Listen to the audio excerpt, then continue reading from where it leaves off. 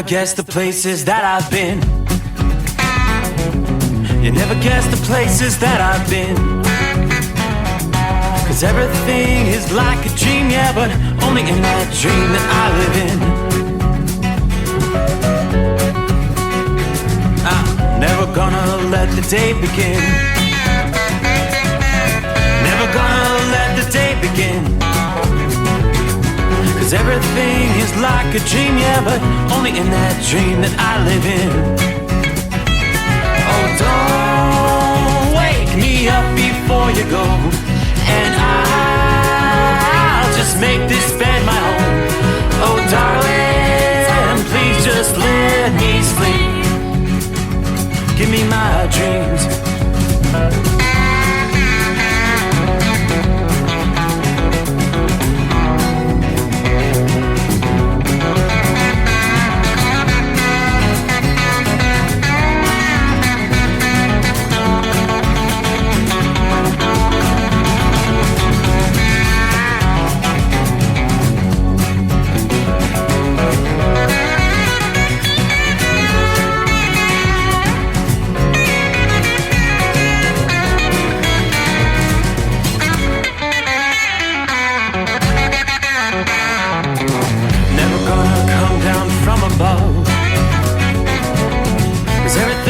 Better from above.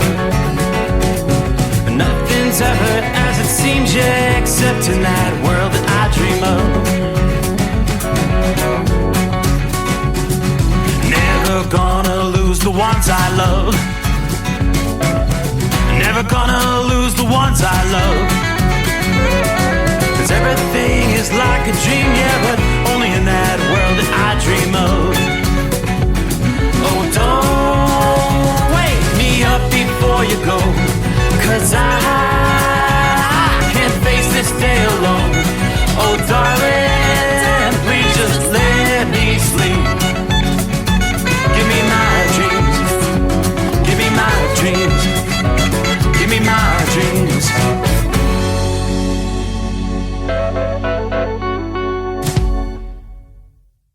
From Feature Story News in Washington, I'm Kate Fisher.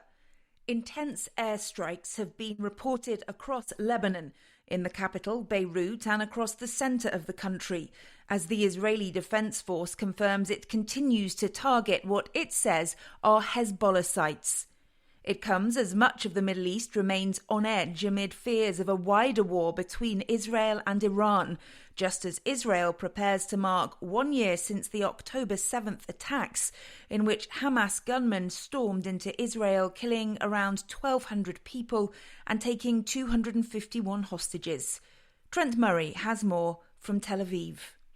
Well, Beirut has seen some of the heaviest rounds of airstrikes that it has witnessed since Israel began launching that air operation late September. We are hearing a number of strikes continue to target the Dahia neighbourhood in the south of the city. That is considered to be the Hezbollah stronghold, but it is also adjacent to the international airport, really raising concerns for foreign nationals trying to heed their government's advice and leave the country. It's seemingly an increasingly perilous journey, even trying to make it to the airport now, given how many of those airstrikes are occurring near the roads that connect the airport to the city. In the US, another hurricane is barreling towards the already storm-ravaged Gulf Coast. A state of emergency has been declared in parts of Florida, where the state is still clearing up from the effects of Hurricane Helene. The National Hurricane Centre's confirmed that Milton, currently off the coast of Mexico, has intensified into a Category 1 hurricane. It warns it could pose life-threatening hazards for parts of Florida's west coast when it's expected to make landfall on Wednesday. The Federal Emergency Management Agency Administrator Deanne Criswell told ABC's This Week that FEMA is funneling resources into the state and coordinating with local officials. So we're working with the state EOC to understand what their requirements are going to be so we can have those in place before it makes landfall. We'll move more resources in there to support their needs, but we have a lot of people in Florida already. To the movies now, and Joker, Folie à Deux, looks to claim the top spot at the weekend box office despite a shaky start. Scott Carr has more. The Joker sequel, co-starring Joaquin Phoenix and Lady Gaga, earned a lower-than-expected $20 million Friday, and a cinema score of D, the lowest grade the research firm has ever given a comic book film adaptation. I got the sneaking suspicion that we're not giving the people what they want. It's okay, baby. Let's give the people what they want. While The Wild Robot drops to second place, earning another $4.9 million in its second weekend in theaters. From bureaus worldwide, this is FSN. With FSN Spotlight, I'm Simon Marks, looking today at President Biden's plans to meet allies in Germany later this week to discuss strategies in Ukraine as President Volodymyr Zelensky's forces prepare for winter. They suffered a big loss last week as Russia captured the Donbas city of Vuhledar, the latest in a series of losses in eastern Ukraine that are raising questions about Moscow's current strategic advantage.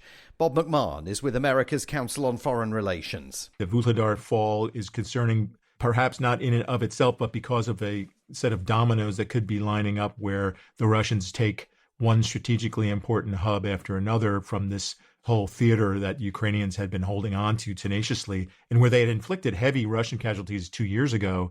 Now the Russians are said to have kind of beefed up with a new crop of well-paid volunteers, according to some reports. So it's a tough moment for the Ukrainians. They are eagerly looking for some capabilities to be able to really create some harm and some pause on the Russian side. Their incursion into Kursk has not had the intended effect. And so they are looking for some sort of a firm commitment. And that is putting pressure on President Biden, who will meet with leaders of the quartet that brings the US together with Germany, France and the UK. He'll also preside over a meeting of the 32-nation Ukraine Contact Group as calls grow for the provision of fresh assistance to Kyiv. With FSN Spotlight, I'm Simon Marks. Our main news again. Intense airstrikes have been reported across Lebanon as the Israeli Defense Force confirms it continues to target what it says are Hezbollah sites. Another hurricane is barreling towards the already storm-ravaged US Gulf Coast. And at the movies, Joker, Folie à Deux looks to claim the top spot at the weekend box office. And that's the latest feature story news. Kate Fisher reporting. It's coming. Crisp fall mornings turn bitter cold. You climb into your diesel and it feels like you're sitting on an ice cube. Imagine how your engine feels after a frosty night. Freezing temperatures impact your diesel's fluids, especially fuel. As the temperatures drop, water that is emulsified within your fuel is released, adding more water into your system. Frozen water in your fuel lines, filter, or bowl will simply slow the flow, or worse, stop the flow of fuel in your system. No fuel flow, no start. Get prepared now for the cold that is coming. Hot Shot Secret Diesel Winter Anti-Gel is a premium fuel additive that lowers your fuel's pour point to minus 65 degrees. If it's that cold out, you shouldn't be on the road. You ought to be at home in front of the fireplace. Hot Shot Secret Diesel Winter Anti-Gel Premium Fuel Additive. Available now online at hotshotsecret.com. Hot Shot Secret. Powered by science. Another dark night on the interstate. Another 100 miles in the pouring rain. These are worth all the time I've spent away. Another dark night on the interstate. I'm driving through the year, trying to make it right. My baby's at home, hope she's doing alright. Miss my dogs and I miss my girls. I'm 1,000 miles away from my old world.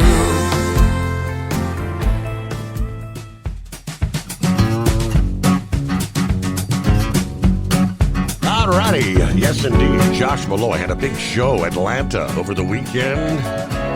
Open it up for Cody Jinks. Way to go. Saw some of the photos there. What a crowd. Of course, with that sound, you know what that means. It's time to get back to the old grind. AKA the greatest day of the week. What do you think? Here comes a Monday. As we turn the page on the calendar, the 7th day of October for 2024. We're all recollecting what happened 1 year ago today as the Middle East caught fire. And the unrest continues. 1 year, wow. This date, when Hamas is storming into Israel. 1,200 fatalities on the Israeli side, and the numbers, of course, since then off the charts as both sides have continued to wage fierce battle. We'll get more on that coming up, though. Welcome aboard. It is the Steve Summers Overnight Drive, live from the Hot Shot Secret Studios on a quiet night outside the secret bunker here. We do have a little bit of rain, some shower activity rolling through south central and pushing towards southeastern Pennsylvania. A few rumbles of thunder there into central portions of West Virginia tonight as well, as we kind of close out the weekend. Yeah, that is an approaching cool front. Yeah, folks in the Northeast, yes, you're going to actually be reaching for the fleece and a hot beverage as some of the coolest air of the season so far. Yes, and even a few flakes of snow will be arriving in the region. The impending chill behind a strong cold front. That's a cool Canadian air mass coming in. Not just impacting those out and about looking at fall foliage, but gardeners and those with agricultural interest. Temperatures for many across the interior may flirt with the freezing mark for the first time since spring. All right, so time to start bringing some of those sensitive plants indoors, covering things. Hopefully the harvest is all done by now. But here we go again. All eyes on the Gulf of Mexico as we have another hurricane. Milton becoming a hurricane this past day.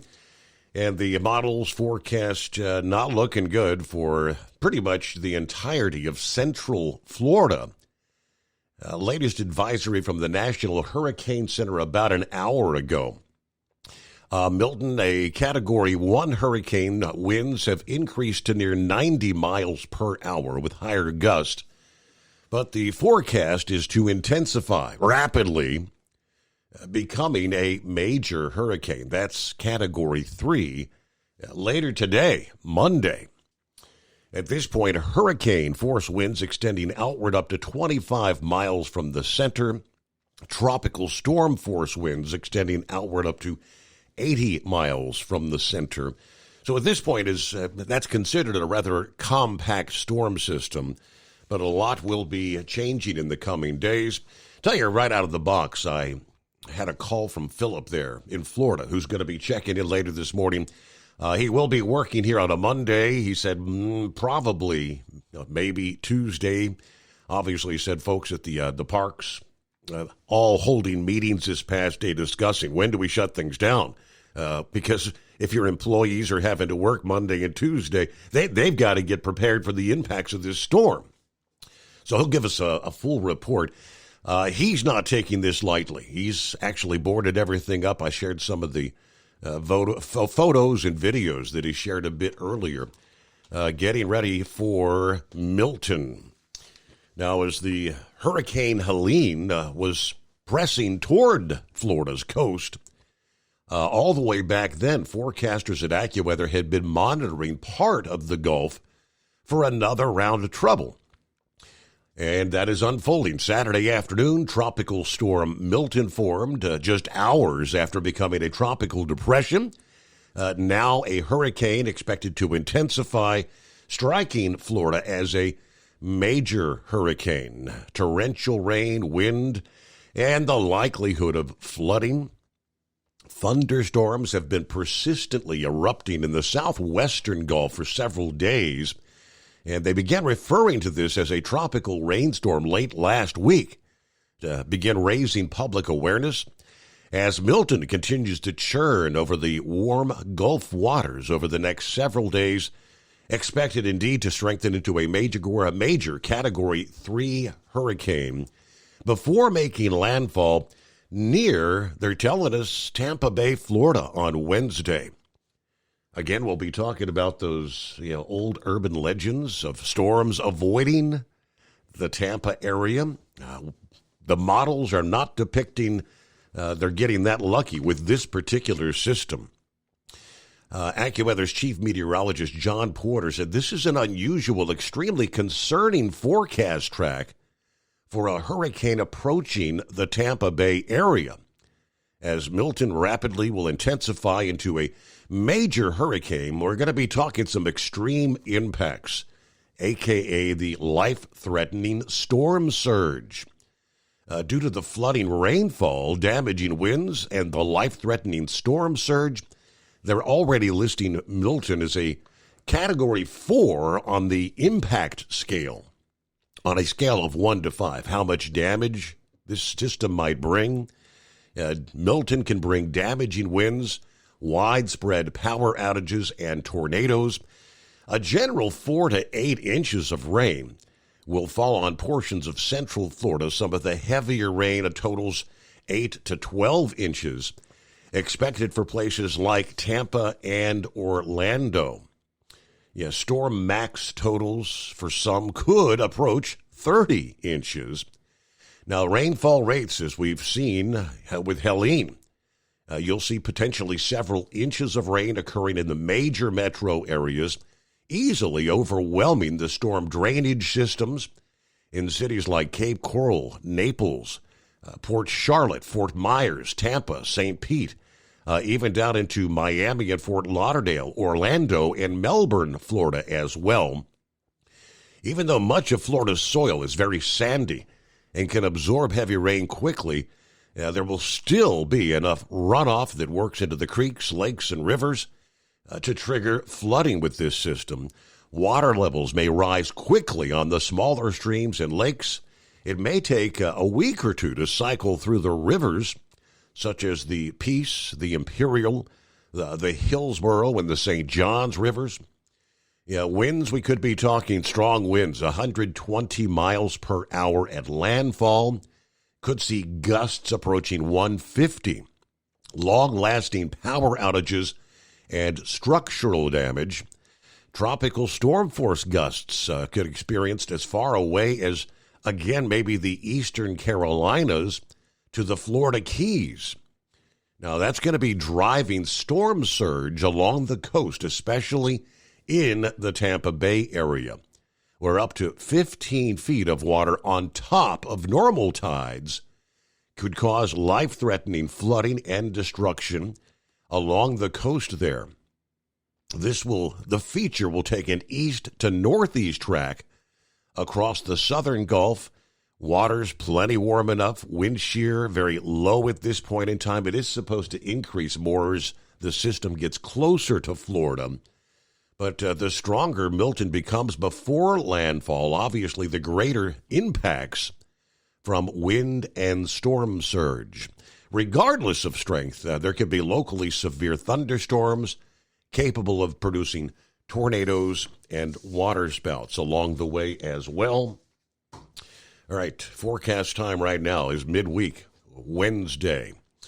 So obviously we're going to be keeping a close eye on that. As I mentioned, I spoke to Philip there in Florida, and can't help but wonder, Cap and Ron, welcome. It's the greatest day of the week. It's rainy down here in Florida. I've had the wipers going all night coming up on the Georgia line. You've got plenty of rain down there. I mean, really, this is not, I don't think there's any association with Milton with the rain you're getting, but you've had a lot of rain in Florida, which is actually soaking things up in advance of the storm. That's probably not good. No, it's not good. I haven't been real afraid of the other hurricanes, Irma and all of those, Idalia and all of them, but I'm pretty scared of this one. I got to be honest. We probably can't evacuate because my wife will probably be on all hands on deck at the assisted living facility. We're in a non-evacuation zone, but I mean, they haven't had a storm like this in over 100 years. Well, and you said if ever. You said you're actually just a couple miles. How many miles from the coast are you? A couple miles, or more than that? Yeah, probably from Clearwater Beach. I'm probably 3 or 4 miles, but you've got Clearwater Beach that's kind of like a little island, and then you have what they call the intercoastal. Right. And that intercoastal is between me and Clearwater Beach. But I don't know, probably a couple of miles from that, but I'm kind of uphill from that. So I think I'm 50 feet above sea level.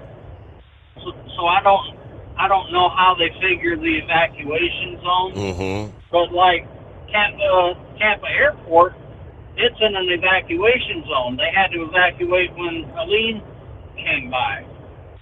I think it may even be an A, so I'm pretty sure it's going to shut down. I think that they're already telling some folks they're canceling flights for Wednesday. They're in places, I think, like Tampa and Orlando. I think those will probably be shut down. Right. I expect them to shut down, Tuesday maybe? The gas lines, there were already insane people trying to get gas this morning when we were on our way to church. They were blocking up. I mean, it was that bad this far out from the storm.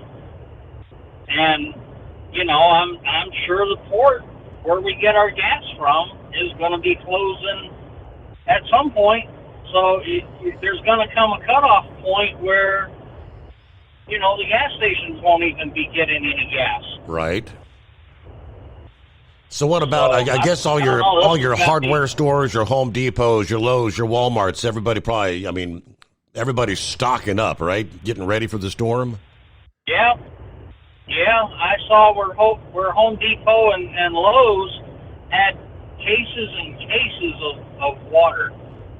It was on one of the community groups on Facebook. But my wife went to the store, Publix, 7 o'clock this evening or right as I left, and she said it wasn't bad at all at the one near our house. But I don't know. This one's got me worried.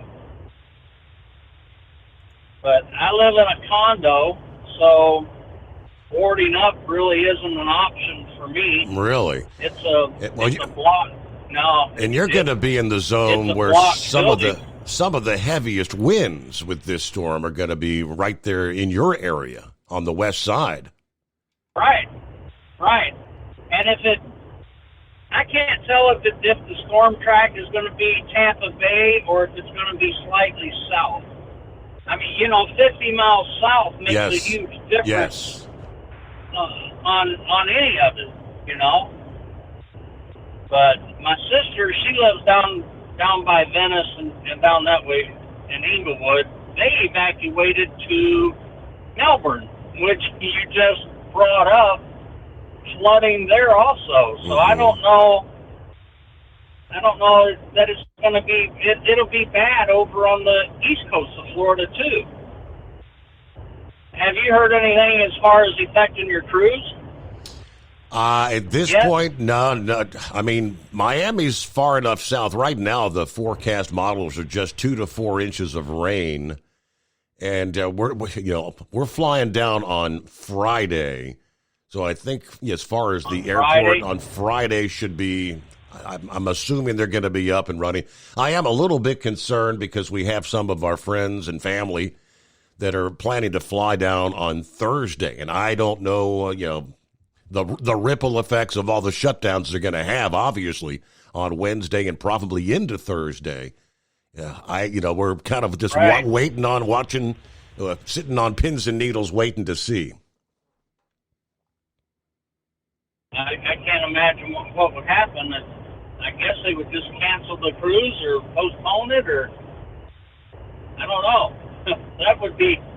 That'd be a pretty bummer deal. Well, I mean, that's I mean, if they moved the idea of having the insurance when you book the cruise, if the weather impacts you to where, like, if say your flight can't get there, can't get you there, you can get a refund on your cruise or a credit, I believe, for another time, whatever. But yeah, we're just keeping our fingers crossed. Right.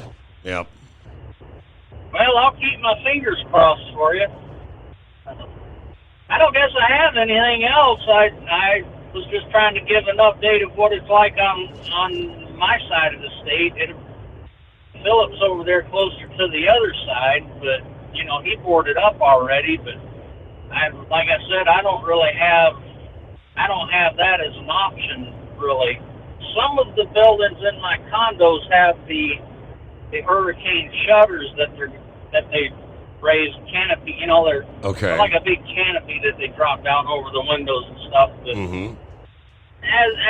as it would figure, mine doesn't have those canopies. It's got hurricane windows, so I don't know. We may have to ride this out. Like I said, my wife may have to be at that assisted living facility in case they've got to evacuate, all them residents.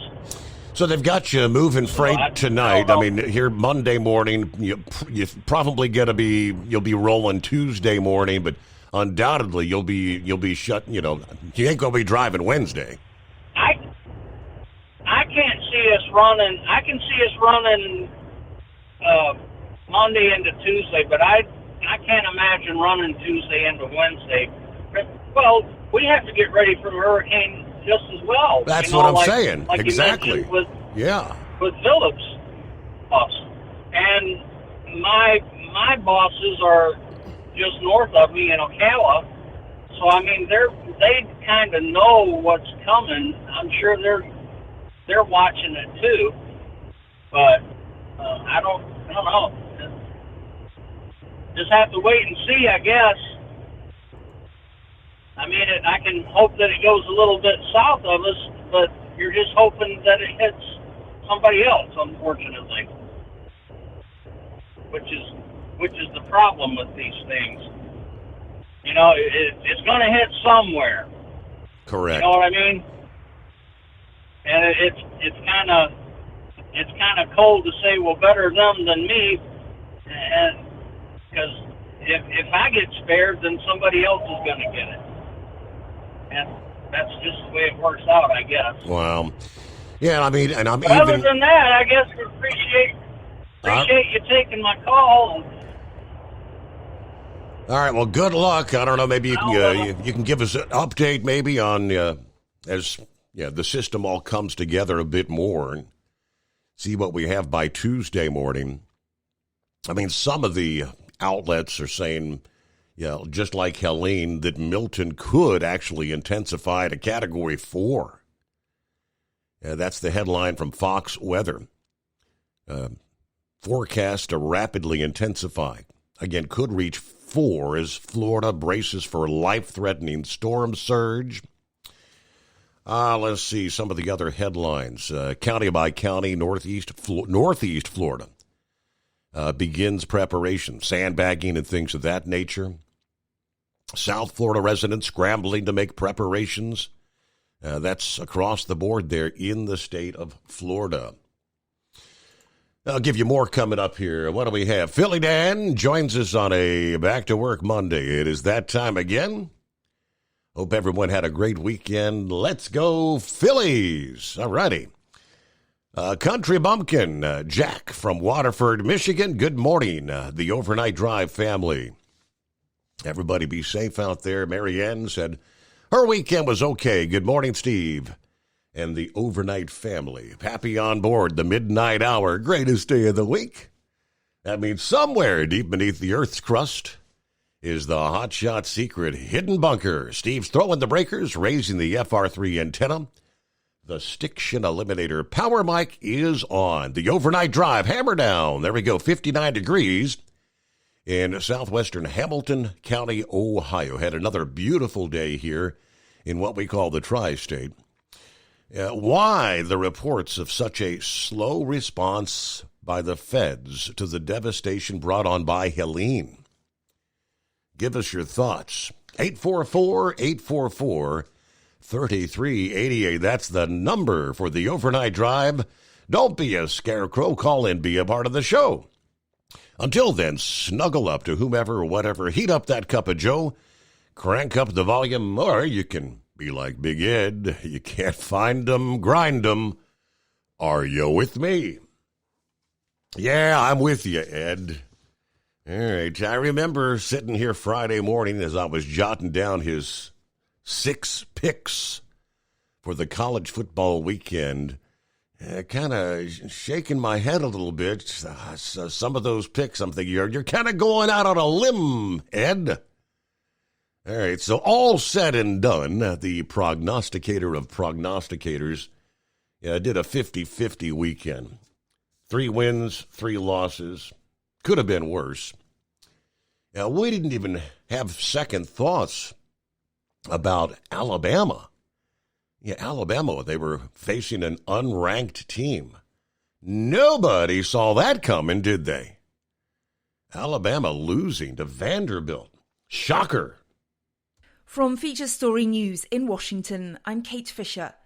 Intense airstrikes have been reported across Lebanon, in the capital, Beirut, and across the centre of the country, as the Israeli Defense Force confirms it continues to target what it says are Hezbollah sites. It comes as much of the Middle East remains on edge amid fears of a wider war between Israel and Iran, just as Israel prepares to mark 1 year since the October 7th attacks, in which Hamas gunmen stormed into Israel, killing around 1,200 people and taking 251 hostages. Trent Murray has more from Tel Aviv. Well, Beirut has seen some of the heaviest rounds of airstrikes that it has witnessed since Israel began launching that air operation late September. We are hearing a number of strikes continue to target the Dahia neighbourhood in the south of the city. That is considered to be the Hezbollah stronghold, but it is also adjacent to the international airport, really raising concerns for foreign nationals trying to heed their government's advice and leave the country. It's seemingly an increasingly perilous journey, even trying to make it to the airport now, given how many of those airstrikes are occurring near the roads that connect the airport to the city. In the US, another hurricane is barreling towards the already storm-ravaged Gulf Coast.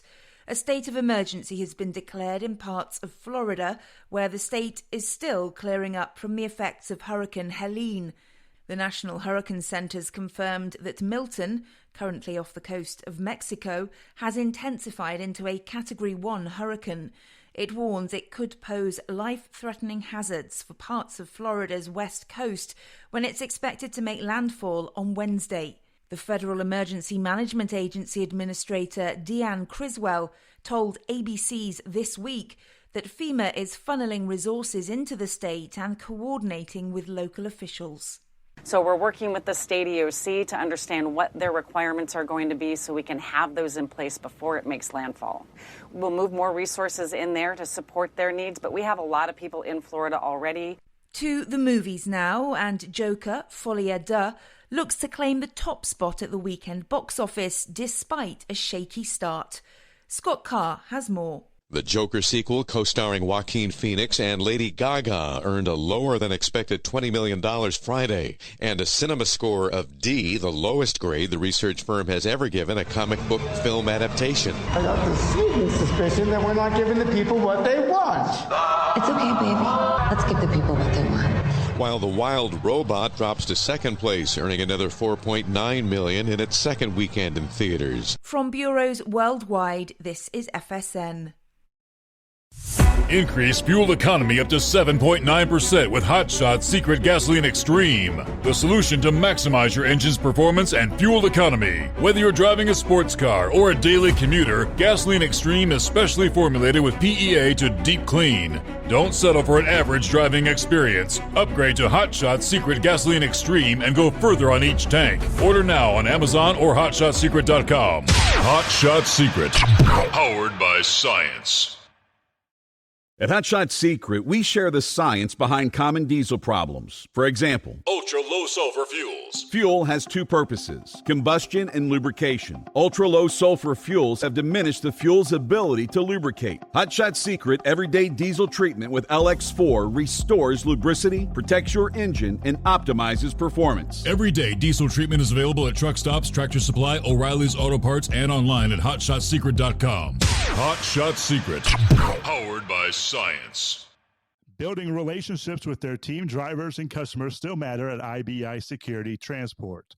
Since 1966, IBI and its team of drivers have been leaders and innovators in providing white glove service to its exclusive client base for transporting high-value freight safely and securely. Much of the IBI staff have driven trucks, so they understand both the customers' and drivers' needs. If you're seeking a career that values you as a person, not just a number, and offers great benefits and good home time, then IBI is the place for you. Call 800-582-5912 to discover why we are the leaders in team freight and start building a relationship with you. Attention all truckers, are you ready to own your own truck? Lone Mountain Truck Leasing makes it easy. Our lease-to-own program puts you in the driver's seat. Our inventory is always changing, and we have a variety of rigs, including Kenworths, Freightliners, automatics, and manuals. Once you make your last payment, the truck is yours. No interest, no balloons, and no buyouts. Take the first steps towards independence and financial freedom. Visit LoneMountainTruck.com or call 866-944-0383.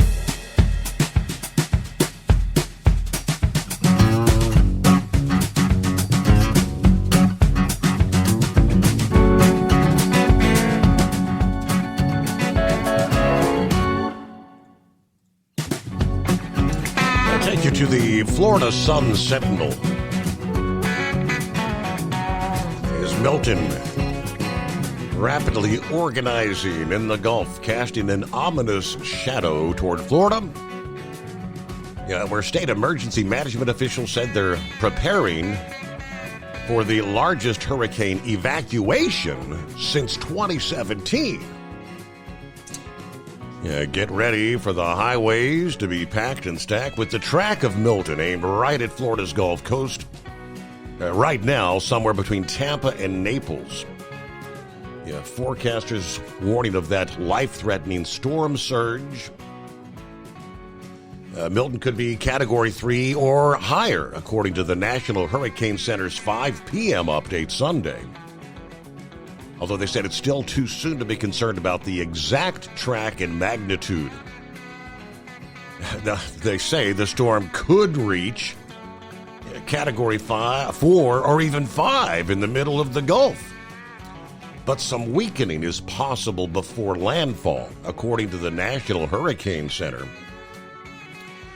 The regional hurricane models are showing the system growing even as it weakens, though. We are expecting Milton ultimately to be a large hurricane at landfall. Very dangerous impacts over a big area. The Sunday update. There is increasing confidence that a powerful hurricane with life-threatening hazards will be affecting portions of the Florida West Coast around the middle of the week. Do not try to game the forecast, says Governor DeSantis, urging residents at a briefing this past evening. Be cautious how you're looking at this data and make inferences that you're going to be in the clear. He has expanded a state of emergency now to cover 51 counties in the state, to include Broward, Palm Beach, and Miami-Dade counties.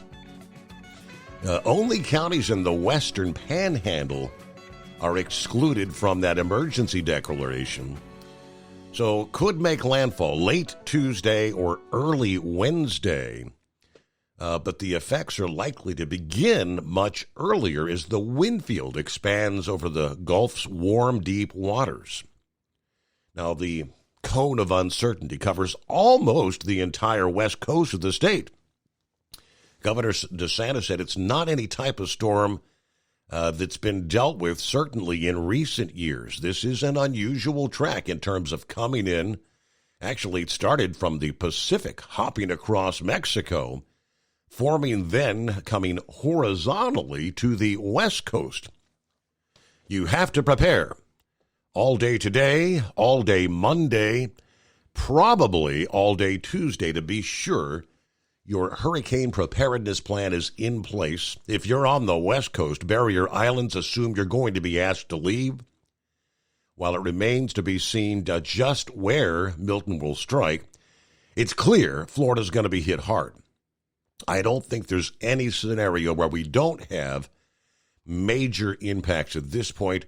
State's Director of Emergency Management said the state is preparing for the largest evacuation once again since 2017. That was when Hurricane Irma cut through the entire length of the peninsula from the Keys to Georgia.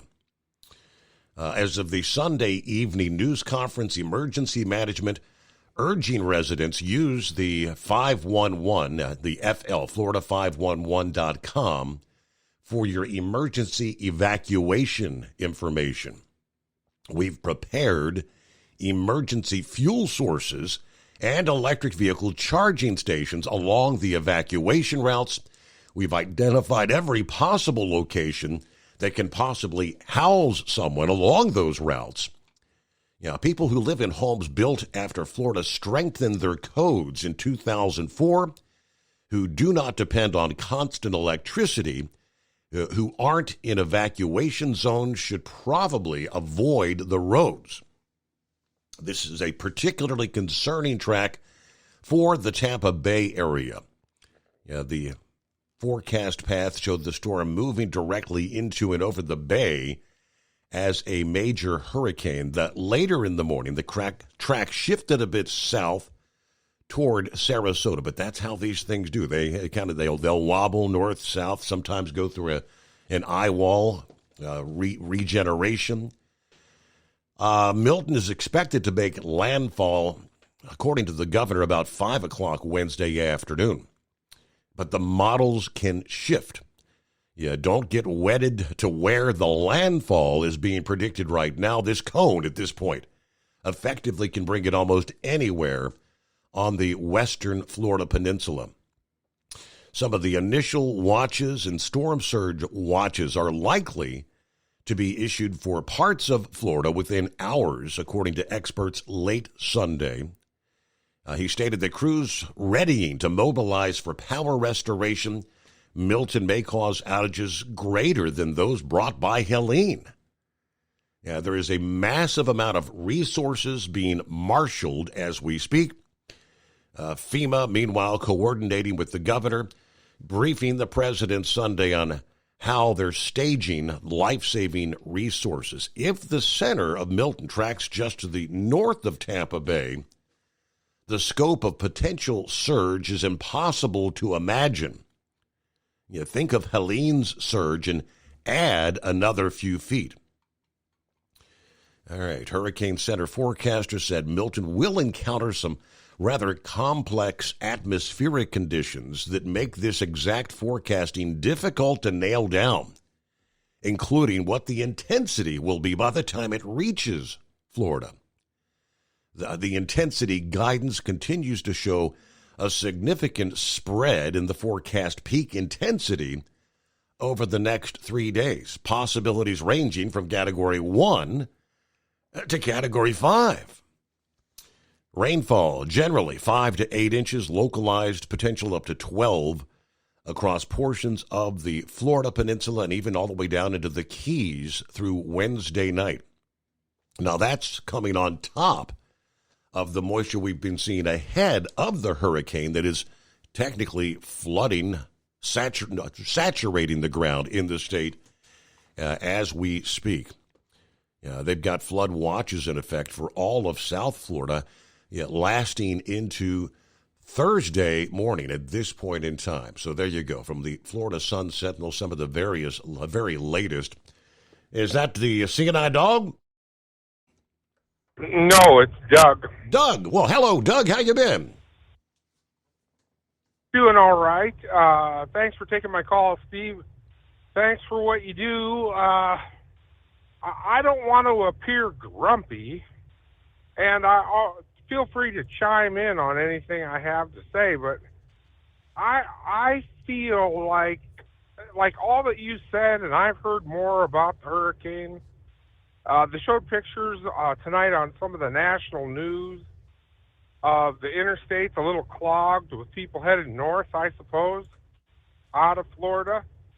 But trying to be careful here how I word this. I not trying to call anybody out, but it feels a little like some people are taking a blasé attitude toward this hurricane. Why not start leaving now? Mm-hmm. I mean, get the hell out of Florida. Am I ridiculous for thinking about that? Well, like they said, I just shared, they're talking probably the largest mass evacuation they've seen in many years, nearly 10 years. So I don't know when they hoist those mandatory evacuations, but obviously people along the coast, you need to be, you're going to have to move inland or move north, wherever you're going to go to get out of the heart of the storm. I just have this feeling like there's quite a few people that aren't taking this seriously. Right. Again, I don't live in Florida. I'm probably the least qualified to say. But if I were in Florida, I'd head north and get the hell out of there. Why not? Why get yourself in trouble? Why drown or have worse problems? I don't know. Again, I'm not trying to belittle anybody. I don't live in Florida. I could be stupid about all this, but I mean, Ron kind of sounded not that convicted, if you know what I mean. Oh, as far as sounded like he was going to work. No, well, he's going to. He's working this Wednesday. morning and working Tuesday. But they won't be working Wednesday. I'm sure about that. But I don't know. I'm just chiming in with my 2 cents. Sure.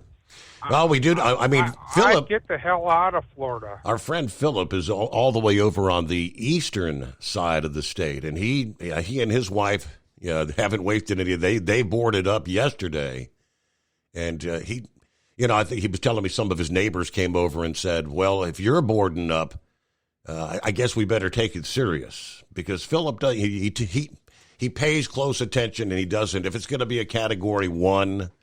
Yeah, maybe a 2. He doesn't typically board up, but he's kind of sounding the alarm that this thing's going to be vicious, even on the eastern side of the state, because you got the wraparound winds initially that are going to be bringing an onshore flow. They'll have some storm surge even on the eastern coasts of Florida.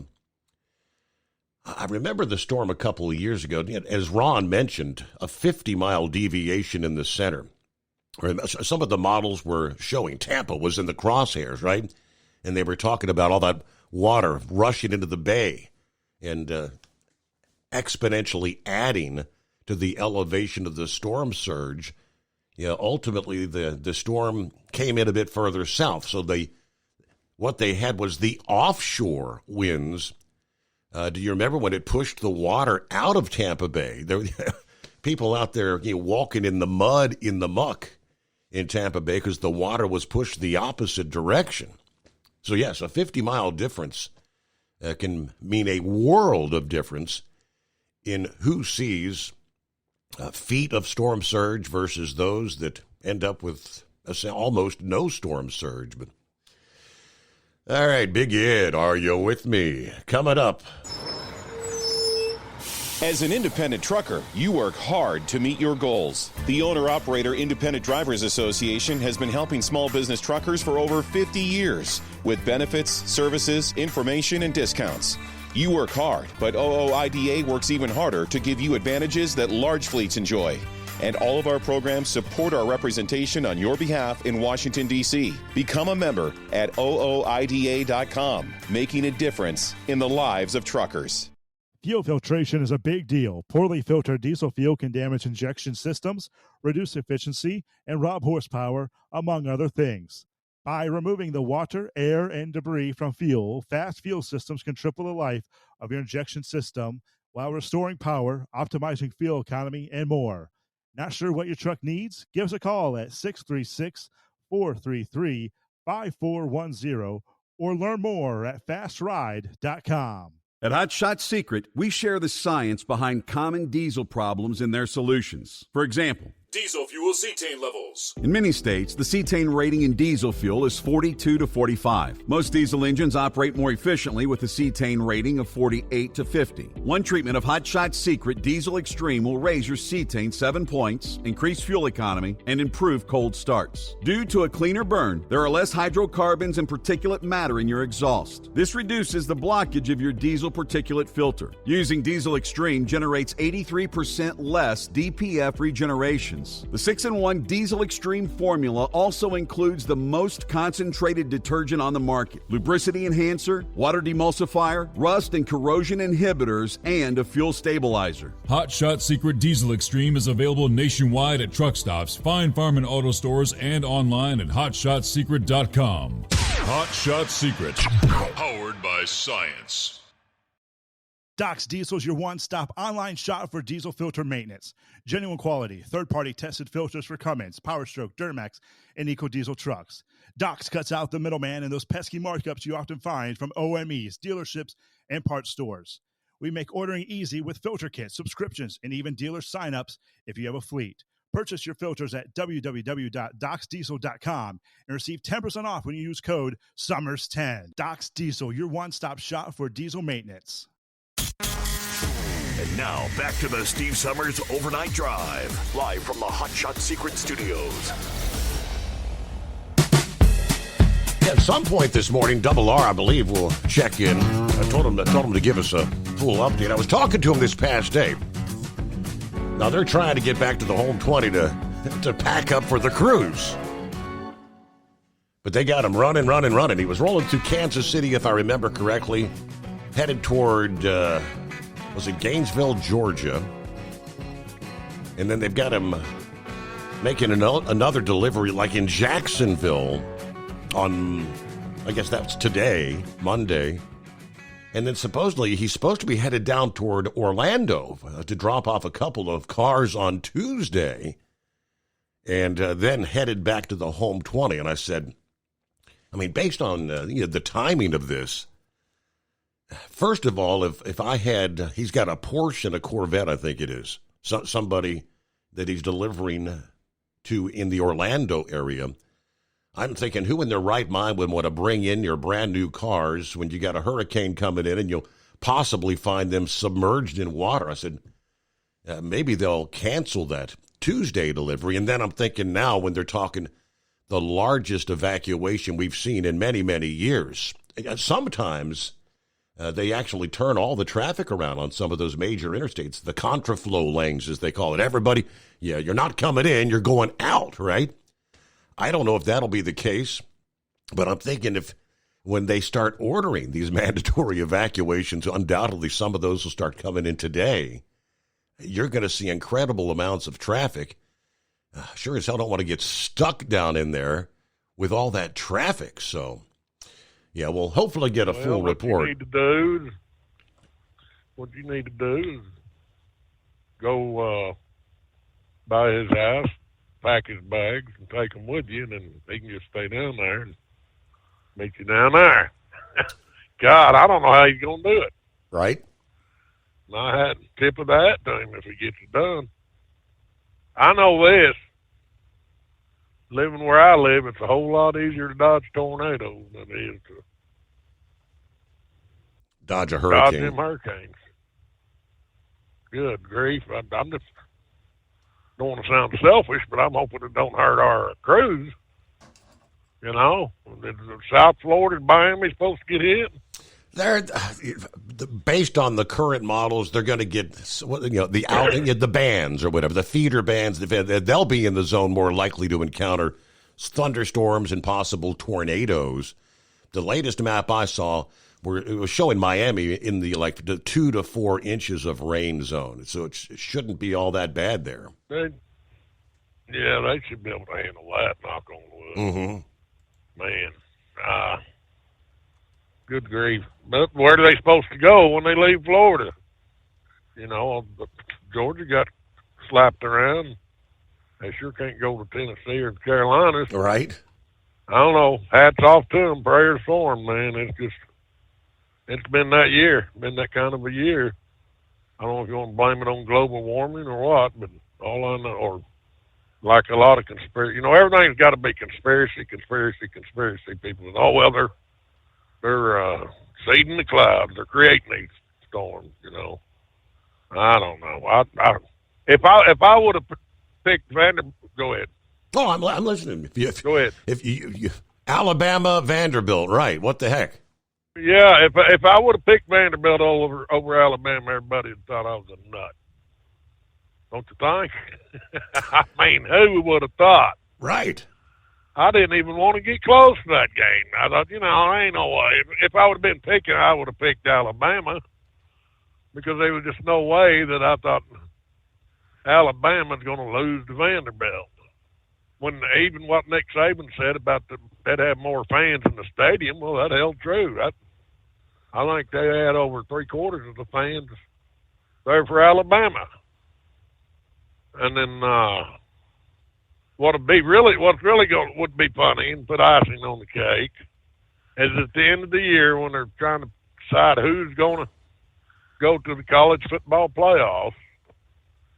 And I don't want to get distracted, but looking the way things are playing out, we thought, well, if we go to a 12-team format, that'll stop some of this arguing about who should go and who shouldn't go. And I'm looking at this and thinking, boy, there's going to be a lot of teams up in the air over it, Mm-hmm. just based on the rankings I see. And if it come down to, let's just say for the sake of argument, it come down to Notre Dame and Alabama, the last two teams, one of them would go and one of them wouldn't. Now, which loss are you going to say is worse? Alabama and Vanderbilt? Vanderbilt beating Alabama, or Notre Dame and Northern Illinois? Northern Illinois is beating Notre Dame. Now, the only argument that Alabama would have was, well, Northern Illinois beat Notre Dame at home at Notre Dame Stadium. Where Alabama, well, I don't know if it's much of a better argument. They lost to Vanderbilt in a, call it Bowl Stadium, I guess. That's what you want to call it, because it sure ain't no Bear Bryant Stadium. That's Mm-hmm. a darn sure. So, man, college football just gotten crazy, Steve. And it's just like my picks. Syracuse flew all the way from New York out to Nevada. And if you watched that game, it went to overtime. And Nevada, Las Vegas was rated 25th. And that was a slobber knocker game, but boy, Syracuse was wore out, but they managed to pull that win off there Friday night. I picked Syracuse.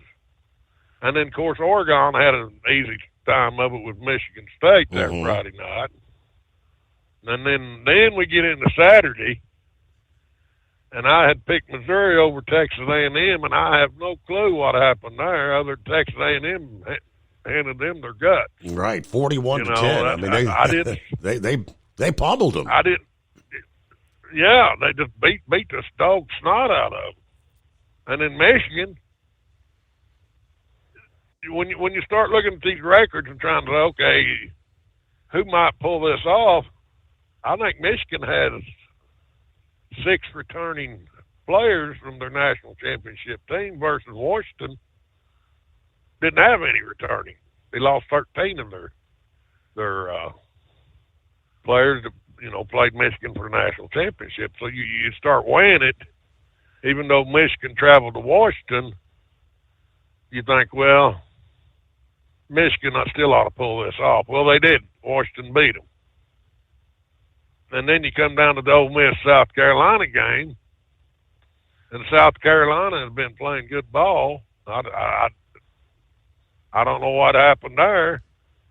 And the same team that throttled Kentucky, who beat Ole Miss, then Ole Miss goes into South Carolina and manhandles them. So I don't know. I don't know who's going to show up and who ain't. That was and then kind of like an upside down football weekend, right? Well, hold the thought there. You know, we got to pause. Close out hour number one, the Steve Summers Overnight Drive. Ultimate comfort on the road. That's the Bostrom difference. And why so many drivers are upgrading their seats to Bostrom seating.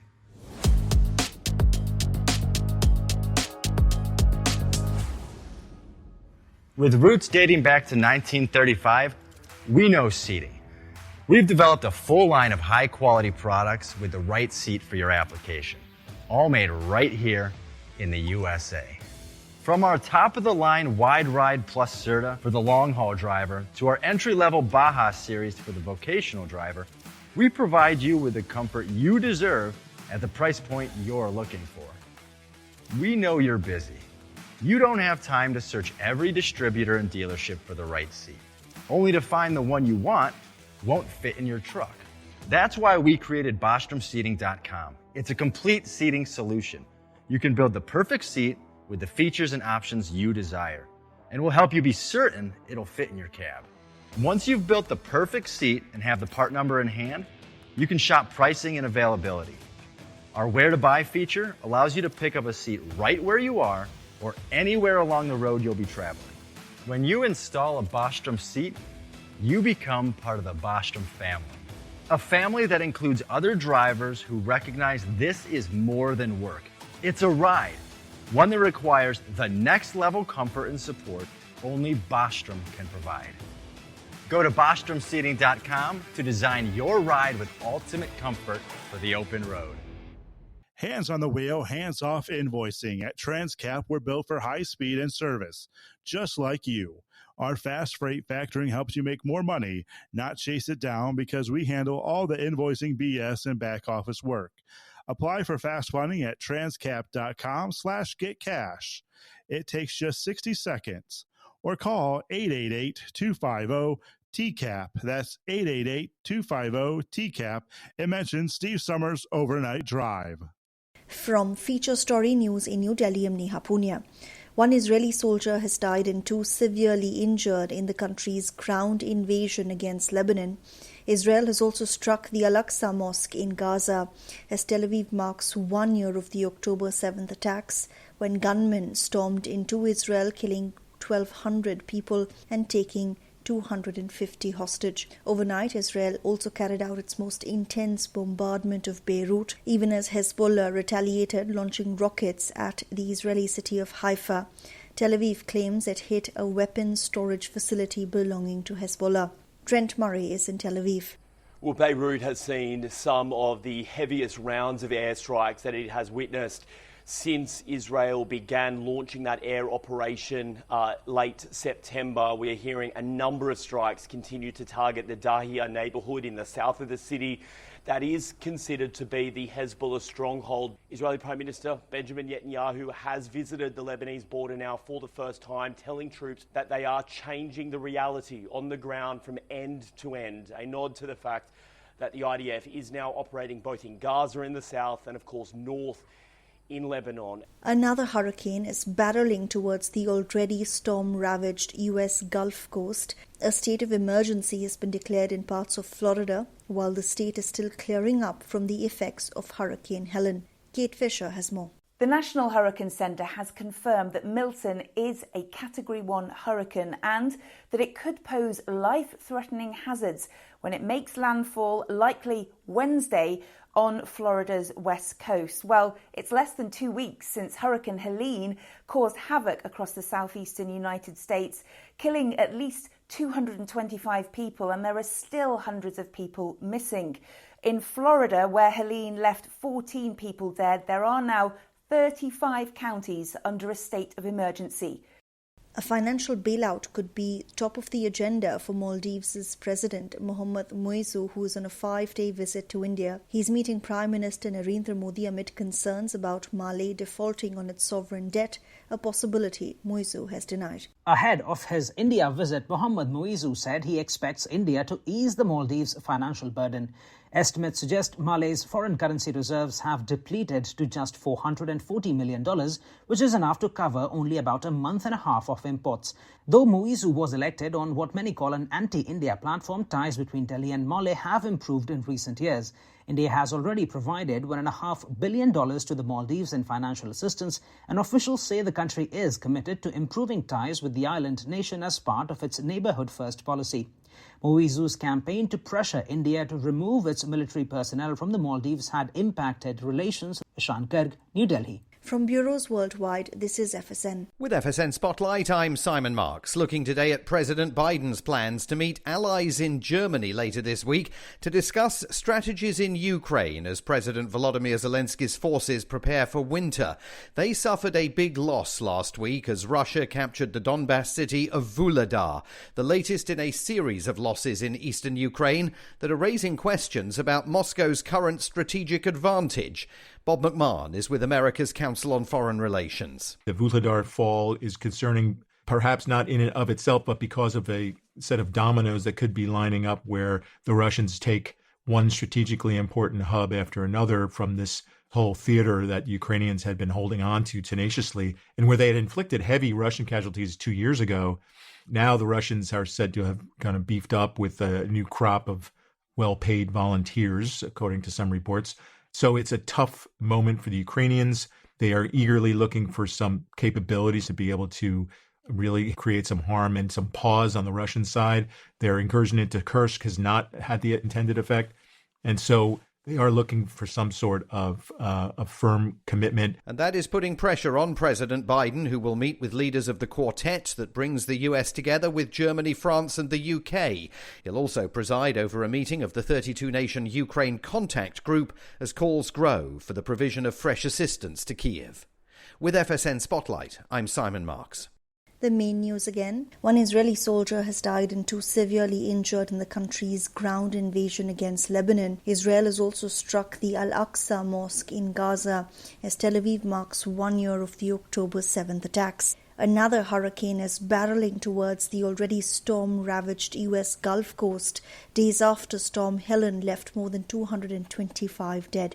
And that is the latest feature story news. Neha Punia reporting. It's coming. Crisp fall mornings turn bitter cold. As you fire up your diesel, you can see your breath on the inside of the cab. Imagine looking deep into your engine. Freezing temperatures impact your diesel's fluids, especially fuel. On a 23-degree morning, the paraffin wax in your untreated fuel starts to morph from fluid to large crystals. These crystals clump together and form a gel. At minus 10 degrees, your fuel hits the point where it no longer pours like a liquid. It's so dense that the flow through the fuel filter will slow, causing hard starts or no starts. Get prepared now for the cold that is coming. Hot Shot Secret Diesel Winter Anti-Gel is a premium fuel additive that lowers your fuel's pour point to minus 65 degrees. If it's that cold out, you shouldn't be on the road. You ought to be at home in front of the fireplace. Hot Shot Secret Diesel Winter Anti-Gel Premium Fuel Additive. Available now online at HotShotSecret.com. Hot Shot Secret. Powered by science.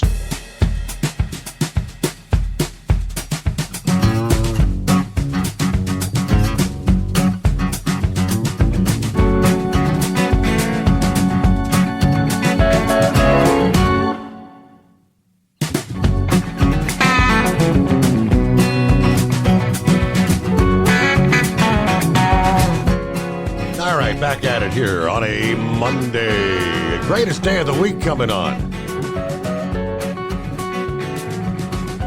Trust you had a good weekend. And just like that, another weekend comes to an end. All right, so looking here at the numbers. Look, Michigan's about to drop out of the top 25. They're down to 24. Yeah, Michigan. let's say they finished the year out, they're just not impressing nobody, you know. And you think, well, okay, they finally got their act together, and then they turn around and lose to Washington. Yeah. And then, you know, it's just like the Tennessee-Arkansas game. Everybody thought I was crazy going to Arkansas. No, I use the same analytic. You know, I go look at the numbers, who they played before. Tennessee had an off, bye week. Now I look at the players, who might be injured. And Arkansas is just a better team than everybody's giving them credit for. This may not be the first big upset. They may knock off Georgia. They may knock off Alabama. And so it's not going to be beyond the scope of possibility. I don't think your playoff's going to be saturated with SEC teams. I just don't see it happening.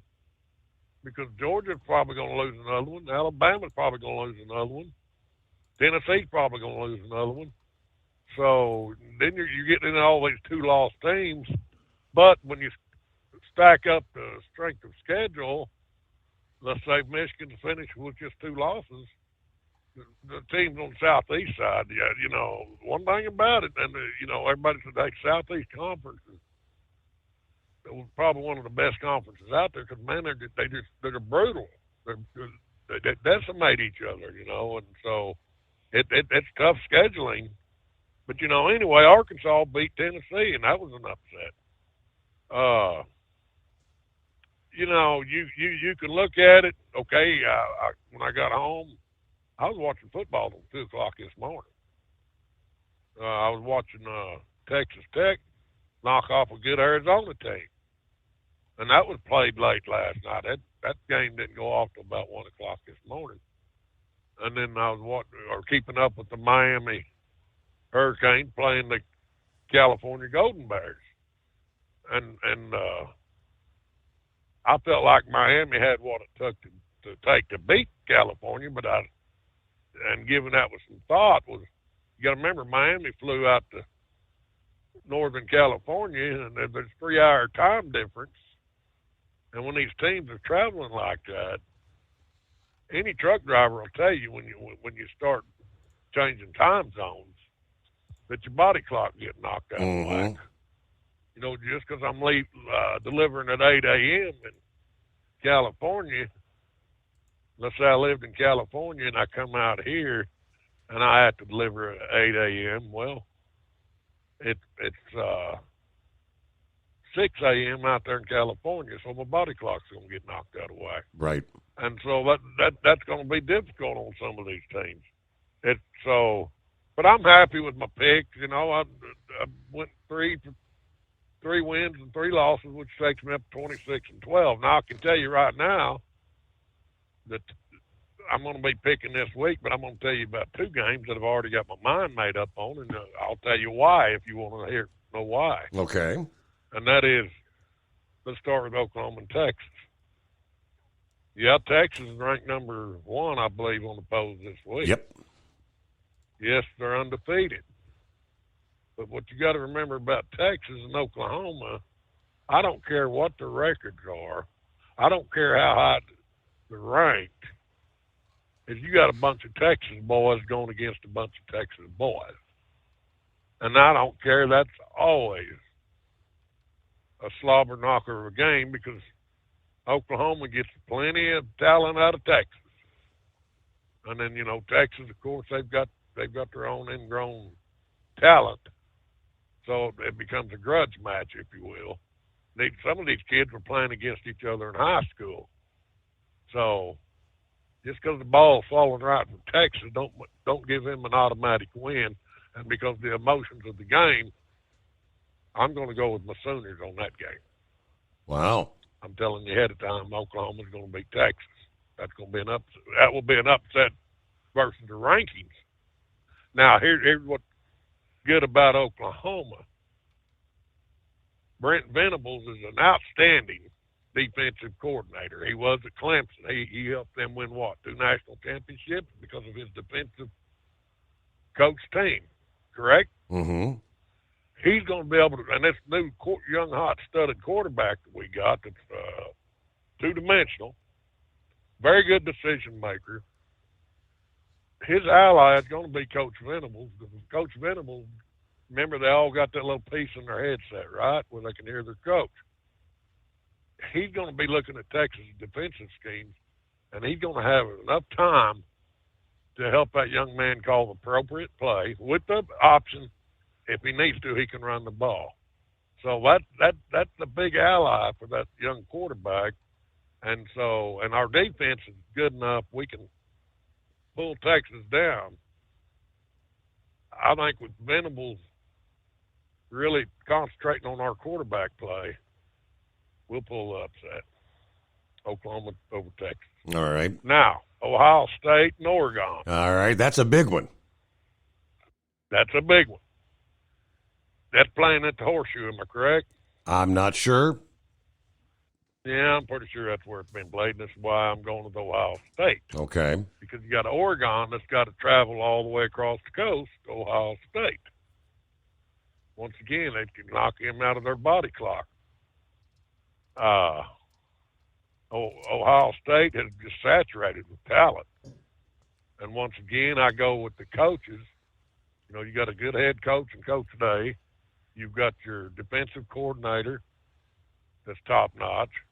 And you got your offensive coordinator that's top-notch. And, yes, the head coach at Oregon is a good coach. But he's going up against some big-time chess players when it comes to college football. And he's going up. Ohio State's got better talent overall than what Oregon's got. Oregon's got Dylan Gabriel. He's a pretty sharp quarterback. There's no question about it. But Will Howard is not no slouch. He's proven quality. He come out of Kansas State, and this is his last year. And that's why Pat Day brought him in when he went on the NIL portal. Yeah, he's getting paid good money to play for Ohio State. But all the cards, all the stats point out that Ohio State should win that game. By how much, that I can't tell you. So I'm going to go with Ohio State this weekend. And then I'll have about 4 or 5 others. I'm going to call you there Wednesday night, Thursday morning. Okay. All right, so I've got picks for this week. Double R. Double R's on the line. He's got a question for Big Ed. You tell him to fire away. What about the IU Indiana Hoosiers, Ed? They've You're already right. 6-0. They've already got a bowl.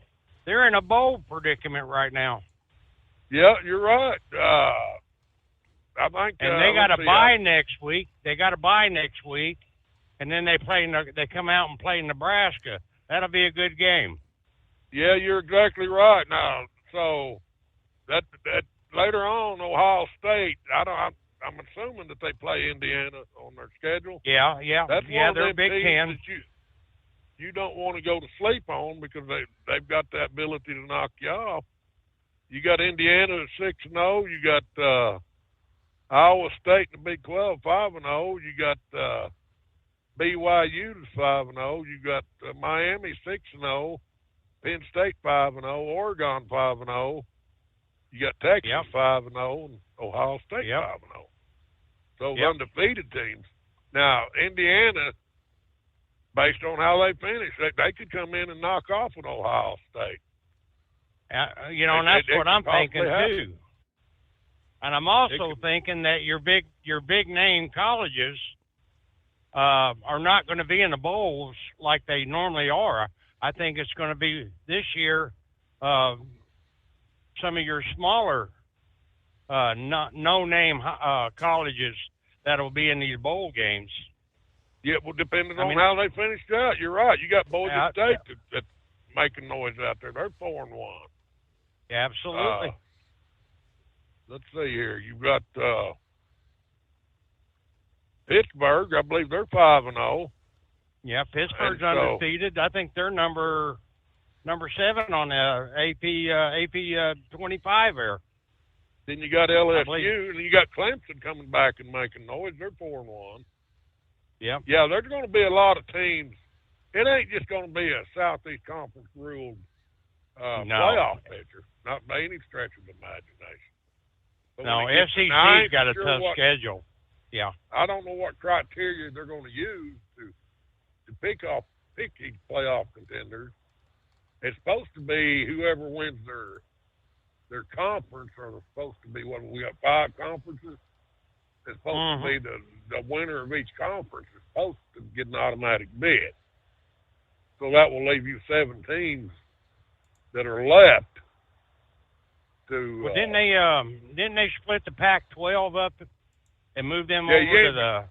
No, you ain't got 2 teams left in Pac-12.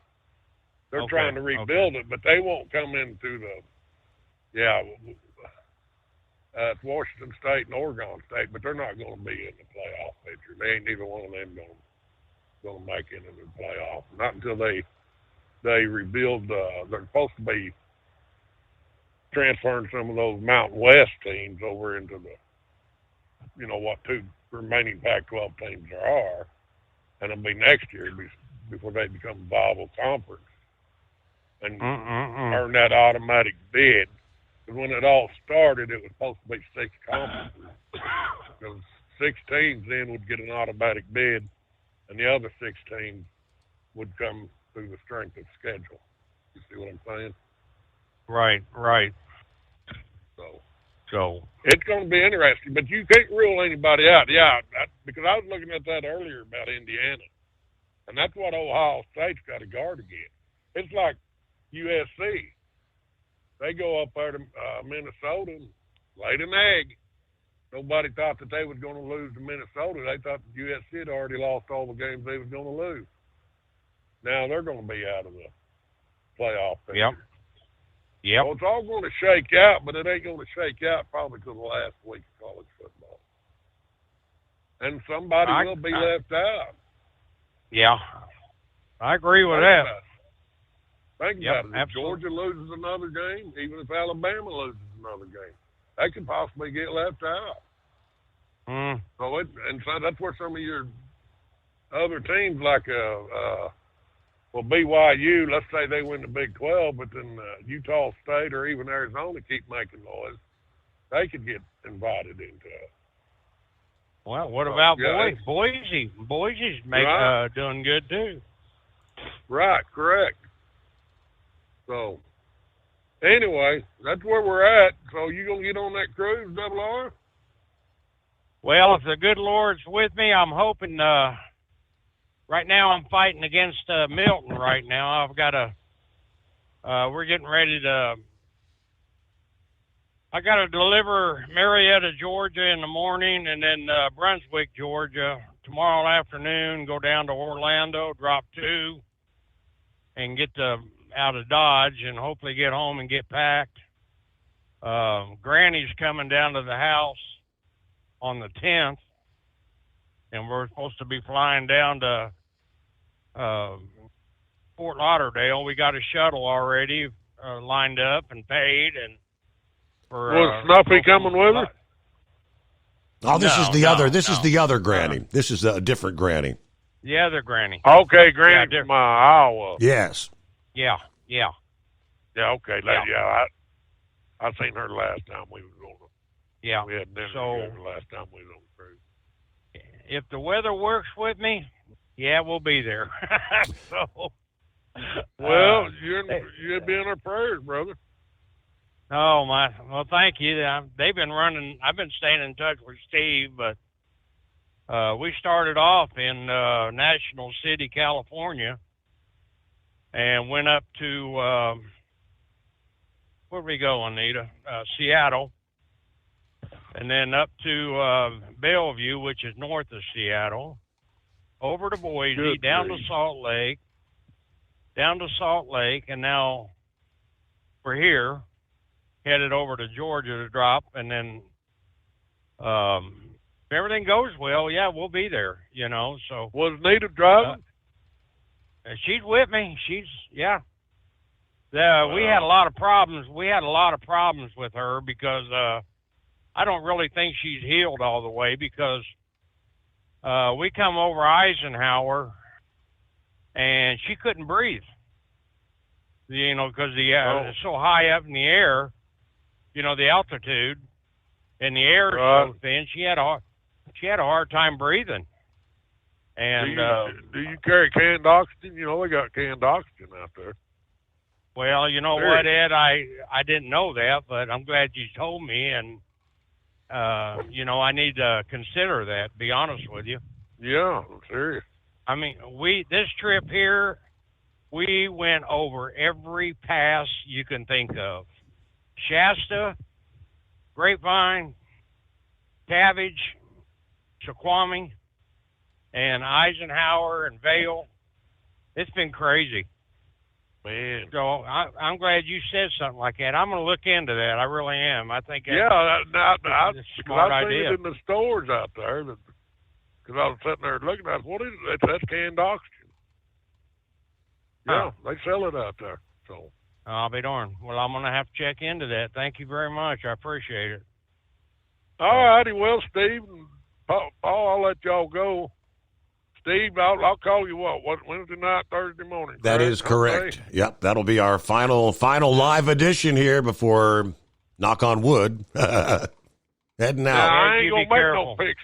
Oh, I will, Paul. It's good talking to you, and prayerfully we'll see you this weekend. Yes, sir. All right, Steve, we'll talk to y'all later. Bye-bye. All righty. Thank you, Big Ed. Are you with me? So you don't think they're gonna cancel that Orlando drop off? Even in light that they're going to have all these evacuations and. You know what, Steve? You said something tonight that didn't even bother my brain at all. I mean, I didn't even think about it. You know, what am I going to do if, let's say, Tuesday morning, when I'm leaving out of Brunswick to head down to Orlando, you know, per se. And they turn the traffic around and head north. Right, the contraflow. I'm going to play absolute hell down there. Absolutely. Yep. And then I'm down there with all this traffic, having to deal with all these yahoos trying to get back to Nashville where I can get packed. It's going to be crazy. So I think tomorrow what I'm going to do is I'm going to call the main office, and I'm going to throw that at them, and because you know, they don't know nothing as of right now, and nobody does really, because Governor DeSantis ain't pulled the plug and told everybody, you know, let's turn this around and get them out of here. You know, we don't know. So, yeah, that's a good point. I'm going to bring that up. You know, so you would think. Are you still there? Oh yeah, yeah. Steve. Oh, okay. I'm sorry. You get quiet. Anyhow, you know. I forgot what I was going to say. I know when you have hurricane evacuation routes, and if there's major evacuations, there are routes that they turn around and make it all one way, so people can get the hell out of Dodge. Right. And I think most of your major highways, I know for a fact, Florida Turnpike, 75, and possibly 95 is over on your east side. Mm-hmm. That's your main corridors coming out of Orlando headed north, and even coming out of Tampa headed north. I mean, yeah, you can get on 275 to 75, but you still got to go north. So you're going to absolute play hell. I mean, you got the Highway 27 and, you know, the small 2-lane highways, but your interstates, they're going to look at that because you're looking at anywhere from 4 to 6 lanes of traffic, 3 going south, 3 going north. Mm-hmm. And if they turn all that around headed north, it's going to be that much more traffic getting out of there a lot quicker. So, you know, I'm liable to be screwed. And I'm, you know, like I told Anita, you would think somebody in their right mind, you know, I've got a $235,000 car, just one car on here. Why would you want to take it down to Florida when it's in my trailer right now, good and dry, brand new, 5 miles?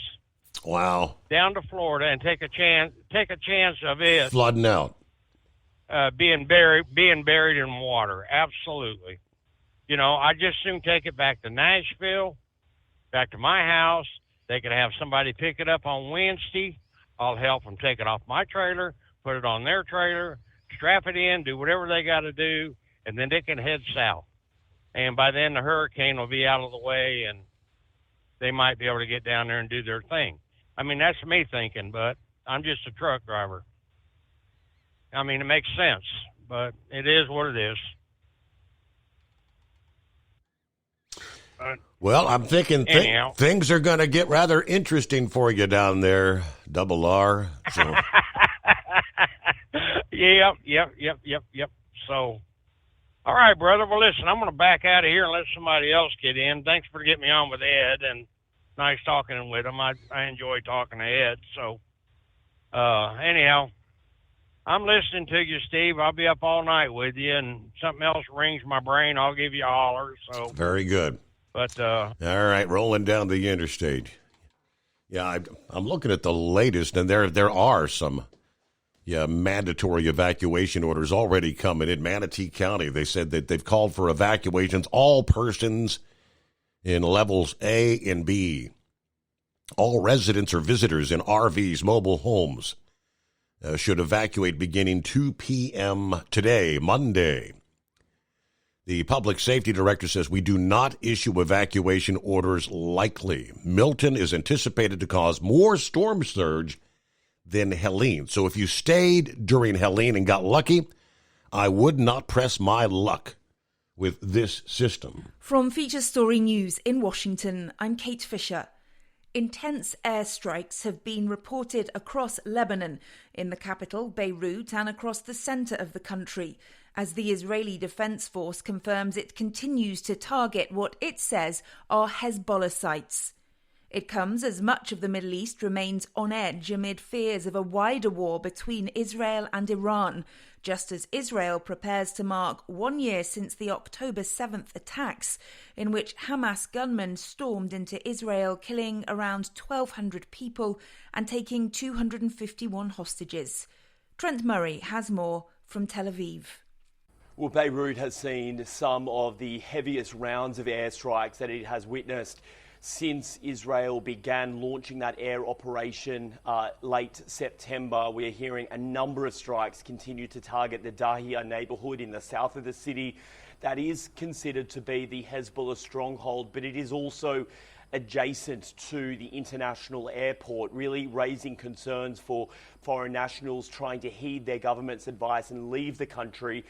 It's seemingly an increasingly perilous journey, even trying to make it to the airport now, given how many of those airstrikes are occurring near the roads that connect the airport to the city. In the US, another hurricane is barreling towards the already storm-ravaged Gulf Coast. A state of emergency has been declared in parts of Florida, where the state is still clearing up from the effects of Hurricane Helene. The National Hurricane Center's confirmed that Milton, currently off the coast of Mexico, has intensified into a Category 1 hurricane. It warns it could pose life-threatening hazards for parts of Florida's west coast when it's expected to make landfall on Wednesday. The Federal Emergency Management Agency Administrator Deanne Criswell told ABC's This Week that FEMA is funneling resources into the state and coordinating with local officials. So we're working with the state EOC to understand what their requirements are going to be so we can have those in place before it makes landfall. We'll move more resources in there to support their needs, but we have a lot of people in Florida already. To the movies now, and Joker, Folie à Deux, looks to claim the top spot at the weekend box office despite a shaky start. Scott Carr has more. The Joker sequel, co-starring Joaquin Phoenix and Lady Gaga, earned a lower-than-expected $20 million Friday, and a cinema score of D, the lowest grade the research firm has ever given a comic book film adaptation. I got the sneaking suspicion that we're not giving the people what they want. It's okay, baby. Let's give the people what they want. While The Wild Robot drops to second place, earning another $4.9 million in its second weekend in theaters. From bureaus worldwide, this is FSN. Ultimate comfort on the road. That's the Bostrom difference. and why so many drivers are upgrading their seats to Bostrom seating.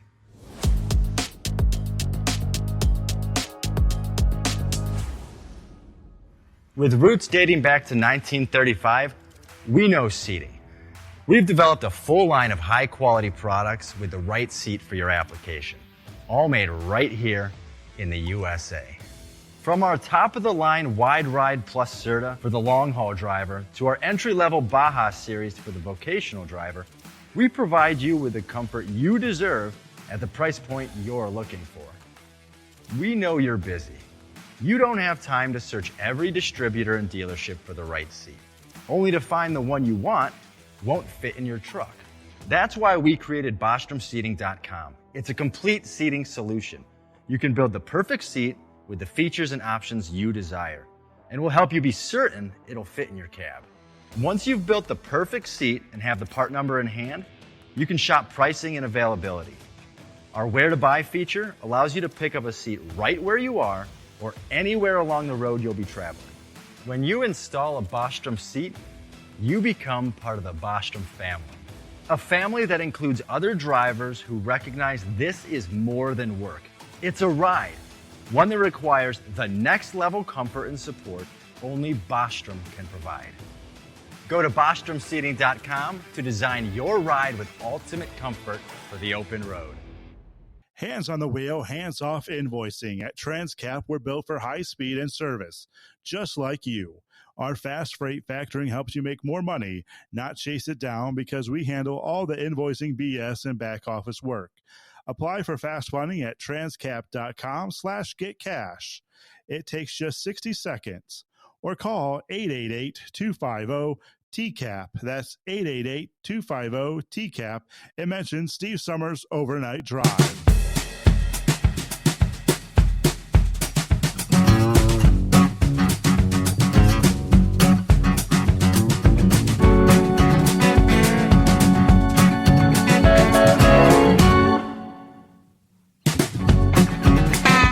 All right, another Monday coming on, 7th day of October.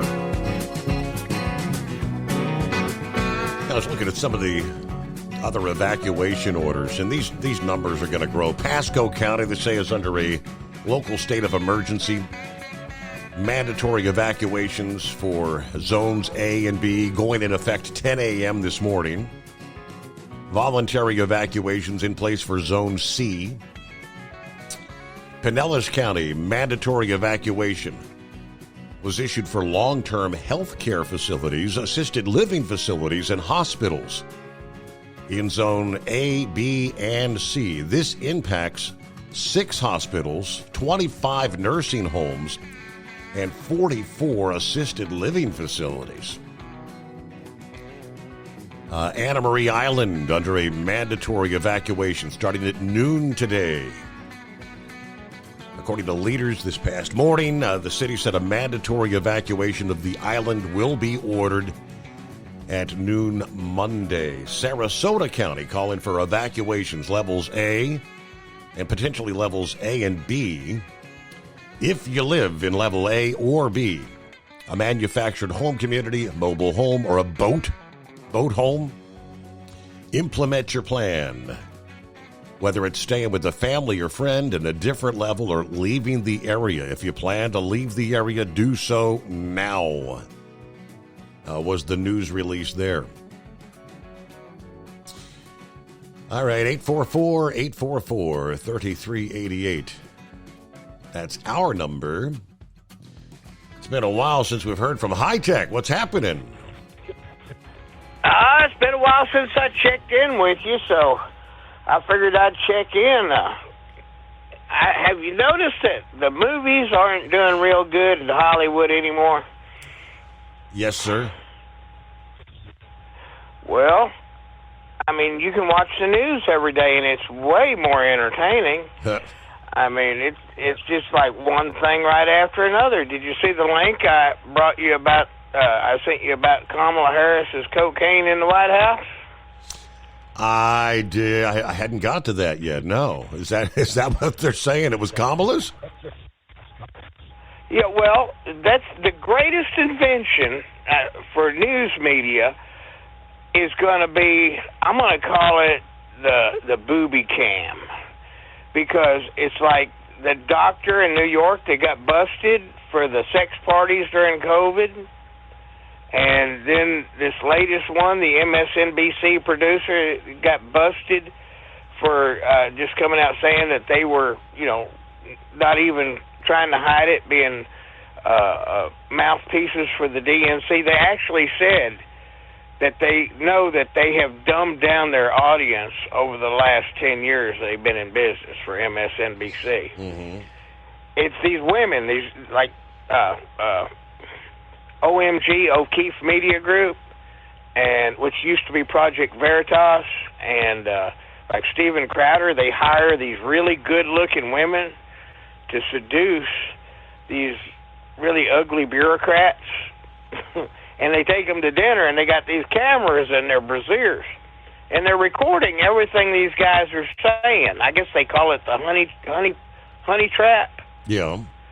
And they're getting them right and left. And the last one I sent you was the White House staff that said, oh, well, they were trying to cover it up, but it was leaked to the reporters that cocaine was found. So they blamed it on, Hunter. Hunter's the logical one to blame it on because he has a drug problem. And the rumor is that Biden was mad about it because his son was getting blamed for something it wasn't his, but they wasn't about to let it out that, that partial DNA on it, that was Kamala's. And this staffer knew that Kamala didn't go out and buy it.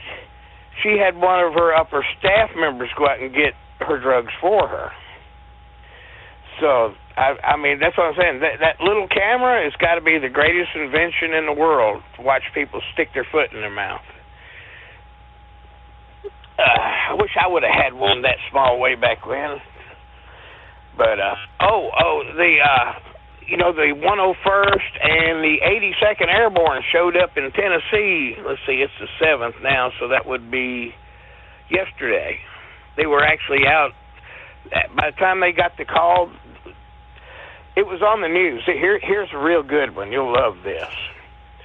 They were, it's almost 24 hours after the storm hit up here in the mountains. They were ready to go. They were... because some of the people up here were asking for the military to come in. But they couldn't go because they're regular Army, and they needed authorization from guess who? Give you two guesses, first two don't... I'll give you three guesses, first two don't count. Okay. The White House. In other words, the commander-in-chief has to release them to go do regular Army to do... Yeah. Or full-time military to go do stuff like that. It's not like the National Guard. Well, because the 82nd and the 101st, they all have engineering divisions. The people that when they got to cross a river, they bring these bridges out and flop them out there for tanks to go over. So right. Each of those they have all the equipment to do this stuff. And they were waiting to go. But apparently... Biden was taking a nap or something and couldn't be bothered. So what really instigated it was Kamala's campaign people saw after Trump made his second trip to North Carolina and Georgia, they immediately called and released them. And as soon as they got that phone call, it was less than 12 hours. They had... one chalk of Chinook helicopters. They had a dozen Blackhawks out of Fort Campbell, and they had a whole convoy and a bunch of helicopters out of the 82nd, which used to be Fort Bragg.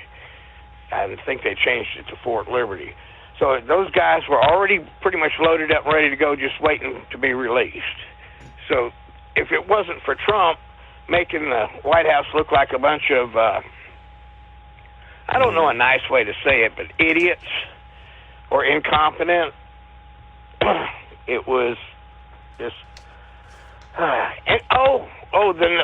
another news story came out. They got a new mental disease coming out. It's going to be worse than COVID. Mental disease? This one attacks the brain. Huh? Mental disease? Yeah, it's highly contagious. Yeah. It's like I don't know how it's transmitted or something, but it's just it just jumps around and it's highly contagious. It's called EDS. Have you heard of that one? I have not. Well, you've heard of TDS, haven't you? Trump derangement syndrome. Yeah, one of the new ones, Elon derangement syndrome. It's more people out there screaming about EDS. They may have to shut down the election for that one. Wow. Oh, I sent you another link. Did you see the one about the extra money for truck drivers? Not yet. Oh, man. Any truck driver can make $30 an hour making phone calls while you're driving down the road, or $47 per signature if you want to hand out a petition. I think Ohio's on the list. You may want to do that. I think is Ohio a swing state? Supposedly, if you win Ohio, you win the election, typically. All right, well, you check it, because Elon is paying people to go out with these petitions $47 per registered signature on the petition. I mean, to fill out the petition to protect the First Amendment and the Second Amendment. He's paying $47. Well, he's not paying it. His PAC, his super PAC, the America PAC, is paying $47 per. You have to put the name and an address, and the person has to sign that they're willing to support First and Second Amendments. And on that one, it's not just Trump; it's any candidate that supports keeping free speech and the Second Amendment. So, that of course, that blows Kamala out. And then for the phone calls and the poll workers and stuff, they're offering $30 an hour, which is, that's not bad money. So, think of a teenager or something. They could do that, and of course, it'd be part-time work. So, like I say, the news is just so much more entertaining than the movies. I don't think I'll go to a movie till maybe next year. So you It's going to be very entertaining. You didn't run out to see The Joker over the weekend? Nah. I heard they went nuts on that one. They made a joke out of the Joker. So, I didn't run out and go see it. But, yeah, over here in Tennessee, I didn't get much. I am drowning in puppies, so it seems like all the dogs wait till the same time to have their puppies. They can't spread it out. They all have to do it at the same time. So I'm up to my neck in puppies right now. You don't need a new puppy, do you? Not at the moment. I'm good.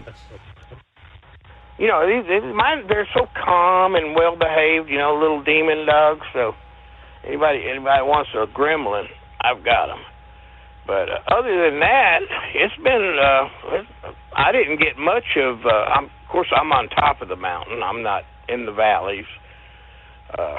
So if it ever floods up here where I'm at, it's going to be a whole lot worse than what we just had, because it would take like maybe 100 feet, 1,000 feet of water to get up here where I'm at.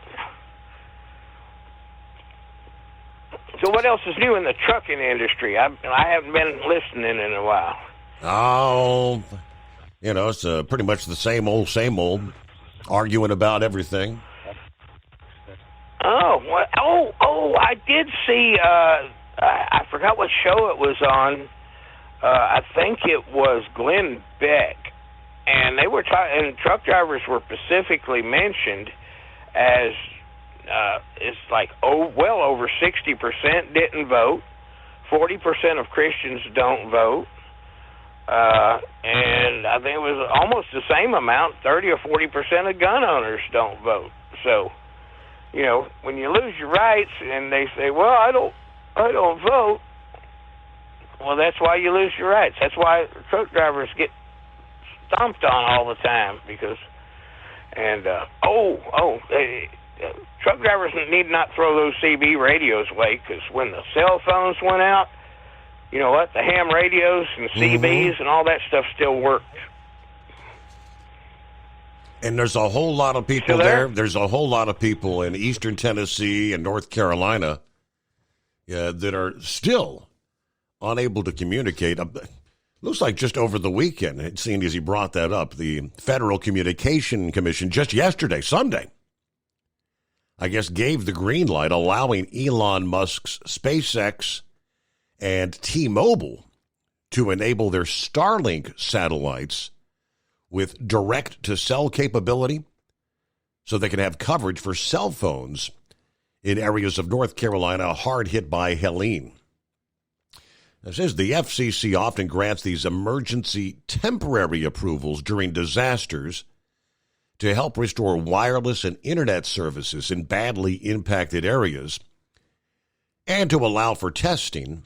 FCC spokesman said that the agency is committed to helping with recovery efforts in states affected by Helene. We stand ready to do all that's necessary to return connectivity. Now, SpaceX said the satellites have already been enabled and started broadcasting emergency alerts to cell phones on all networks in North Carolina.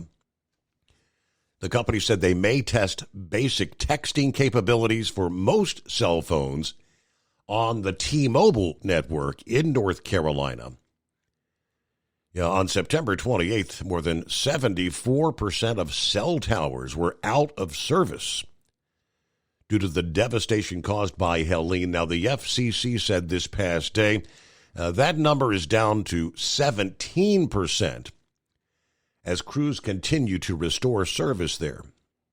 While SpaceX's direct-to-cell constellation has not been fully deployed, we felt getting even this early test version into the hands of people on the ground might be able to provide some vital support as teams work to get the infrastructure and services back online and help the first responders with rescue efforts. That was the word from T-Mobile this past day. Now, they added their network is almost fully restored along some of the affected regions. Less than 1% of network sites in specific areas where conditions remain particularly challenging are not connected. But the FCC commissioner said their main focus is on enabling emergency alerts to smartphones. It's important to manage expectations here. Starlink does not have a full constellation of direct-to-cell satellites in space yet. Starlink is given this a shot nonetheless to help try and address the serious needs for connectivity in those disaster areas. And I believe SpaceX is actually slated for a launch today, as a matter of fact, from Port Canaveral. I think somewhere about 10 o'clock later this morning, they're slated to launch another batch. It's not Starlink. I think this is something for the European space.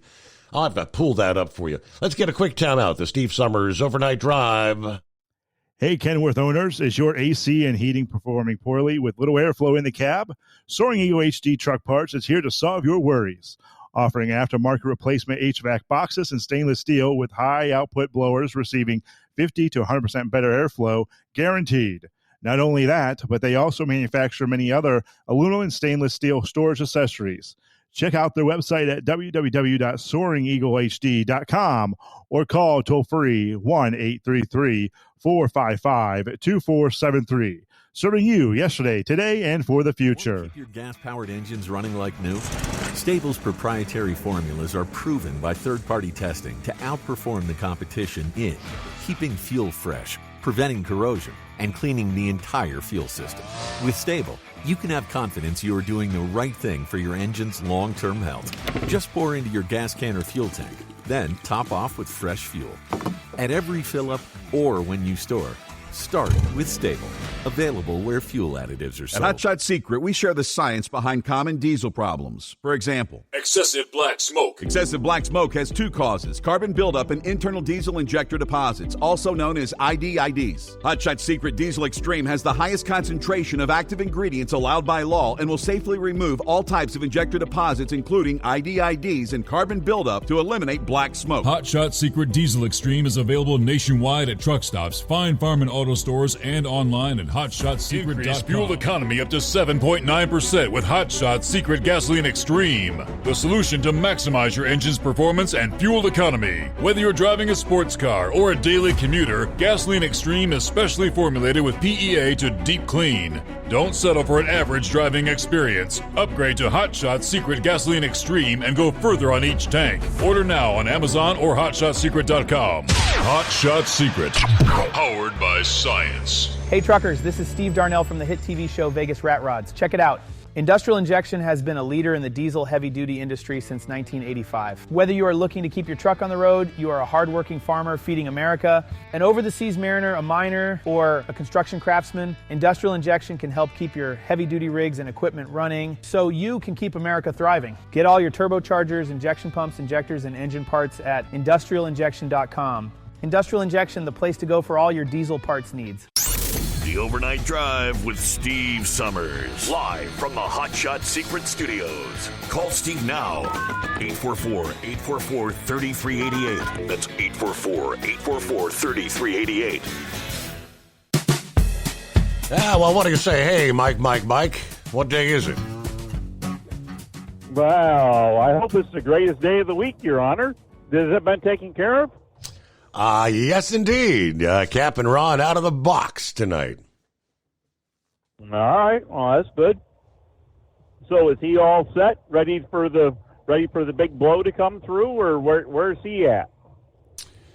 He made it sound like he doesn't really have the option of boarding up because he's in a condominium or something. That some of the condos have like the storm shutters or whatever, but he doesn't. He said, I guess his wife works at an assisted living facility, and he's expected it to be like all hands on deck there. Now, I'm not sure how close to the coast, because we were talking about that one county that just ordered the evacuation of all those assisted living facilities near the coast. So maybe that'll be coming up. Do you know what county Tampa is? What county that is?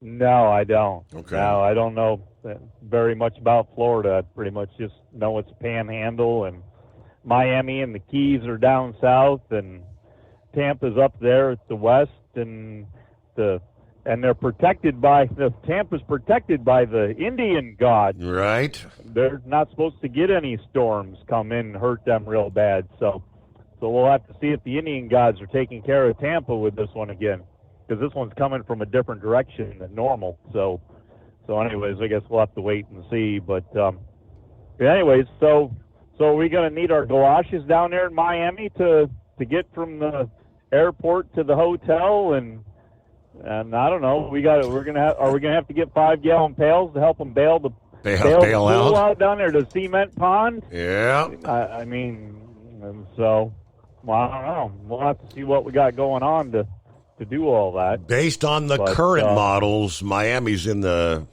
2 to 4 inches of rain zone. It shouldn't be that exceptional. Yeah. So, but we'll see. Well, if I remember right, 2 inches of rain there, that makes you throw your pump in the cement pond, doesn't it? To bring the water level back under control. So anyways, I don't know. We'll have to see what's going on with that. See what the swimming situation is and everything. But anyways, the federal government's not going to be able to help out with this one, are they? Didn't Mayorkas say? Oh yeah, last week he said out of money? Don't have enough. We've got enough for the current situation, but if another storm comes, here it is. No, we're broke. Well, so I guess Florida's all on their own for this one. So we'll have to see how they make out down there, and I don't know. But anyways, I don't know. So I trust your weekend was pretty good. Probably short as always there, right? Short weekend, yeah. Had the wedding there Friday night. That went well. That was a good time. Okay.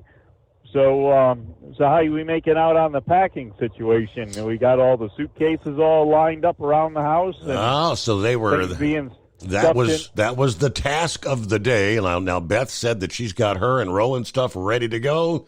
They're packed, Princess. She said we're getting close. She's almost done. So. Okay. Have you put them on a scale yet? Have you tried putting the suitcases on a scale yet? She said about the under 50 pounds is all the way she put it. So that's the key. Okay. Well, yep.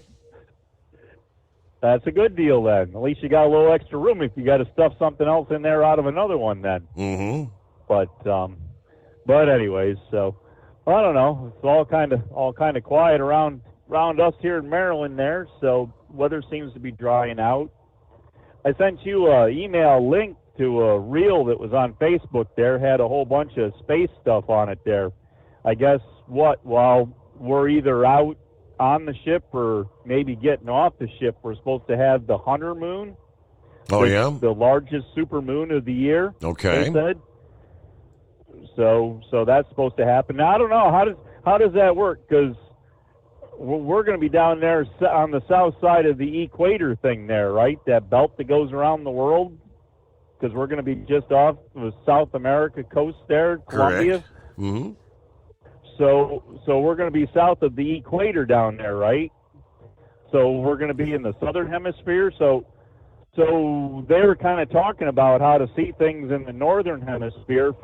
There's a couple of meteor showers that are supposed to be coming through, and I guess the one there is actually the remnants of Halley's Comet that we're going to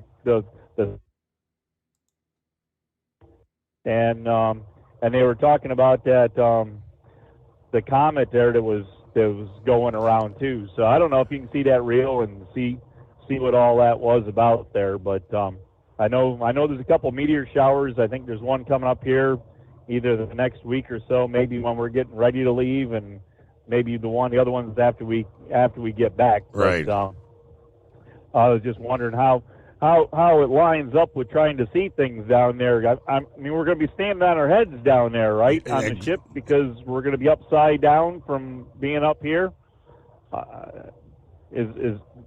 I mean... Horse feathers, you tend to get a bit confused when it comes to the way things work with this planet and the moon. I guess you think you have to look the opposite direction. Yeah, boy. Yeah, we got to pause there, though. Yeah, we'll get a news break and return with more on the greatest day of the week. Hope you had a good weekend as well. It's 844-844-3388. Live from the Hot Shot Secret Studios, it's the Steve Summers Overnight Drive. From Feature Story News in Washington, I'm Kate Fisher. Intense airstrikes have been reported across Lebanon, in the capital, Beirut, and across the centre of the country, as the Israeli Defense Force confirms it continues to target what it says are Hezbollah sites. It comes as much of the Middle East remains on edge amid fears of a wider war between Israel and Iran, just as Israel prepares to mark 1 year since the October 7th attacks, in which Hamas gunmen stormed into Israel, killing around 1,200 people and taking 251 hostages. Trent Murray has more from Tel Aviv. Well, Beirut has seen some of the heaviest rounds of airstrikes that it has witnessed since Israel began launching that air operation late September. We are hearing a number of strikes continue to target the Dahia neighborhood in the south of the city. That is considered to be the Hezbollah stronghold, but it is also adjacent to the international airport, really raising concerns for foreign nationals trying to heed their government's advice and leave the country. It's seemingly an increasingly perilous journey, even trying to make it to the airport now, given how many of those airstrikes are occurring near the roads that connect the airport to the city. In the US, another hurricane is barreling towards the already storm-ravaged Gulf Coast. A state of emergency has been declared in parts of Florida, where the state is still clearing up from the effects of Hurricane Helene. The National Hurricane Centre's confirmed that Milton, currently off the coast of Mexico, has intensified into a Category 1 hurricane. It warns it could pose life-threatening hazards for parts of Florida's west coast when it's expected to make landfall on Wednesday. The Federal Emergency Management Agency Administrator Deanne Criswell told ABC's This Week that FEMA is funneling resources into the state and coordinating with local officials. So we're working with the state EOC to understand what their requirements are going to be so we can have those in place before it makes landfall. We'll move more resources in there to support their needs, but we have a lot of people in Florida already.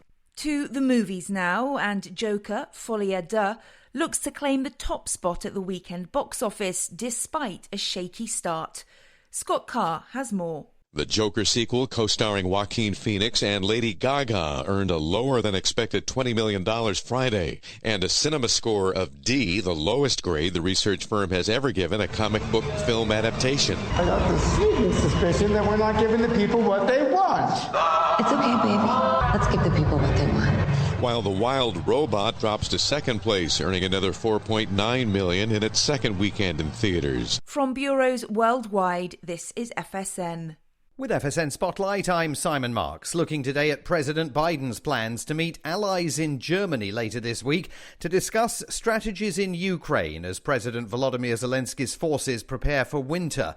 They suffered a big loss last week as Russia captured the Donbas city of Vuhledar, the latest in a series of losses in eastern Ukraine that are raising questions about Moscow's current strategic advantage.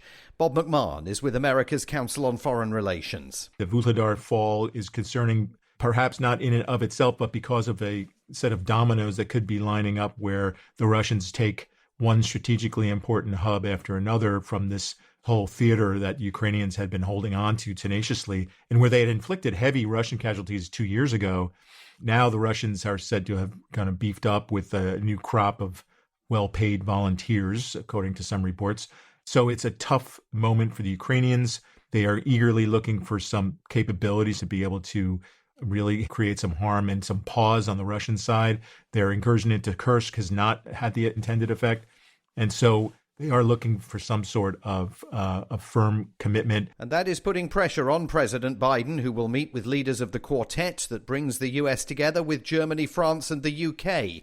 He'll also preside over a meeting of the 32-nation Ukraine Contact Group as calls grow for the provision of fresh assistance to Kyiv. With FSN Spotlight, I'm Simon Marks. Our main news again. Intense airstrikes have been reported across Lebanon as the Israeli Defense Force confirms it continues to target what it says are Hezbollah sites. Another hurricane is barreling towards the already storm-ravaged US Gulf Coast.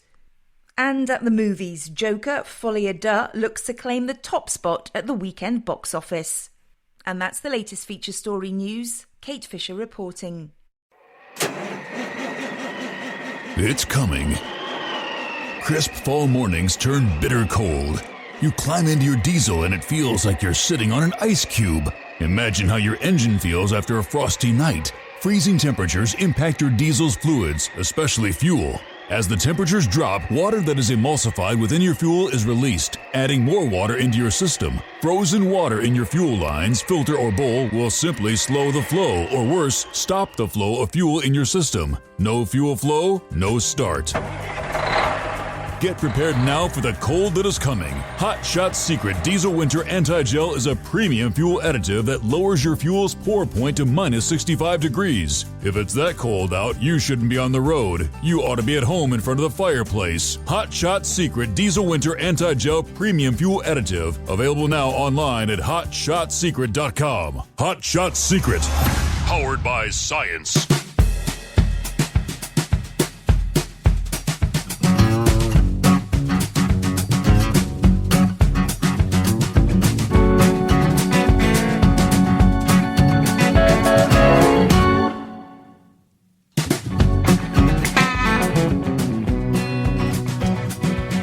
It's a big question. Is FEMA ready for another strike? I don't know how many personnel FEMA actually has, but in light of the struggling with the headlines. A lot of criticism of the response to Helene, and now you got another potentially big system ready to hammer Florida. I mean, a lot of folks in Tampa Bay, I mean, you saw extreme storm surge, flooding with Helene. There's debris piles already everywhere. And I'm just guessing a lot of that debris may become flying projectiles, sitting out by the curb, It's from the Tampa Bay Times. It says hundreds of thousands of Tampa Bay residents could receive evacuation orders today, Monday, October 7th. Pinellas residents in evacuation zones A, B, and C, about half the residents of the county, are likely to receive evacuation orders Monday, according to the sheriff, Bob Gultiari. Long-term care facilities, assisted living facilities, and hospitals in those zones, about 6,600 patients, have already received their orders to leave. So, now let me get back, finish up with horse feathers there. Philip is going to give us a full report coming up here. All right. Well, while we were on hold there, Captain Ron actually messaged me and said there what the counties were, so I forwarded the picture of that to you in your email real quick. So I guess you got his, if you want to look at his information he just sent there about Tampa and Pinellas and all that. So he's actually in Pinellas County. So his wife works at one of those long-term or assisted living.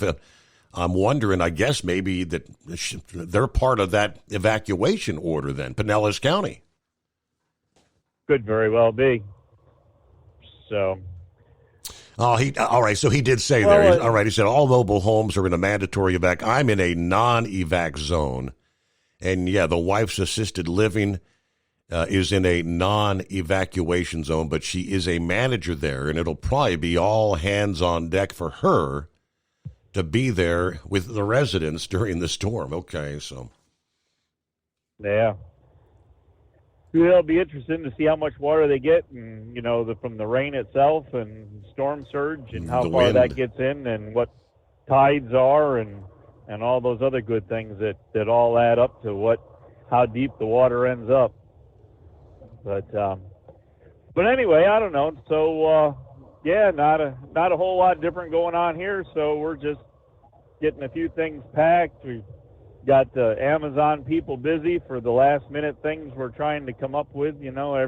Every time we turn around, it's like, well, we got this, and it's like, well, no, probably not. Well, should we get this? And it's like, well, let's see how many days it takes.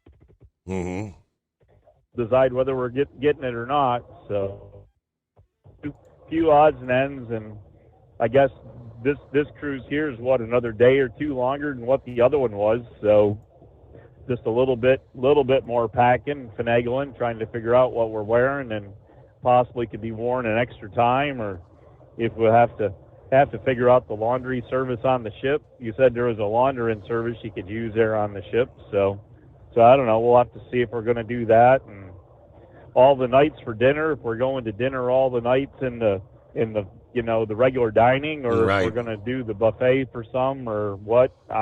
I don't know. Tell you the truth, I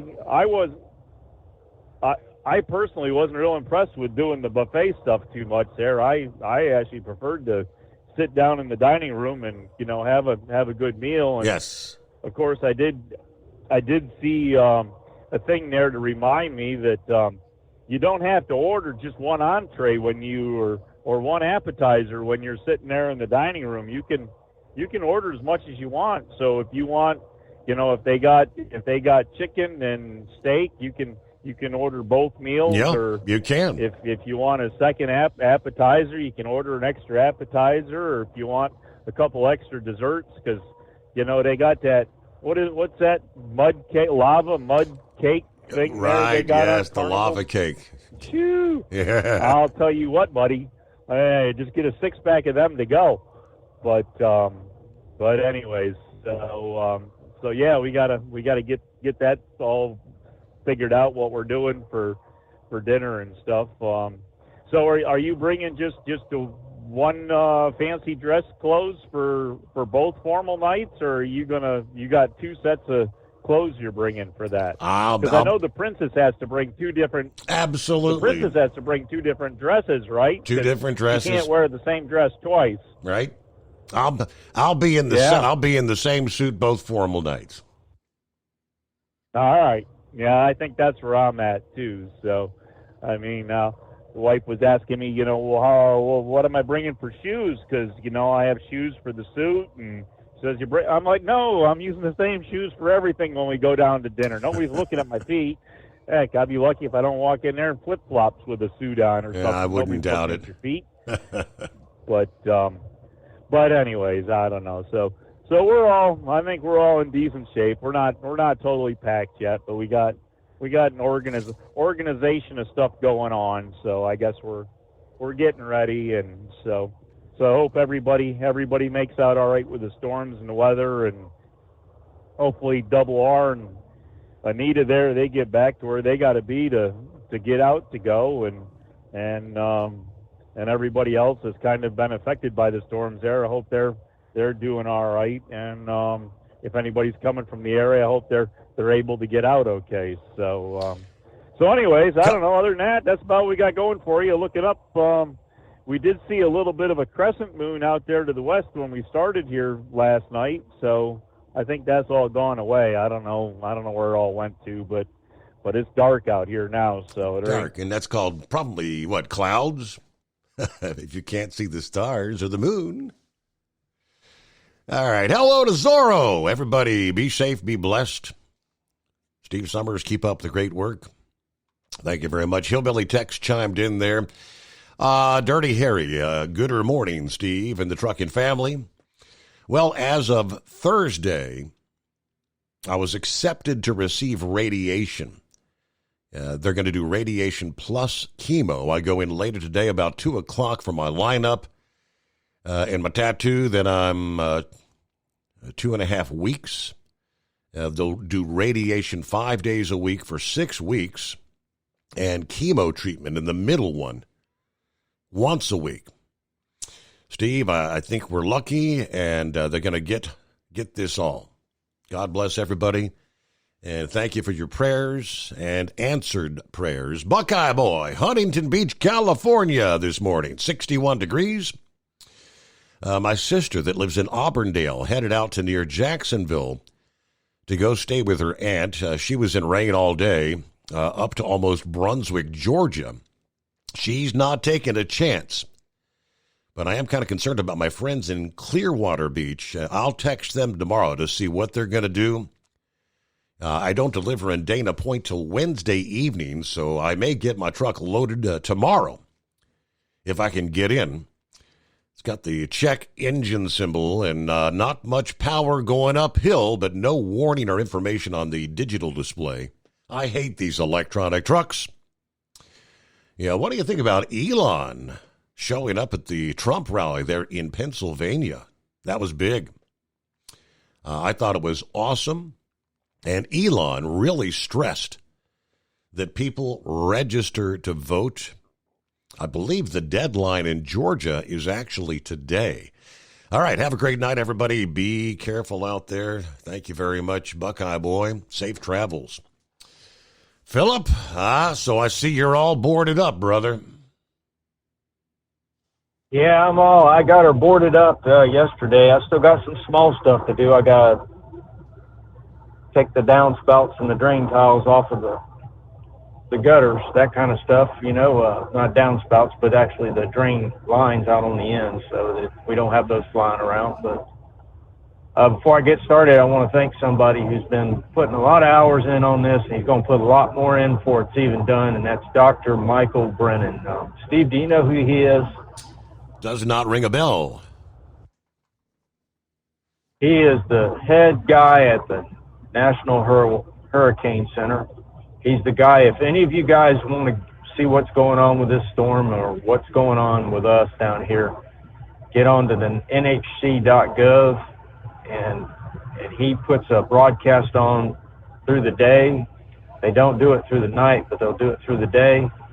When the storm gets here, he'll be doing it through the night. He's going to be there until it's over with. So we got to thank Dr. Brennan for doing what he's doing he's even keeping the governor enlightened on what's going on with it. We had a press conference yesterday with the governor, and there's something, Steve, I never thought about, and I think this happened down in Treasure Island down there by Captain Ron. You know these fancy electric cars that everybody wants to go and buy? You know, they're having problems with them with these hurricanes because of the saltwater intrusion. And the governor made it clear yesterday, if you have an electric car, please park it out on the outside of your car, on outside of your house. You do not want that car in your garage, because if you have saltwater intrusion, it could cause it to catch fire. So that's something that I didn't even think about. Steve, have you heard much about that? Yeah. I mean, in light of Helene, they actually had a ring camera video from there in Florida of a electric vehicle parked in the garage, catching fire. And in a matter of seconds, the entire garage is in flames. Yeah, the governor brought it up in his press conference yesterday with, when the governor goes to his press conferences, he's telling people, to prepare, which, that's what I was doing yesterday. That's what a lot of people were doing yesterday. And he's also telling you a lot of the safety stuff that you can got going on. And him and Kevin Frugate, those two guys they're telling everybody, what they need to get a focus on.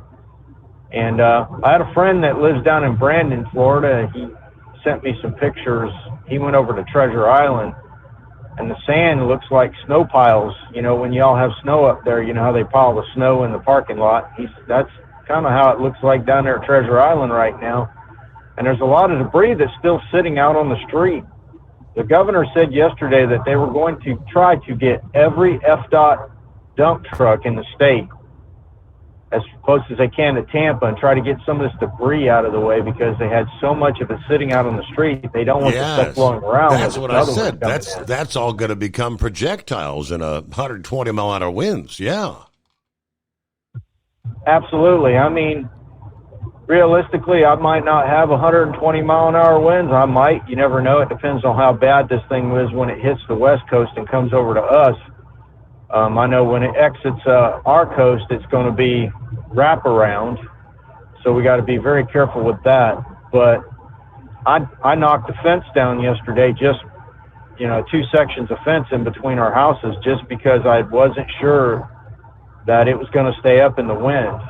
It had a lot of loose boards and whatnot, and I didn't have a lot to nail her in, and it was pretty rotten. So I knocked it down yesterday and piled it up, and and put sandbags up on top of it, and did a lot of securement stuff to get this, so nothing blows around. I mean, there's a lot of us that are putting a lot of time into keeping the preps up. That's why you'll hear that saying, storm preps.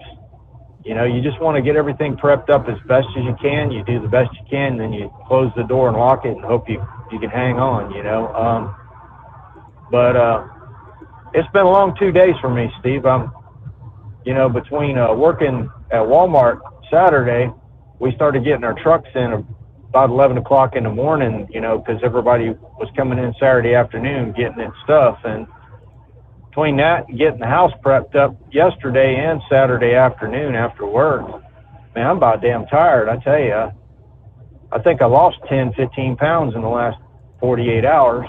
I mean, it's just been go, go, go. So have you got like a blur. Any word from the Disney, leadership management? I mean, obviously they're open today. Are they going to be open Tuesday, or surely not Wednesday, right?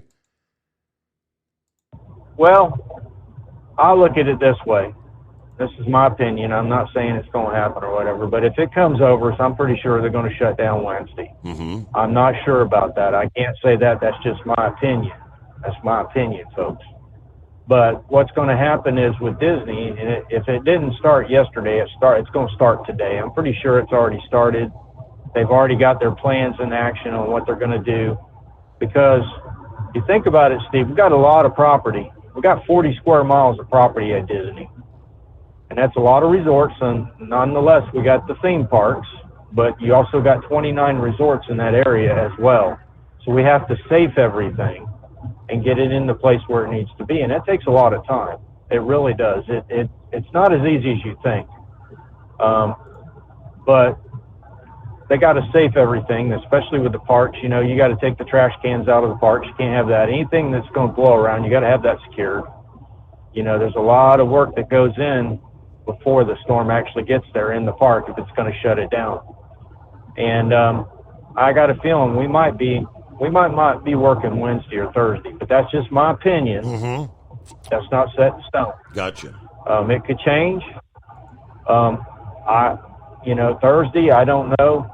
You know, I mean, it's kind of up in arms. We've got an emergency hotline that all us cast members call. Each department has its own hotline, and I'll start calling that hotline Tuesday. And that hotline tells you whether you're going to go to work or not. And they'll be watching it by the hour when it gets to around Tuesday. Because if you look, Steve, those models are really spread out still. Yeah. They're not, there's no definitive answer of where this thing is going to go in the state of Florida. My sister lives in Vero Beach, and they are all, well, not Vero, well, Sebastian is the town that's just north of Vero, but they are in a wait mode. They're prepping, they're getting things ready, but they're thinking that this thing might shift. I don't. You know, I mean, I'm thinking anywhere from Daytona down to Palm Beach, and that's being conservative. You know, I mean, we don't know if Tampa's going to direct hit, and I hope them Indians do play because I'm part Indian. But, you know, it's one of those things you got to sit back and watch. You know, my uncle told me that the other night. He's a Florida boy from the get-go, and he told me, he said, son, you just got to sit back and watch and see how she goes. So just keep an eye on us, and I want everybody out there to pray for us, and we'll pray for y'all, and hopefully FEMA does have some money left. If they don't, we'll just have to deal with it when we get there. So right. That's all I got today, buddy. All right. Well, and, all right. I'm sorry. I hit that button. I did a quick search here, and this was posted within the hour in regards to Universal Studios. Is Universal Studios closing for Milton currently? Both of the Orlando parks have issued notices that they are currently operating as normal, but closely monitoring the storm as it develops.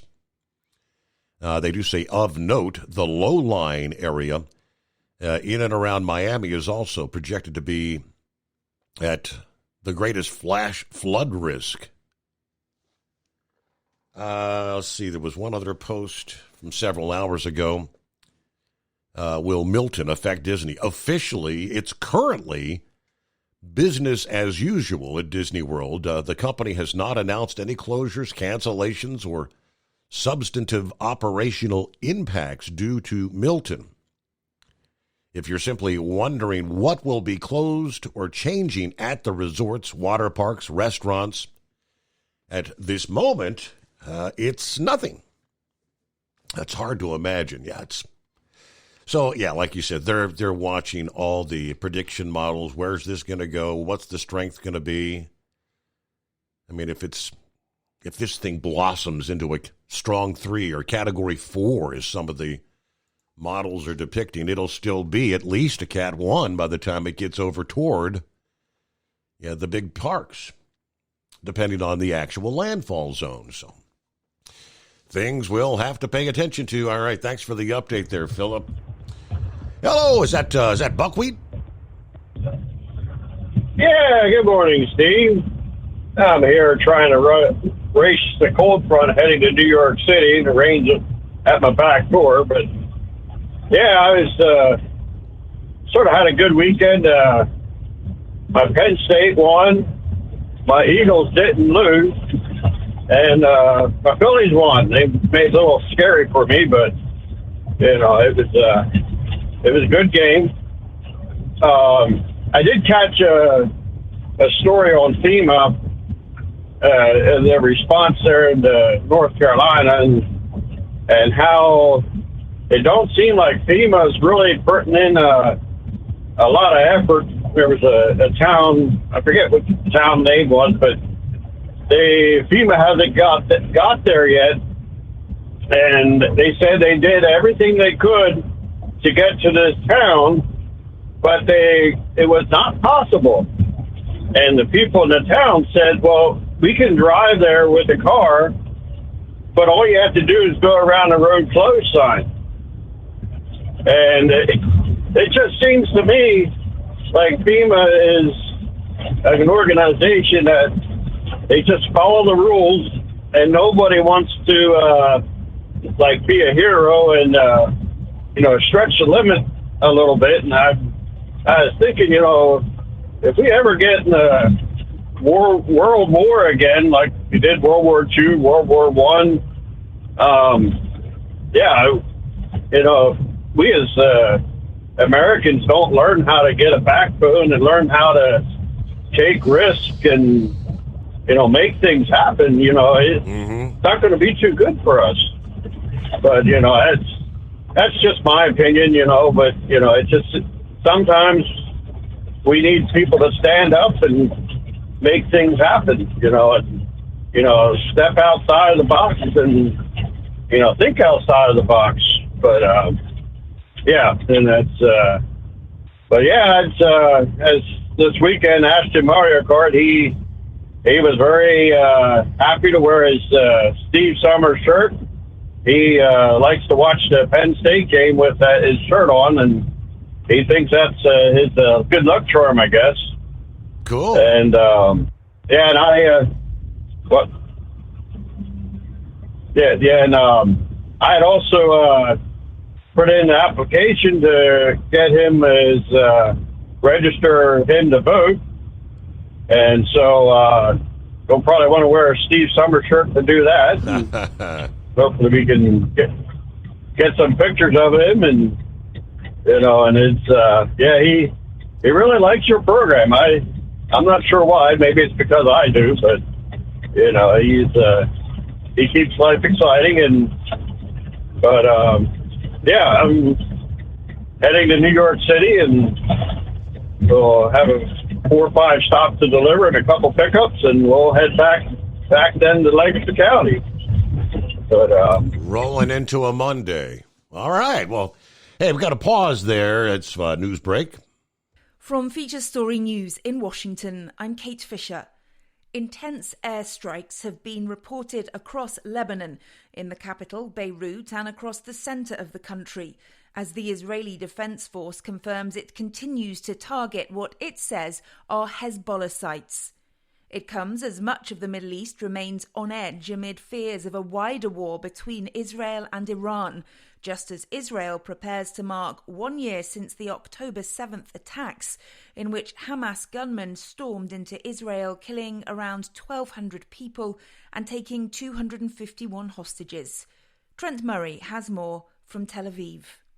Well, Beirut has seen some of the heaviest rounds of airstrikes that it has witnessed since Israel began launching that air operation late September. We are hearing a number of strikes continue to target the Dahia neighbourhood in the south of the city.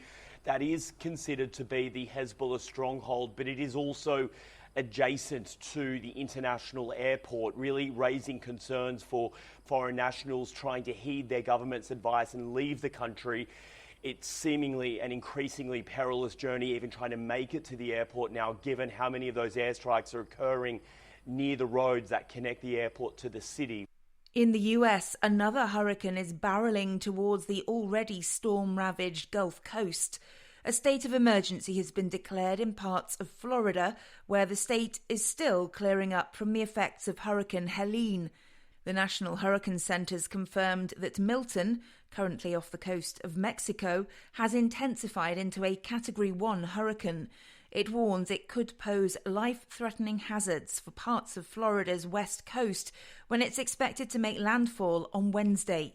The Federal Emergency Management Agency Administrator Deanne Criswell told ABC's This Week that FEMA is funneling resources into the state and coordinating with local officials. So we're working with the state EOC to understand what their requirements are going to be so we can have those in place before it makes landfall. We'll move more resources in there to support their needs, but we have a lot of people in Florida already. To the movies now, and Joker, Folie à Deux, looks to claim the top spot at the weekend box office despite a shaky start. Scott Carr has more. The Joker sequel, co-starring Joaquin Phoenix and Lady Gaga, earned a lower-than-expected $20 million Friday, and a cinema score of D, the lowest grade the research firm has ever given a comic book film adaptation. I got the sneaking suspicion that we're not giving the people what they want. It's okay, baby. Let's give the people what they want. While The Wild Robot drops to second place, earning another $4.9 million in its second weekend in theaters. From bureaus worldwide, this is FSN. Increase fuel economy up to 7.9% with Hot Shot Secret Gasoline Extreme, the solution to maximize your engine's performance and fuel economy. Whether you're driving a sports car or a daily commuter, Gasoline Extreme is specially formulated with PEA to deep clean. Don't settle for an average driving experience. Upgrade to Hot Shot Secret Gasoline Extreme and go further on each tank. Order now on Amazon or HotShotSecret.com. Hot Shot Secret, powered by science. At Hot Shot Secret, we share the science behind common diesel problems. For example, ultra-low sulfur fuels. Fuel has two purposes, combustion and lubrication. Ultra-low sulfur fuels have diminished the fuel's ability to lubricate. Hot Shot Secret Everyday Diesel Treatment with LX4 restores lubricity, protects your engine, and optimizes performance. Everyday diesel treatment is available at truck stops, Tractor Supply, O'Reilly's Auto Parts, and online at HotShotSecret.com. Hot Shot Secret, powered by science. Building relationships with their team drivers and customers still matter at IBI Security Transport. Since 1966, IBI and its team of drivers have been leaders and innovators in providing white glove service to its exclusive client base for transporting high-value freight safely and securely. Much of the IBI staff have driven trucks, so they understand both the customers' and drivers' needs. If you're seeking a career that values you as a person, not just a number, and offers great benefits and good home time, then IBI is the place for you. Call 800-582-5912 to discover why we are the leaders in team freight and start building a relationship with you. Attention all truckers, are you ready to own your own truck? Lone Mountain Truck Leasing makes it easy. Our lease-to-own program puts you in the driver's seat. Our inventory is always changing, and we have a variety of rigs, including Kenworths, Freightliners, automatics, and manuals. Once you make your last payment, the truck is yours. No interest, no balloons, and no buyouts. Take the first steps towards independence and financial freedom. Visit LoneMountainTruck.com or call 866-944-0383.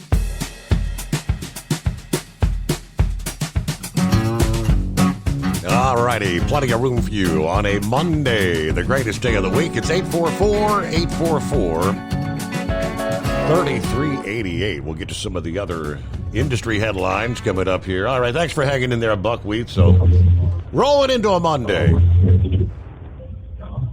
Yeah, where do we get cut off at? I was busy yakking and didn't know watch the time. Well, we left off. You were making that delivery and then headed back to wherever it was. Yeah, heading back to Lancaster, heading back through. But yeah, another point about registering Aston Mario Kart to vote, I was really debating about doing that, because I didn't want to be like a Democrat and, just go campaign and just fill in somebody's ballot. And at our local fairs, I was talking to the Republican committee, and they said, well, one lady gave me an idea, you just tell him, he can write, and, mark where I tell him to, and just say, well, you want to vote for Donald Trump, or, and just sort of spoon feed him that way. And I was, some people came to our church that work with disabled children, and one lady said that, down in, she was down in Philadelphia, she said, these people come in and into these homes, where people can't, old people's homes and, people that are disabled and that, and they just vote for them, and they have no connection to the people, and they don't care. And she said it's a lot better for a parent to vote for a child because they have an interest, a help a child vote because they have an interest in the child and they, care for the child to, they're looking out for the best interest for the child. And so, after I heard that, I said, all right, I'll put my application in, put his application in the vote and sign up as a person that I can help him vote. So I'm not sure how it's going to go, but, hopefully we can, allow him to experience that and, we can make a difference in society around us.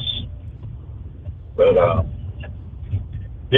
so anyhow, that's basically all I have, and I'll continue to listen to you on the way to New York City. Very good. All right. Stay ahead of that rain, right? Somewhere down the line, it'll probably catch up with him, but...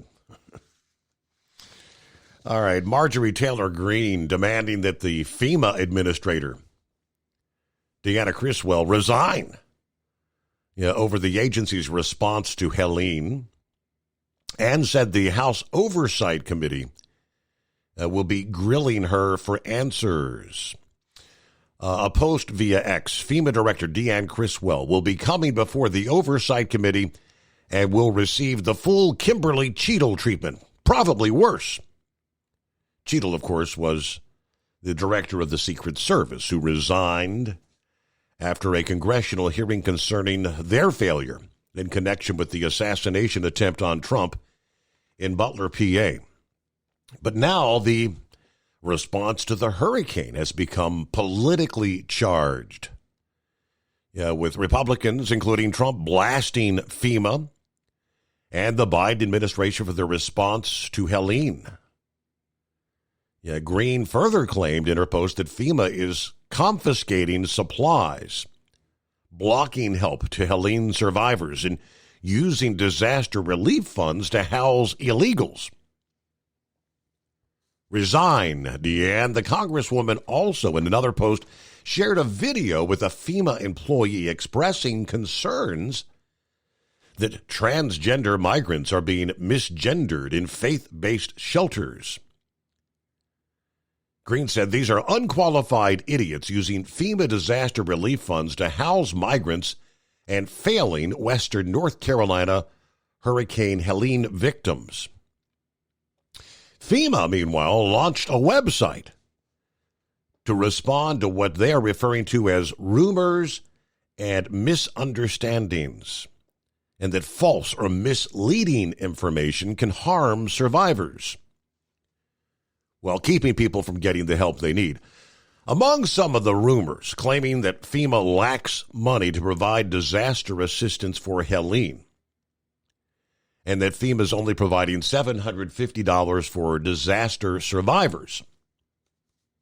That money, the $750, they say, is an upfront flexible payment that covers essentially urgent needed items like food, water, and other supplies, while applications for other funds are being approved. As your application continues to be reviewed, you may still receive additional forms of assistance for other needs, such as support for temporary housing, personal property, and home repair costs. They also rejected rumors that they only want cash donations and that they've been turning away volunteers, saying they've never accept donations or volunteers, but they encourage people to work with reputable volunteer organizations or donate to them. They also rejected claims that they've been seizing donations and insisted that rumors that they're conducting vehicle stops are false. So a lot of this harkens back in my mind to the debacle of a response to Hurricane Katrina. I try to realize, you just look at the scope, the breadth of the devastation, how widespread. It's not like it's one confined area that may be hit by a tornado and you can get relief efforts and supplies in. It's such a wide spread, and in many cases, cut off to vehicles on the ground. The only way into some of these places is by air. They did over the weekend kind of explain a bit of the topic. It was at High Tech brought up, all these rumors and rumblings about cloud seeding during Helene, making the rains worse. Sundance brought that up last Friday. The incredible rainfall amounts ahead of and during Helene. They say were enhanced by a process known as upsloping, which helped lead to the extreme flooding. There were a number of factors that came together to produce the extreme rainfall that began Wednesday night and Thursday, September 25th. One significant factor was what meteorologists refer to as upsloping. There was a cold front that had stalled over the southeast and actually produced over 6 inches of rain in the mountains before Helene even arrived. Something that may have been what we call a predecessor event. Predecessor events bring heavy rain inland before tropical storms and hurricanes, and it's kind of a new type of phenomenon that meteorologists are just really beginning to research. Next, fueled by the rich Gulf of Mexico moisture, Helene was already producing heavy rain as it began to move over the same area. As Helene tracked into Tennessee, not a typical track for a tropical storm. Tropical air was forced to move up the mountains. Now, when air is forced upward, it gets increasingly moist and causes rainfall to intensify. This upsloping setup made the rain heavier than if Helene had tracked over flat land. The mountainous terrain of the southern Appalachians is known for causing sudden flash flooding. Walls of water that move downstream quickly. It's hard to escape, and obviously quickly became deadly once roads were washed out over a wide area. And it took utility, a communication infrastructure with them. People were cut off from travel. The relief organizations are cut off from getting in, medical assistance. All those things kind of came together, a confluence of impacts that caused that rain. And if you think these tropical systems, typically when they come in, whether it's on the Gulf Coast from Texas to the Florida, the Big Bend area, they normally would pick a northeasterly path and head out over the Atlantic once again. This system kind of took the backward path, moving northward and then jogging westward the further north it got. That seldom, if ever, really happens. All right, nonetheless, Dave says, hey, we sent several trailers of supplies up the road to North Carolina from here in Lumpkin County, Georgia this weekend. Several private folks also took loads up. Keep that stuff coming, folks. They need it. Russell, good morning, Steve. Hope all's going well at the secret bunker. Truckers, keep it between the ditches. May God bless you safely to your destinations. Back to the old grind once again, listening to another great show. May God bless all who are sick and afflicted. Steve, you all have a great morning on this greatest day of the week. All right. Jeffrey checks in from Florida. All right, so I guess you're gearing up once again for the potential of power outages. Yeah, he got kind of lucky there with Helene. Let's hope the same holds true for Milton here. Norman checks in from the west coast of Washington, getting ready to head home in a few days here. The Big Tipper's loaded. Flatbed is loaded. RGN is loaded, all ready for my return. All right, everybody, have a good morning. Hello to Roki. He said ESPN's College Game Day, I guess next weekend, will begin in Eugene for the showdown between Ohio State and Oregon. Big Ed was under the impression it was going to take place there in Columbus at the Shoe, and I wasn't sure. So apparently No. Big Ed was actually, he picked Oregon because they're going to make that long journey, and they would screw up their circadian rhythm and their sleep schedule. So it's actually going to be Ohio State that's going to be doing the travel to Eugene, Oregon next weekend. Dennis says Illinois will knock off both Ohio State and Oregon. Now back to real life. And no, NASCAR isn't real life. Okay. It was Talladega yesterday, though, Dennis. I didn't get an opportunity to tune in. All I know from the highlights reel is 5 laps remain at Talladega. And what they described as one of the biggest big ones to ever occur took place. 28 vehicles taken out in that single crash. That's damn near the whole field taken out in that crash. All right, hello to Gary this Monday. Good to have you on board. Hope you had a good weekend. Who else we got checking in? You're kind of chatting back and forth. Let's see, Governor DeWine, speaking in Ohio, says Haitians here legally under the TPF, Temporary Protected Status Act of 1990. I wondered why Springfield, Ohio, city's population has grown about 25% over the past 3 years. It's actually 2 years. And here's why. October of 2022, 470 citizens from Haiti, Venezuela, Cuba, Nicaragua entered the U.S. Then it jumps with Biden's Fly 'em In plan. Since January of 2023, 25,000 per month through May of 2024.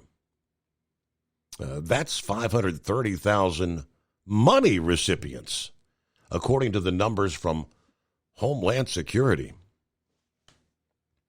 All right, there's Rick in Columbus. Good to have you on board as well. See what's happening with Pappy. Morning, Pappy. Wait a minute. All right, click the mouse again. Take 2. There we go. You got to hit the button, Steve. You got to hit the button, Steve. Sometimes you got to hit it twice. What's going on, man? Well, how was your weekend? Listen, man. You had a working weekend, didn't you? Yeah. Sitting here in the cruiser. We got 57 degrees on the cruiser dash here. Steve, I wasn't going to bring this up, but what the heck? It's been several months ago. Saw this guy's got a YouTube channel, and hey, take what I'm saying with a grain of salt. But anyway, he was claiming that the government can direct these hurricanes, cause them to go one way or another. It's been a while since I've seen it. He showed the technology, and he's got data where he kind of shows the United States hurricane coming up like through the Gulf, and this equipment he's got is able to pick up what the government uses to push these hurricanes, he claims. Video evidence, data evidence that this is happening. Yeah, I don't know, dude. Does that go back to the, you remember back years and years ago, they had the HARP program, which they were supposedly working to try to control or mess with Mother Nature, as they put it? Yes, sir. Steve, back in World War II, they were always claiming that if you could control the weather, you can win the war. So there's no doubt in my military mind that they have been doing some weather modifications here. There's just no doubt in my mind. There was a video scene, I think it was like down in NASA, where they lit like these engines. They weren't like lighting engines, but they put all this moisture, dumped it out of this like engine, I guess, really. Looked like a space shuttle being launched, but they weren't launching anything. Created all this moisture, and they said, watch, about 45 minutes it's going to start raining over here in this next area about 10 miles away. And sure enough, it started raining, man. But hey, the main reason I called here, I'll try to get this out so you can get to the top of the hour. I'll get off of here. But Steve, I've been hearing a lot of stuff why the feds have been dragging their feet on this hurricane, getting help to these people. I shared one video on my Facebook page. There was a trucker on there saying, what the heck, man? Usually yes, I shared that one as well. Yes, with FEMA orders, FEMA deliveries, generators and backhoes and all, excavators, all that stuff. And he said there's nothing. Why aren't these people getting the help they need, Steve? Feds are definitely dragging their feet. The question is why? Now, there's some rumors going around, Steve. Yeah. You can think of a lot of states. Pennsylvania's kind of one. Ohio. Steve, where all your Democrat votes usually come from? The cities, the inner cities, right? Most of your Trump supporters are from the rural areas. See, there's some rumors going around, and not maybe just rumors. There's maybe some evidence that they do not want to get the help there, especially in North Carolina. Be a shame if they couldn't vote, Steve, because there's no power on yet. Okay. You know what I'm saying? Be a shame that power don't come on till November the 6th. I think the inner cities are fine. It's the rural area where most of these people are Trump supporters. And Steve, I don't know. Are they going to be able to vote? Think about it. How are they going to vote, man? If there's no power on, they can't even leave the small town. And I got an email. Email was in reference to possible swatting taking place on Election Day. Warning about voting polls being swatted.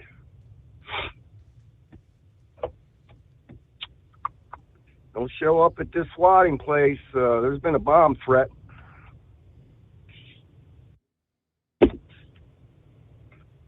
I don't know, Steve. Shenanigans, man. Shenanigans. We'll have to see what happens here, but keep a close eye on this when we start getting closer to Election Day. We're only 30 days out, 29 days out, whatever the heck it is. Yep. We start getting a week or two out from Election Day. I'm really curious to see if these people that got hit by this hurricane, if there's going to be a lot of areas that are going to be able to vote or not. What happens if they can't vote? What happens if you got half a state that says, hey, our power's still off. We don't have the means to be able to facilitate this election on this Election Day. Do they postpone it? What are they going to do, Steve? And I'm guessing for most of the people that are cut off from the real world, that's probably the last thing they're concerned with right now. Their concern is daily survival. Yeah. You don't know where you're going to get your next drink of water from. You think you're worried about voting? I don't know. I guess we have to cross that road when it gets here, and that road is all downhill, and the car is speeding up. I don't know if it's got any brakes or not, so I don't know. We'll see what happens here, man. But just keep an eye on it, Steve, is all I'm saying. Yes. See if there's some election meddling going on here. But all right, my man. Hey, you guys are about ready to saddle up and get the heck out of Cincinnati here in a few days, man. Are you having a show on, technically, be your Friday, which would really be Thursday night, I guess. You know what I'm saying. Are you having a show Thursday night? No, sir. Your Friday? We have to be at the airport at like 4 a.m. when they open Friday morning. Friday morning, right? Gotcha. Yeah. So when's your last show this week? Would it be Thursday morning. Wednesday night, Thursday morning. Thursday morning. Yep. Got you. Yeah. All right, brother. Well, man, God, I hope everything goes well. Hope you can get down there. That this next hurricane coming doesn't affect anything for you guys. See what happens with this one. We all get all right, my man. I appreciate it. They call it, you play it by ear, right? You just you pay attention to the forecast. You pay attention to the cruise websites. I mean, I've got updates on how all the ports are currently open, but they are monitoring the situation. Nearly a dozen ships are going to be changing ports or adding extra days to their sailings this week. We'll be right back. Ultimate comfort on the road. That's the Bostrom difference. And why so many drivers are upgrading their seats to Bostrom seating.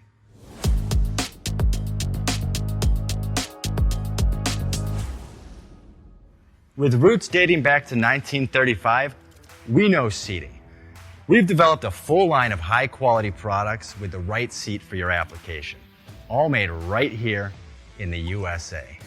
From our top-of-the-line Wide Ride Plus Certa for the long-haul driver to our entry-level Baja series for the vocational driver, we provide you with the comfort you deserve at the price point you're looking for. We know you're busy. You don't have time to search every distributor and dealership for the right seat, only to find the one you want won't fit in your truck. That's why we created BostromSeating.com. It's a complete seating solution. You can build the perfect seat with the features and options you desire, and we'll help you be certain it'll fit in your cab. Once you've built the perfect seat and have the part number in hand, you can shop pricing and availability.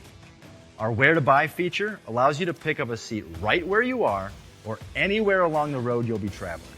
When you install a Bostrom seat, you become part of the Bostrom family. A family that includes other drivers who recognize this is more than work. It's a ride, one that requires the next level comfort and support only Bostrom can provide. Go to BostromSeating.com to design your ride with ultimate comfort for the open road. Hands on the wheel, hands off invoicing. At Transcap, we're built for high speed and service, just like you. Our fast freight factoring helps you make more money, not chase it down, because we handle all the invoicing BS and back office work. Apply for fast funding at transcap.com/getcash. It takes just 60 seconds. Or call 888-250-TCAP. That's 888-250-TCAP. And mention Steve Summers Overnight Drive. From Feature Story News in Washington, I'm Kate Fisher. Intense airstrikes have been reported across Lebanon, in the capital, Beirut, and across the centre of the country, as the Israeli Defense Force confirms it continues to target what it says are Hezbollah sites. It comes as much of the Middle East remains on edge amid fears of a wider war between Israel and Iran, just as Israel prepares to mark 1 year since the October 7th attacks, in which Hamas gunmen stormed into Israel, killing around 1,200 people and taking 251 hostages. Trent Murray has more from Tel Aviv. Well, Beirut has seen some of the heaviest rounds of airstrikes that it has witnessed since Israel began launching that air operation late September. We are hearing a number of strikes continue to target the Dahia neighborhood in the south of the city. That is considered to be the Hezbollah stronghold, but it is also adjacent to the international airport, really raising concerns for foreign nationals trying to heed their government's advice and leave the country. it's seemingly an increasingly perilous journey, even trying to make it to the airport now, given how many of those airstrikes are occurring near the roads that connect the airport to the city. In the US, another hurricane is barreling towards the already storm-ravaged Gulf Coast. A state of emergency has been declared in parts of Florida, where the state is still clearing up from the effects of Hurricane Helene. The National Hurricane Center's confirmed that Milton, currently off the coast of Mexico, has intensified into a Category 1 hurricane. It warns it could pose life-threatening hazards for parts of Florida's west coast when it's expected to make landfall on Wednesday. The Federal Emergency Management Agency Administrator Deanne Criswell told ABC's This Week that FEMA is funneling resources into the state and coordinating with local officials. So we're working with the state EOC to understand what their requirements are going to be so we can have those in place before it makes landfall. We'll move more resources in there to support their needs, but we have a lot of people in Florida already.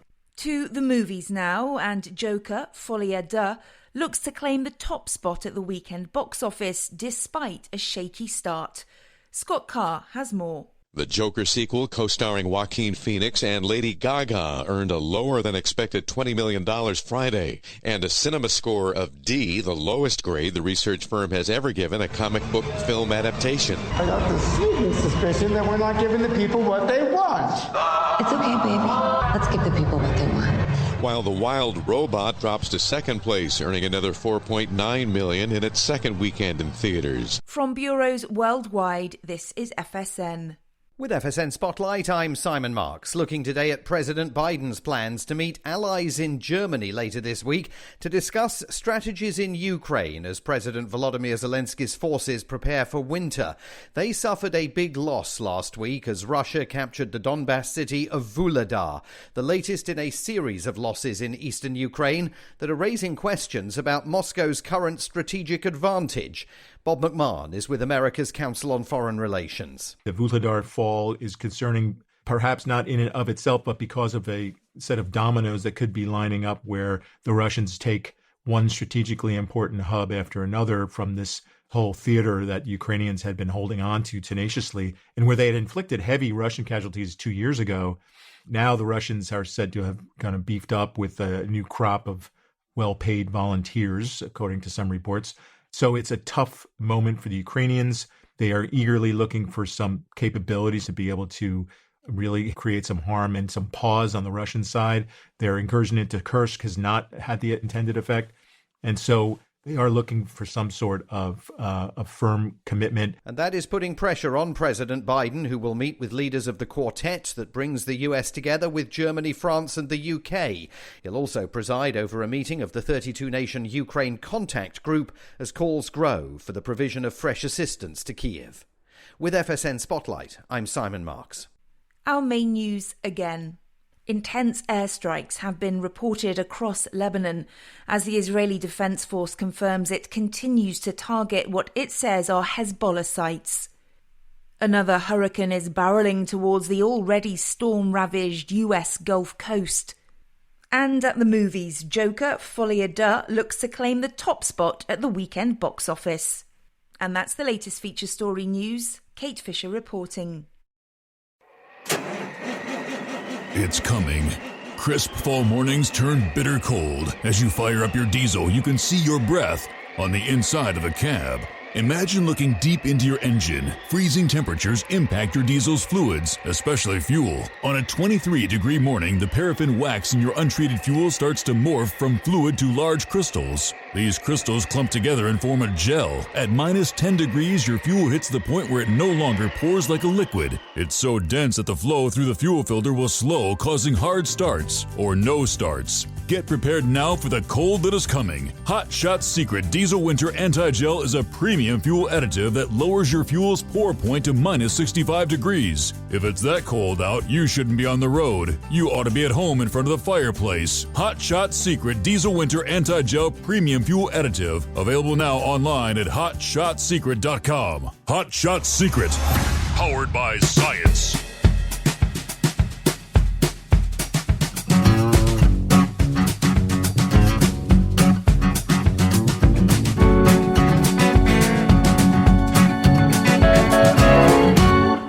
So we cross over the midnight hour on the West Coast.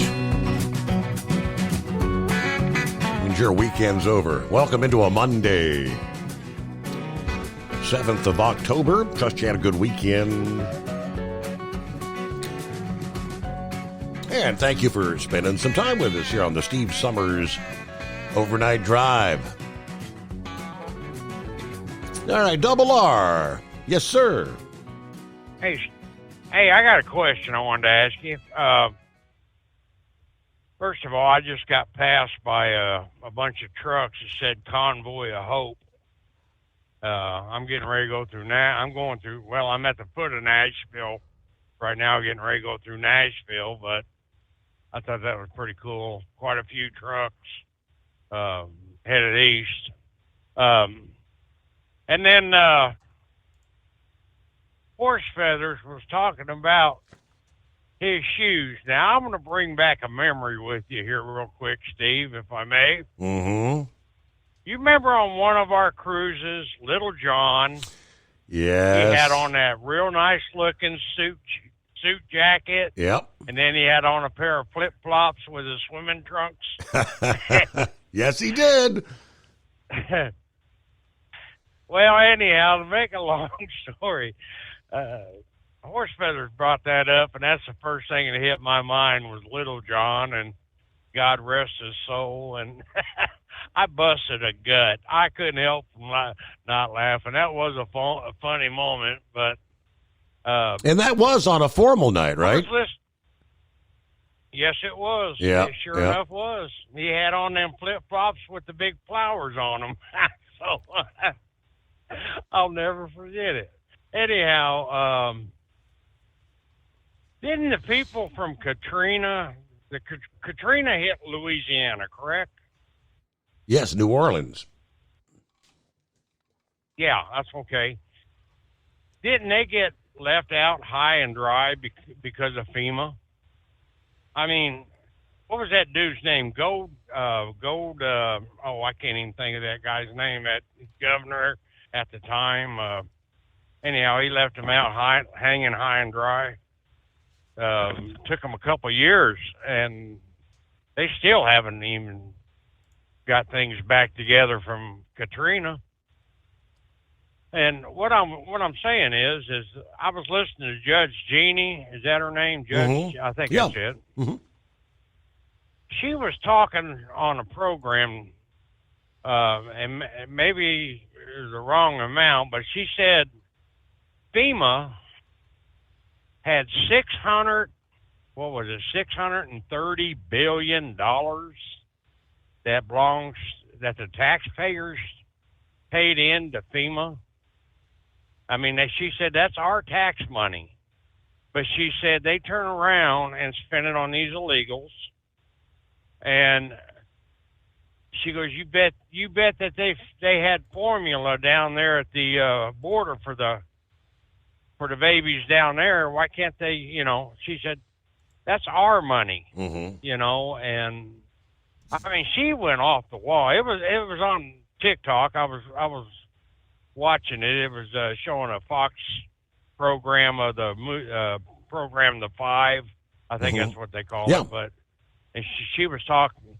She was talking about that. Is that is our tax money, correct? FEMA money. Well, that is our tax money, sure. correct? Absolutely. Well, why? And Pappy made a good point. I'm not trying to change subjects here. Pappy brought up a damn good point. Maybe they're dragging this crap. I almost said the wrong word. Why are they? They're going to drag it out.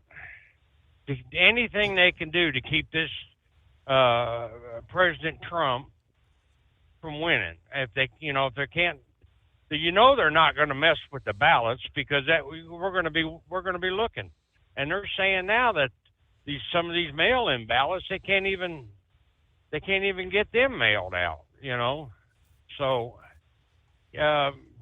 that's a good subject that he brought up. I mean, that's really something to look into. But what gives these FEMA organizations the right to spend our tax money on illegals. I mean, I don't understand that. Maybe I'm dumbfounded. I don't know, but I mean, to me, that's BS. You know, that's our tax money. We should be able to use it towards our own people, not these damn illegals. Mm-hmm. I mean, illegals is a bad word to me, Steve. It just really burns my rear end because, you know, they're grabbing VA rights from the veterans and all that, and it absolutely burns my ass. I'm going to say it anyhow. I'm sorry, but I don't know. I just I'm getting kind of hot under the arms. Right, here, so right. Yeah. I just, you know, I don't understand it. I really don't. And these young people, I'm not telling them how to vote, but these damn young people, I mean, my God, they need to open their eyes. I'm sorry. Everybody that I've talked to that's young, that's able to vote, you know, it's their prerogative, but they really need to step back out of the circle and look at this world and what's going on. I mean, I talked to a girl and she said, "Oh, I'm going to vote for Kamala because she'll be the first woman president." Yep. Is that the only damn reason why you're going to vote for her? Well, yeah, that's history. BS. You know, and I just turned around and walked away. But, you know, anyhow, that's all I got, Steve. I just wanted to run my mouth, and I'm going through Nashville here, so. But it just aggravates me that $630 billion, and they put it on these damn illegals down there, and then they want to offer $750. You know, that ain't going to buy crap with the food prices and everything today. I mean, that's crap, you know. But anyhow, I'm listening, brother. I'm going to back out, and we'll holler at you later on. Thank you for checking in. All right, so it wasn't $630 billion, it's $630 million. You see, Pappy had sent me the numbers here earlier. Said, let's see, money that came out of the FEMA funding. When I'm not sure how many billions of dollars they had appropriated, but fiscal year 2023, $363.8 million. Fiscal year 24, they pulled $650 million. So that's over $1 billion they pulled out of the kitty to fund migrant funding. And yes, last week, Mayorkas made the quote, FEMA doesn't have the funds to make it through the rest of the season here, hurricane season. Now that's, New York Times headline. The left-leaning New York Times. To which he said, quote, "We are meeting the immediate needs with the money that we have." This was Mayorkas speaking to reporters last Wednesday. He was en route to meet with officials in South Carolina. "We are expecting another hurricane hitting. We do not have the funds. FEMA does not have the funds to make it through the season." That was his quote. It was 1 week ago today that President Biden suggested he might need to summon lawmakers back to D.C. to approve extra funding for disaster relief after a stopgap bill for funding the government that passed last week did not provide FEMA with additional funds or enough money, it says here, to deal with multiple disasters. And lastly, I believe this was from Friday's headline, Thursday or Friday. From the actual FEMA website, Fiscal Year 2024 awards. For fiscal year 2024, the Department of Homeland Security will provide $640.9 million of available funds to enable non-federal entities to offset allowable costs incurred for services associated with non-citizen migrant arrivals in their communities. In other words, FEMA funds. The funding will be distributed through two opportunities, $300 million through SSP, allocated SSPA, and $340.9 million through SSP which SSP competitive, whatever that means. But yeah, money. It's 844-844-3388. And as we've heard from many, concerns about will we see some shenanigans this election cycle? I'm not surprised. A full numbers just released from the PBS News Marist poll over the weekend. A full 58% of Americans are concerned that voter fraud will occur in the upcoming election.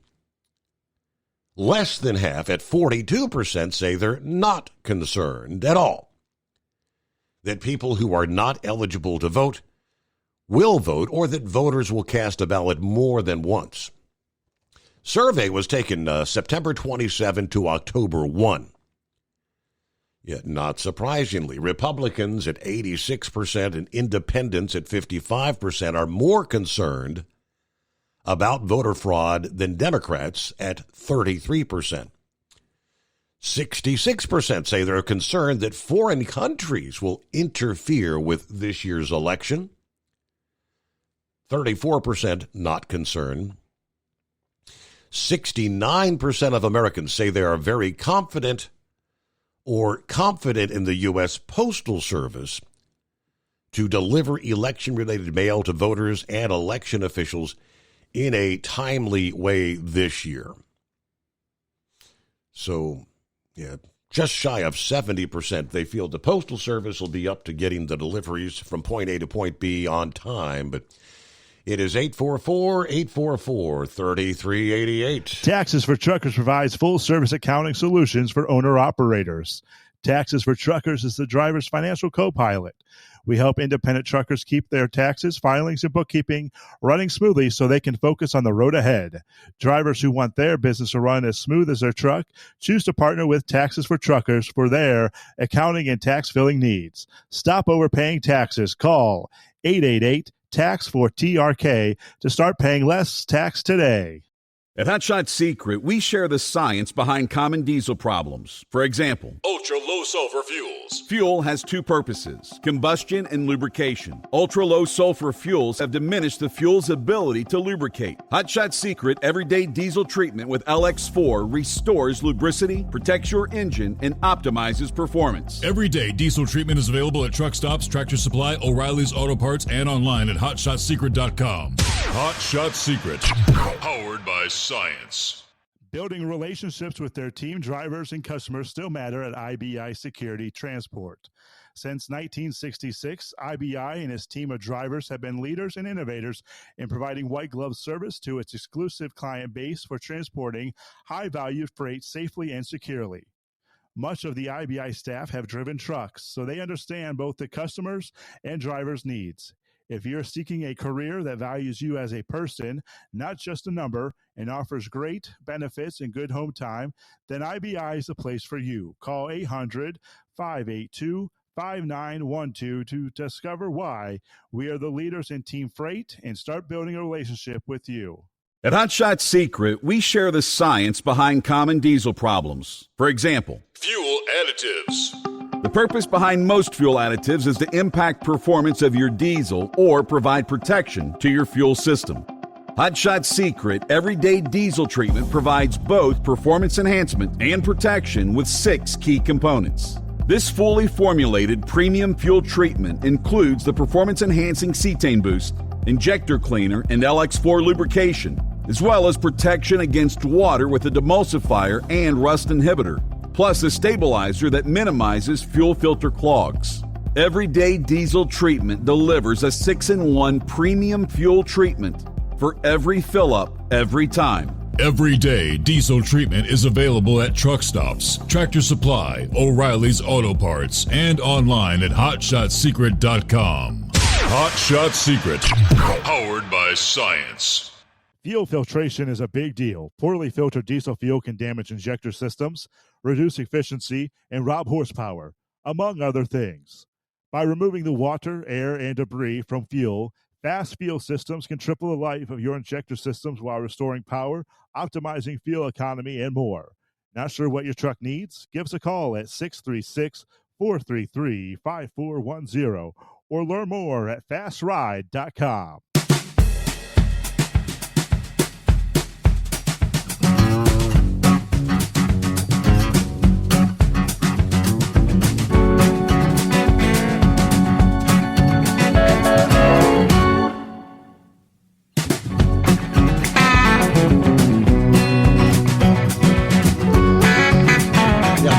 Some of the cruises that are taking place this week. Yeah, some folks ended up. How about this? I guess they call them a cruise to nowhere, where you set sail and you end up not stopping anywhere. They had the Margaritaville at Sea Islander that departed on October the 4th. From Tampa. They were supposed to be stopping at Cozumel. I guess that stop was supposed to be yesterday, but so they ended up departing on the 4th, spent the 5th at sea, canceled the Cozumel protocol, spent the day at sea, and they were supposed to be returning to Tampa on the 8th, aka Tuesday of this week. Yeah, they're going to arrive back in Tampa today and then turn that ship around and get it out of Tampa. And whatever the next itinerary was supposed to be, like Key West and Cozumel, that's going to be changed. But how about taking a 5-day cruise that gets cut to a 4-day cruise and you end up stopping nowhere? Oh, well, you had fun on the ship, right? Hello, Getaway Man. Steve, how you doing tonight? I'm doing okay. How's life treating you? Oh, pretty good, Steve. What I called about, what I want to talk about tonight, some of the guys were just talking about. Well, to make a long story short, last Tuesday, I decided that would be a good day to renew my XM or my Sirius radio satellite subscription again. Yeah. For my daytime radio pleasure. So I did that, and some of the things I've heard, you wouldn't believe some of the things. I'm glad I did. I mean, just in 3 or 4 days, some of them programs that, they run like Monday through Friday. I'll tell you, I'm a big Patriot Channel fan. I think you probably got quite a few listeners out there who probably listen to the Patriot Channel on satellite. Anyhow, some of the things I heard, one of the guys just called in here a few minutes ago. He's asking, where's all the money? What's going on? Why ain't these people getting help down there in the Carolinas? And I thought, well, I bet I can shed some light on that, especially after some of the things I've heard. And a couple things I heard was, turns out, I'll tell you, one of the guys that was talking about this was a morning program by a morning talk show host by the name of Wilkow, I forget the name of the show, but his name's Andrew Wilkow. He was saying old Joey and Commie Law have spent $150 billion, that's billion with a B, on illegals, but they only want to turn around and give $10 million in aid to the people of North Carolina, which averages out to like $750 per head.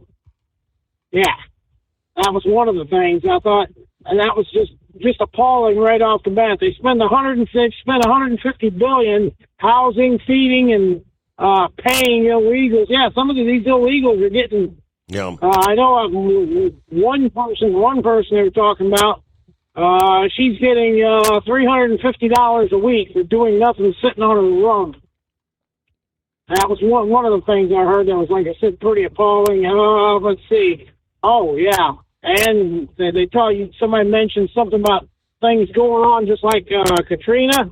Yeah, here's another shades of Katrina shenanigan. I heard some sheriff. Now, this is a sheriff, a man elected to office. He was going around trying to seize weapons and disarm people as just right before the hurricane set in, Helene. But I didn't hear exactly where that was happening at. I was wondering, did you hear anything about that, or where that might have been happening?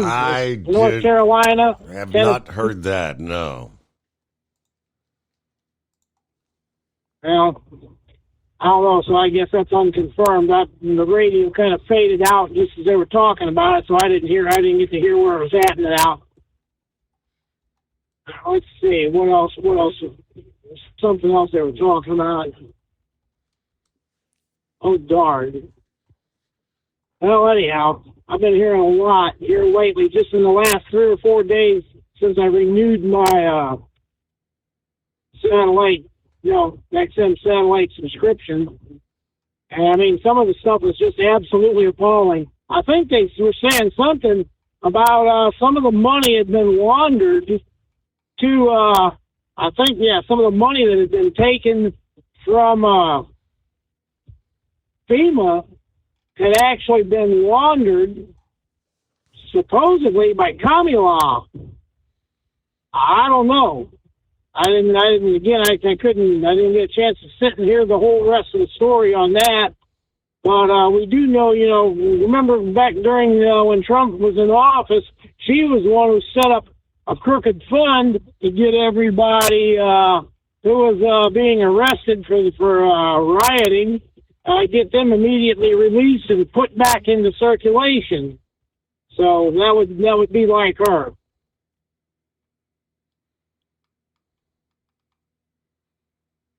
I know that the headline from the New York Times was that some of the FEMA funds are going to what they call NGOs, non-governmental organizations. It was legislation with the last however many billions of dollars of FEMA appropriations, the funds that were divvied to FEMA, that relaxed what FEMA was legally allowed to use the funds for, made it much easier for them to use funds, which obviously they had been doing. And now when a true major disaster occurs, suddenly we need more money. And that's pretty much where they're at right now. From Feature Story News in Washington, I'm Kate Fisher. Intense airstrikes have been reported across Lebanon, in the capital, Beirut, and across the centre of the country, as the Israeli Defense Force confirms it continues to target what it says are Hezbollah sites.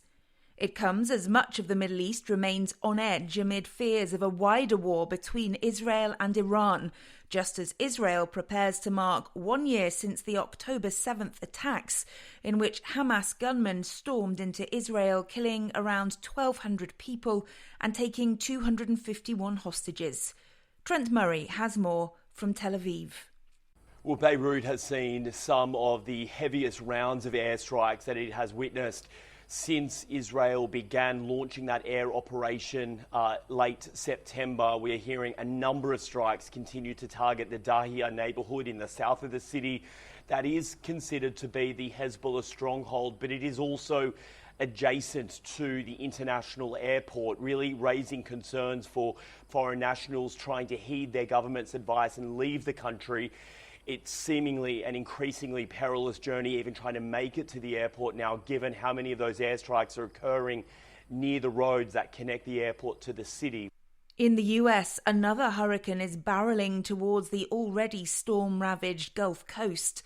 A state of emergency has been declared in parts of Florida, where the state is still clearing up from the effects of Hurricane Helene. The National Hurricane Center's confirmed that Milton, currently off the coast of Mexico, has intensified into a Category 1 hurricane. It warns it could pose life-threatening hazards for parts of Florida's west coast when it's expected to make landfall on Wednesday. The Federal Emergency Management Agency Administrator Deanne Criswell told ABC's This Week that FEMA is funneling resources into the state and coordinating with local officials.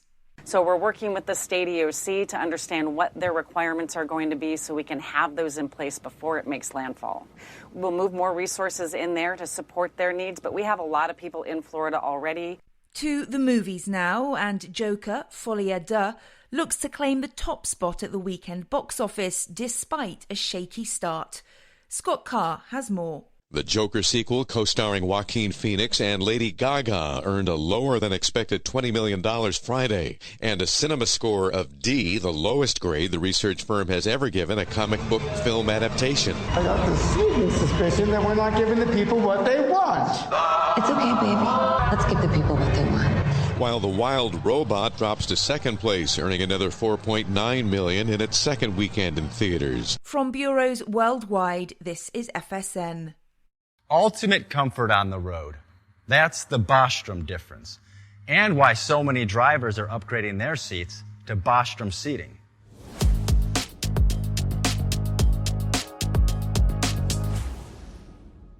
With roots dating back to 1935, we know seating. We've developed a full line of high-quality products with the right seat for your application, all made right here in the USA. From our top-of-the-line Wide Ride Plus Certa for the long-haul driver to our entry-level Baja series for the vocational driver, we provide you with the comfort you deserve at the price point you're looking for. We know you're busy. You don't have time to search every distributor and dealership for the right seat, only to find the one you want won't fit in your truck. That's why we created BostromSeating.com. It's a complete seating solution. You can build the perfect seat with the features and options you desire, and we'll help you be certain it'll fit in your cab. Once you've built the perfect seat and have the part number in hand, you can shop pricing and availability. Our Where to Buy feature allows you to pick up a seat right where you are or anywhere along the road you'll be traveling. When you install a Bostrom seat, you become part of the Bostrom family. A family that includes other drivers who recognize this is more than work. It's a ride. One that requires the next level comfort and support only Bostrom can provide.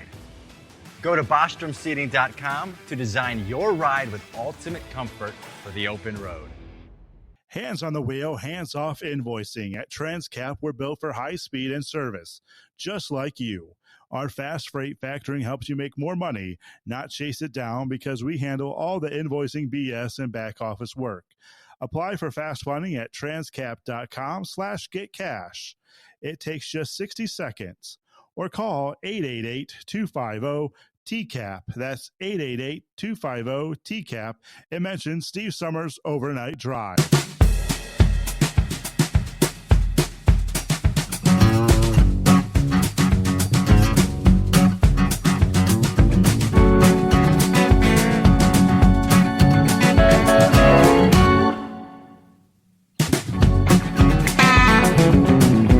Clear lines at 844-844-3388. On a Monday. There were no changes from 11 p.m. Eastern to the 2 a.m. update. Milton still at 90 mile per hour sustained winds. Category 1. But some of the key messages from the Hurricane Center: it is forecast to be a major hurricane when it reaches the west coast of Florida by midweek. Do not focus on the details of the forecast, as there remains significant, they tell us, uncertainty in the eventual track and intensity. Yeah, the headline said Milton is moving rather erratically. It's kind of juggling around. It's too soon to specify the exact magnitude and location of the greatest impacts. But there is increasing risk of a life-threatening storm surge and damaging winds. Beginning early Wednesday, storm surge and hurricane watches will likely be issued early today. So in a matter of hours, residents in Florida should follow any advice given by the officials. Obviously, as far as evacuation orders, a bunch of them will be coming down. Areas of heavy rain will impact portions of Florida today, Monday, well ahead of Milton. with heavy rain more directly related to the system later on Tuesday through Wednesday night. This rainfall brings the risk of considerable flash urban and aerial flooding, along with the potential of moderate to major river flooding. So tropical storm conditions are expected, with hurricane conditions possibly beginning today across portions of the northern Yucatan Peninsula of Mexico, where they do have tropical storm warnings and a hurricane watch in effect. So the Yucatan today, but rain well in advance of Milton's arrival.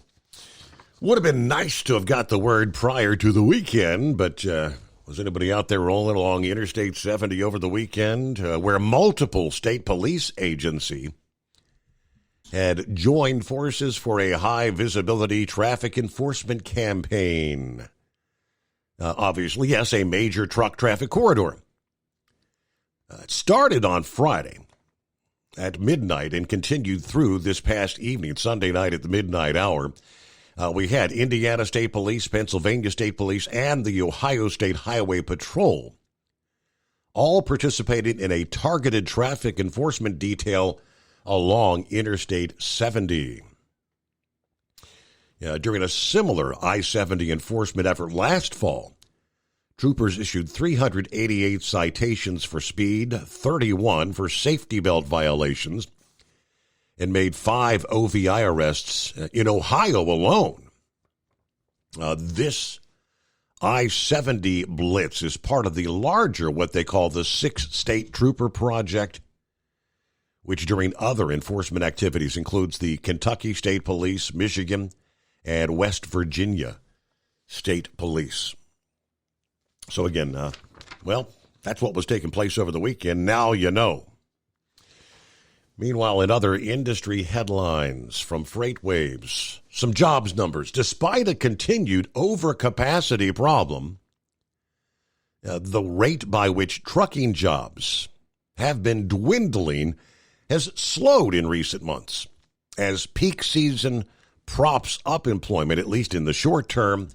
Latest number from the Bureau of Labor Statistics, 700 trucking jobs were eliminated in September. This marked the 6th consecutive monthly loss, which was preceded by a 5-month growth streak, actually. A modest loss in trucking jobs seems antithetical as an industry-wide claim of too many drivers on the road after that flood of new carriers entered the market during the pandemic. Freight rates were skyrocketing. The vice president of intelligence at Arrival Logistics told Landline that growth within private fleets to bow out in an unsustainable spot rate environment. Other factors are also keeping drivers in the seat until the end of the year. They say some volatility over the last week or two from hurricane relief and disruptions in normal port activity, as well as a promising outlook for peak season, as they call it, at least compared to last year, may help limit further job losses until the typical slowdowns we see in the mid to late first quarter. A larger sustained recovery still seems a ways off. Given the capacity trends in the market today, I expect any near-term rate hikes will fade as relief efforts die down in urgency. But actually, we're going to see another surge in relief effort rolling into Florida later this week. Revised numbers revealed fewer trucking job losses than expected, with a decrease of 700 jobs in August compared to the previously reported decrease of 1,400. A decrease of 1,900 jobs in July compared to the previously reported decrease of 2,000. Closing out the third quarter of 24, trucking jobs were down by more than 8,000 for the year, with a net loss of nearly 13,000 during this current 6-month losing streak. and a loss of 7,500 compared to last September. Accounting for all transportation sector jobs, employment dropped by nearly 9,000 jobs. It is 844-844-3388. More on Helene and the fallout. Transportation Secretary Buttigieg ordering a suspension of private drone flights in North Carolina's flood zone, which sparked fury and a backtrack amidst intense backlash. We know this storm left the trail of destruction. As the death toll continues to rise, hundreds are still unaccounted for, and residents are desperate for help, they tell us. However, instead of expediting rescue efforts, FEMA and the Biden administration seem more focused on suppressing the efforts of private citizens who have stepped up where the federal response has faltered. Buttigieg, the DOT secretary, took to social media to announce drone pilots do not fly your drone near or around rescue and recovery efforts for Hurricane Helene. Interfering with emergency response operations impacts search and rescue operations on the ground.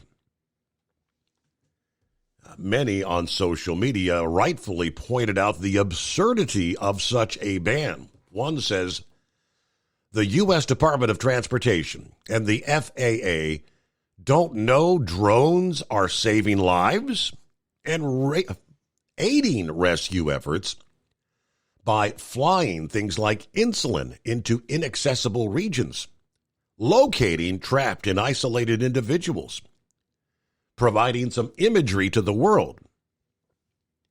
Another pointed out, this is so damn stupid. People are getting baby formula, insulin, and food this way after being wiped out from our federal government for 6 days. Buttigieg and FEMA's mishandling of this disaster is not just an issue of bureaucratic red tape. It's a deliberate attempt to control the narrative. FEMA's lies and obfuscations have left North Carolinians in the dark, both figuratively and literally. The federal government, rather than empowering the people, the citizens, to help, are taking unprecedented steps to stifle their efforts. Adding insult to injury, Buttigieg's order was followed by a weak clarification from the Department of Transportation after that backlash became so loud to ignore.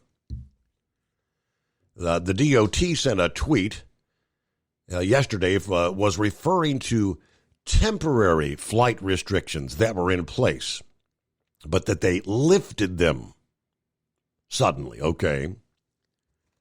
Yeah, the spokesperson went on to say the FAA is not banning drones from providing hurricane disaster relief and recovery assistance. At times, local authorities and law enforcement may request the FAA to issue a temporary flight restriction in order to ensure safety for aircraft or drones operating in certain areas.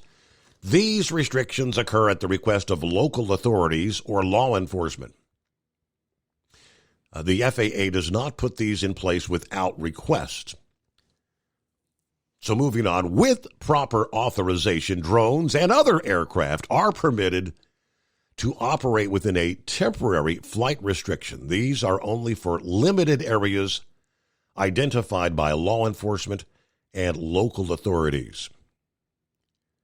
Relief operations, including civilian operations and volunteers that are coordinating with emergency responders, can still access the airspace during these restrictions. So they really went from one extreme to the other. They flip-flopped. Anyone looking to use a drone or other aircraft to assist in disaster relief and recovery should coordinate with first responders and law enforcement on the scene to ensure they do not disrupt life-saving operations.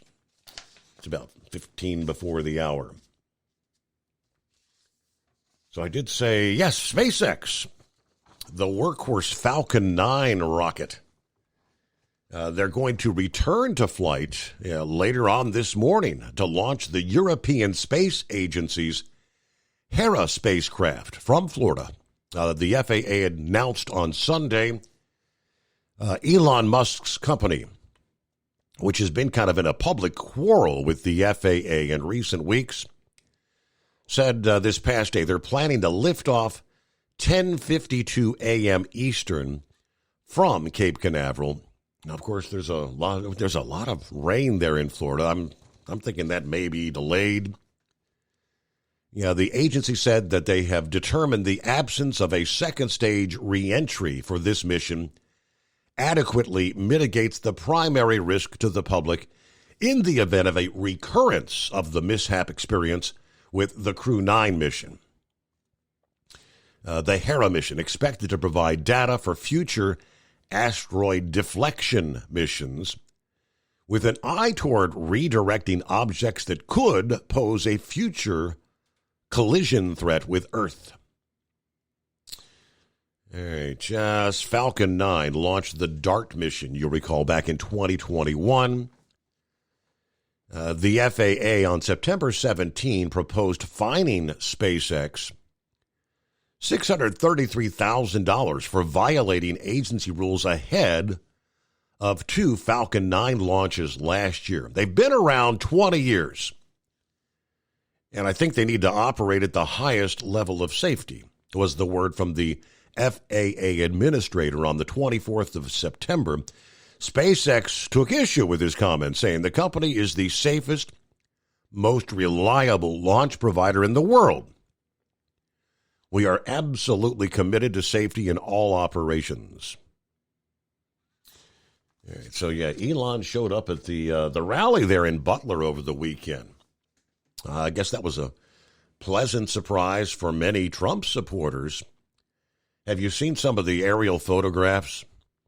Crowd was estimated somewhere between 50 and 60,000 in Butler, Pennsylvania this weekend. Wow. More on that coming up. First, we get a quick timeout. Taxes for Truckers provides full-service accounting solutions for owner-operators. Taxes for Truckers is the driver's financial co-pilot.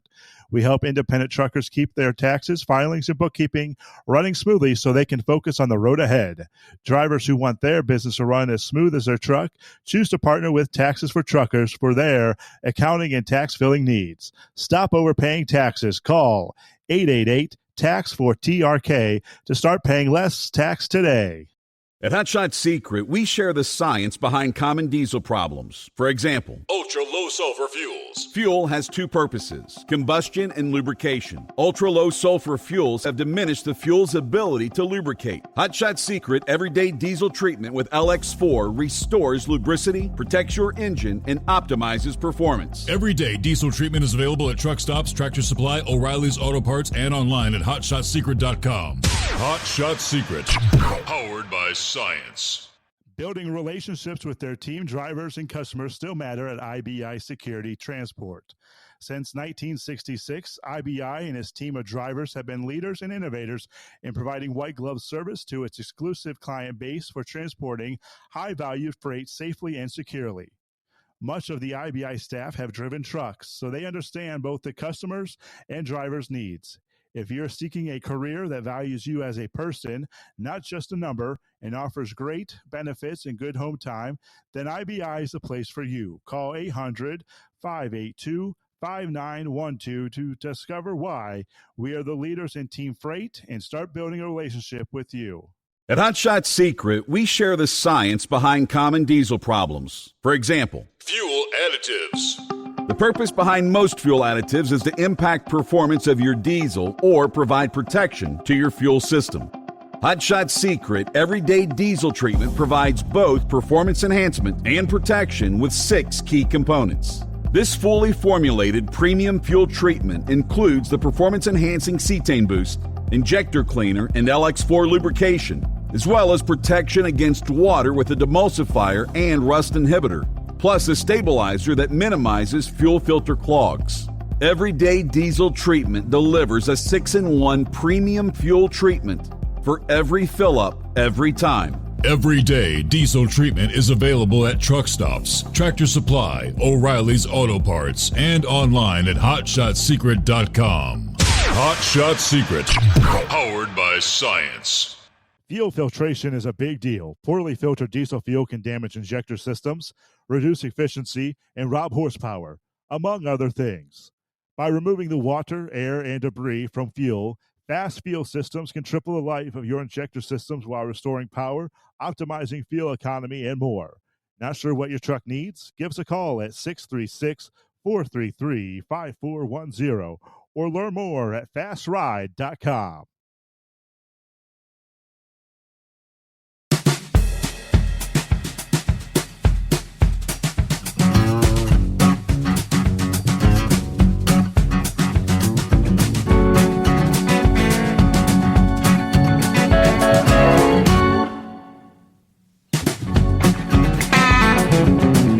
So, yeah, it was Elon Musk. What they're referencing as a memorable appearance with former President Trump at the rally in Butler, PA Saturday.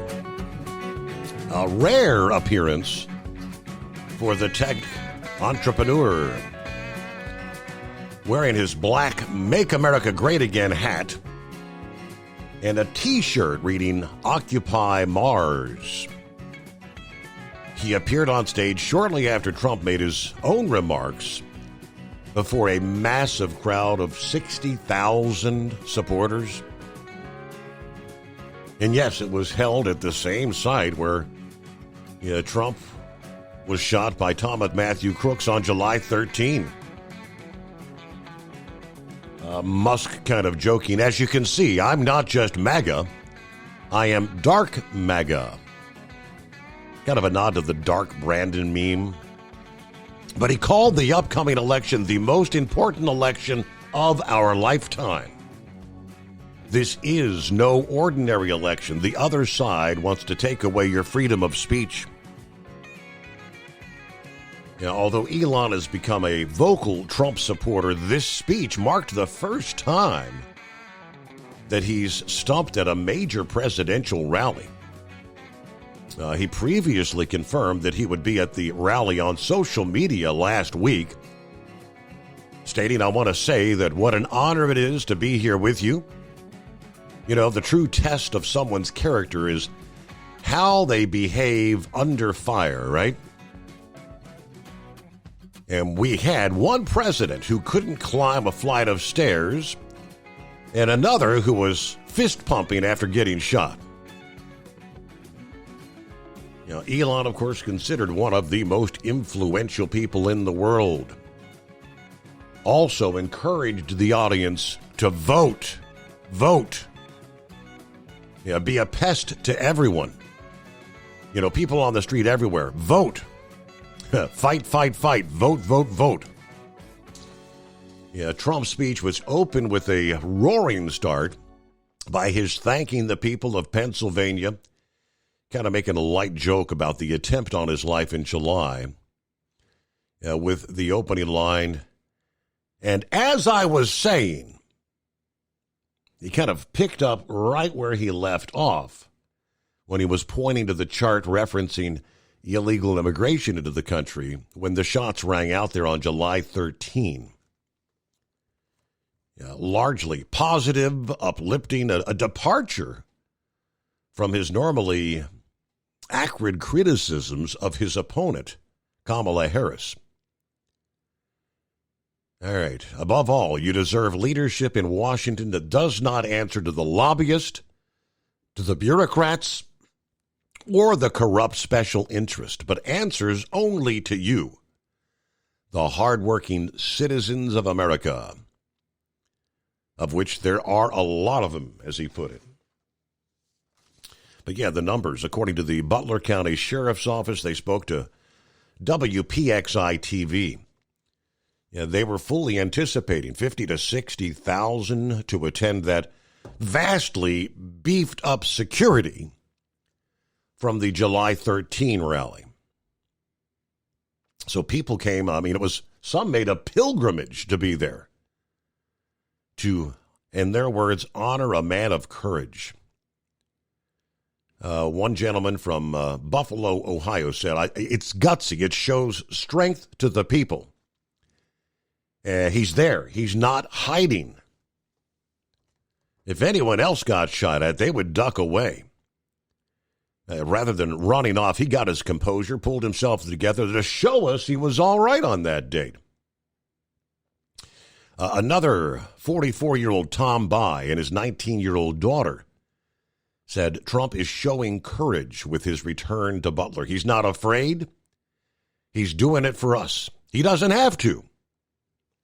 He speaks for the people the way people speak, which to me, according to Tom, speaks volumes. He's not going to run and hide.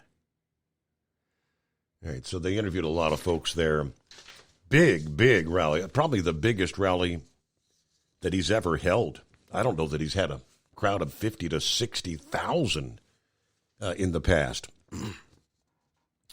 All right, lines available at 844-844-3388. I think Eagles going to join us here on a Monday morning coming up here. Meanwhile, get ready for the big cool-off in the Northeast. Some chilly Canadian air moving your way. Ahead of the cooler air that arrives this week, you had a pretty nice weekend. Yeah, temperatures actually a few degrees above average for this time of year.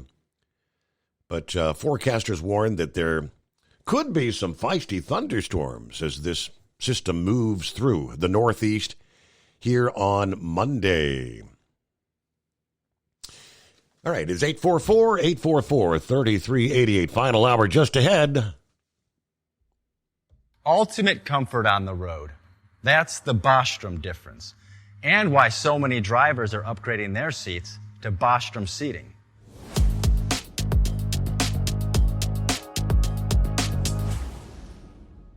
With roots dating back to 1935, we know seating. We've developed a full line of high-quality products with the right seat for your application, all made right here in the USA. From our top-of-the-line Wide Ride Plus Certa for the long-haul driver to our entry-level Baja series for the vocational driver, we provide you with the comfort you deserve at the price point you're looking for. We know you're busy. You don't have time to search every distributor and dealership for the right seat, only to find the one you want won't fit in your truck. That's why we created BostromSeating.com. It's a complete seating solution. You can build the perfect seat with the features and options you desire, and we'll help you be certain it'll fit in your cab. Once you've built the perfect seat and have the part number in hand, you can shop pricing and availability. Our Where to Buy feature allows you to pick up a seat right where you are or anywhere along the road you'll be traveling. When you install a Bostrom seat, you become part of the Bostrom family. A family that includes other drivers who recognize this is more than work. It's a ride, one that requires the next level comfort and support only Bostrom can provide. Go to BostromSeating.com to design your ride with ultimate comfort for the open road. Hands on the wheel, hands off invoicing. At Transcap, we're built for high speed and service, just like you. Our fast freight factoring helps you make more money, not chase it down, because we handle all the invoicing BS and back office work. Apply for fast funding at transcap.com/getcash. It takes just 60 seconds. Or call 888-250-TCAP. That's 888-250-TCAP. And mention Steve Summers' Overnight Drive. From Feature Story News in London, I'm Ollie Barrett. Israel's marking a year since the October the 7th attacks by Hamas. Services are taking place across Israel and the world. Around 1,200 people were killed and over 250 taken hostage. Adam Marnitz's cousin was taken hostage by Hamas, and he says more can be done to get the hostages home. If we were all focused individually and collectively on pressuring Hamas maximally to release the hostages, securing their freedom, returning the bodies of our dead so that their families can grieve and mourn and put closure, there can be healing, pathways can be unlocked, for the suffering to end. This war will not end with Hamas until that's done. 2 Chinese nationals have been killed and at least 10 people injured after an explosion near Jinnah International Airport in Karachi in Pakistan. The Chinese embassy in Pakistan describes it as a terrorist attack. Laura Westbrook reports. The Chinese embassy said the explosion targeted a convoy of Chinese engineers working on a power project in the country's Sindh province. The separatist Balochistan Liberation Army has claimed responsibility for the attack using a vehicle-borne improvised explosive device. The group has regularly targeted Chinese nationals over claims local residents are not receiving their share of wealth extracted from foreign investors. The engineers were part of a Chinese-funded enterprise aiming to build 2 coal power plants. Laura Westbrook, Hong Kong. Rwanda says it will start vaccine trials against the Marburg virus, which has killed at least 12 people in the country. There have been at least 46 cases of the highly infectious disease, which is similar to Ebola. Another hurricane's barreling towards the already storm-ravaged U.S. Gulf Coast. A state of emergency has been declared in parts of Florida while the state is still clearing up from the effects of Hurricane Helene.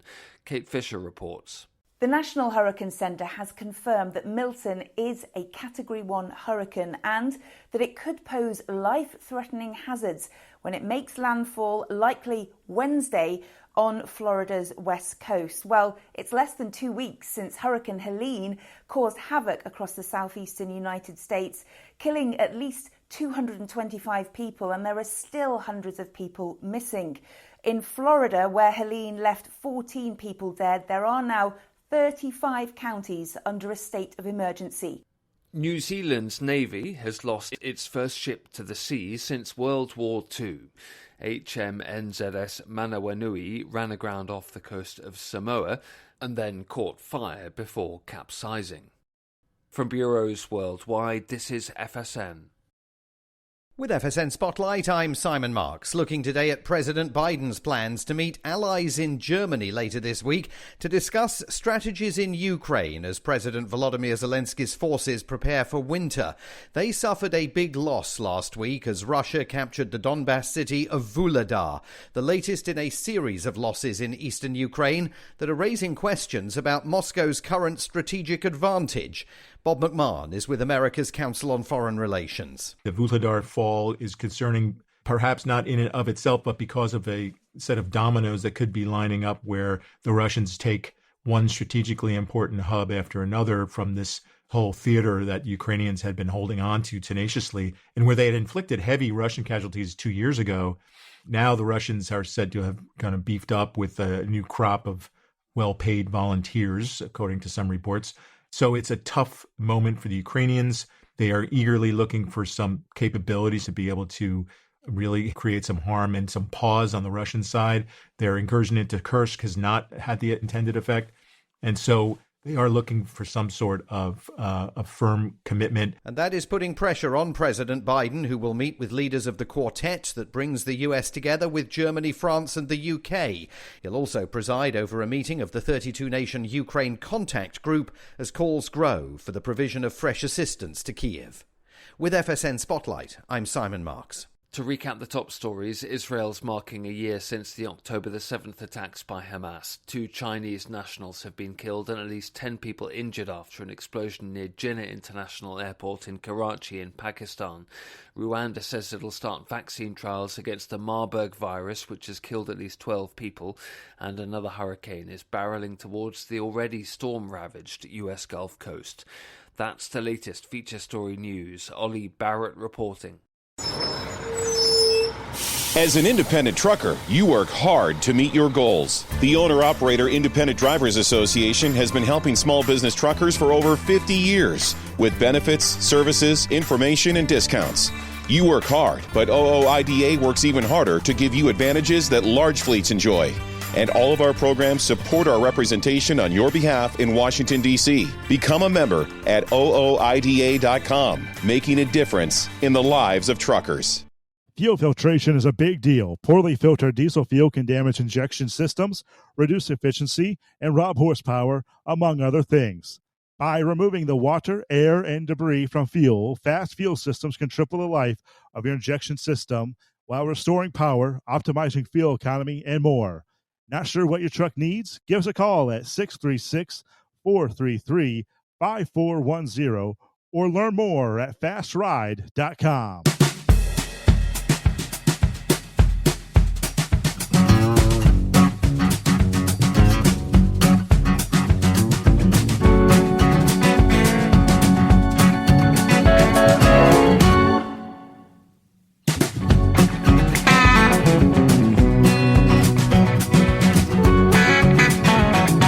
Get our final hour underway here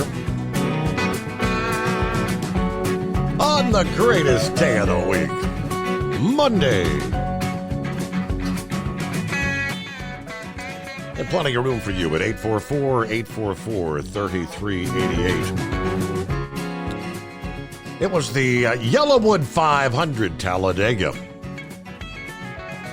that devolved into chaos this past day, as what is notoriously called the Big One claimed nearly the entire field. The massive crash involved 28 cars, marking the most drivers ever wiped out in a single crash in the history of the NASCAR Cup Series. With just 5 laps remaining in the playoff race at Talladega, Brad Keselowski got shoved into the bumper of the race leader, Austin Cindric, while running in the bottom line. The number 2 went flying up the track, following the bump, collecting a number of cars running behind him. When the dust finally settled, it was a record-breaking 28 drivers affected, including postseason contenders Chase Elliott, Joey Logano, Alex Bowman, Cindric, Michael McDowell, and Daniel Hemrick, meanwhile, were taken to the infield care center to be assessed. Were soon released. When asked to recall what caused the incident, McDowell told reporters, "I'm not really sure, to be honest with you. I came down the back straightaway, saw one car get turned. I don't even know what the car it was. And everybody just ran into each other. I didn't have a whole lot of time to react. I was kind of in the middle of it before it even started." But it's all part of speedway racing. When you get down to that 5 laps to go, the intensity ratchets up. To be honest with you, we didn't do a good job of controlling our own destiny.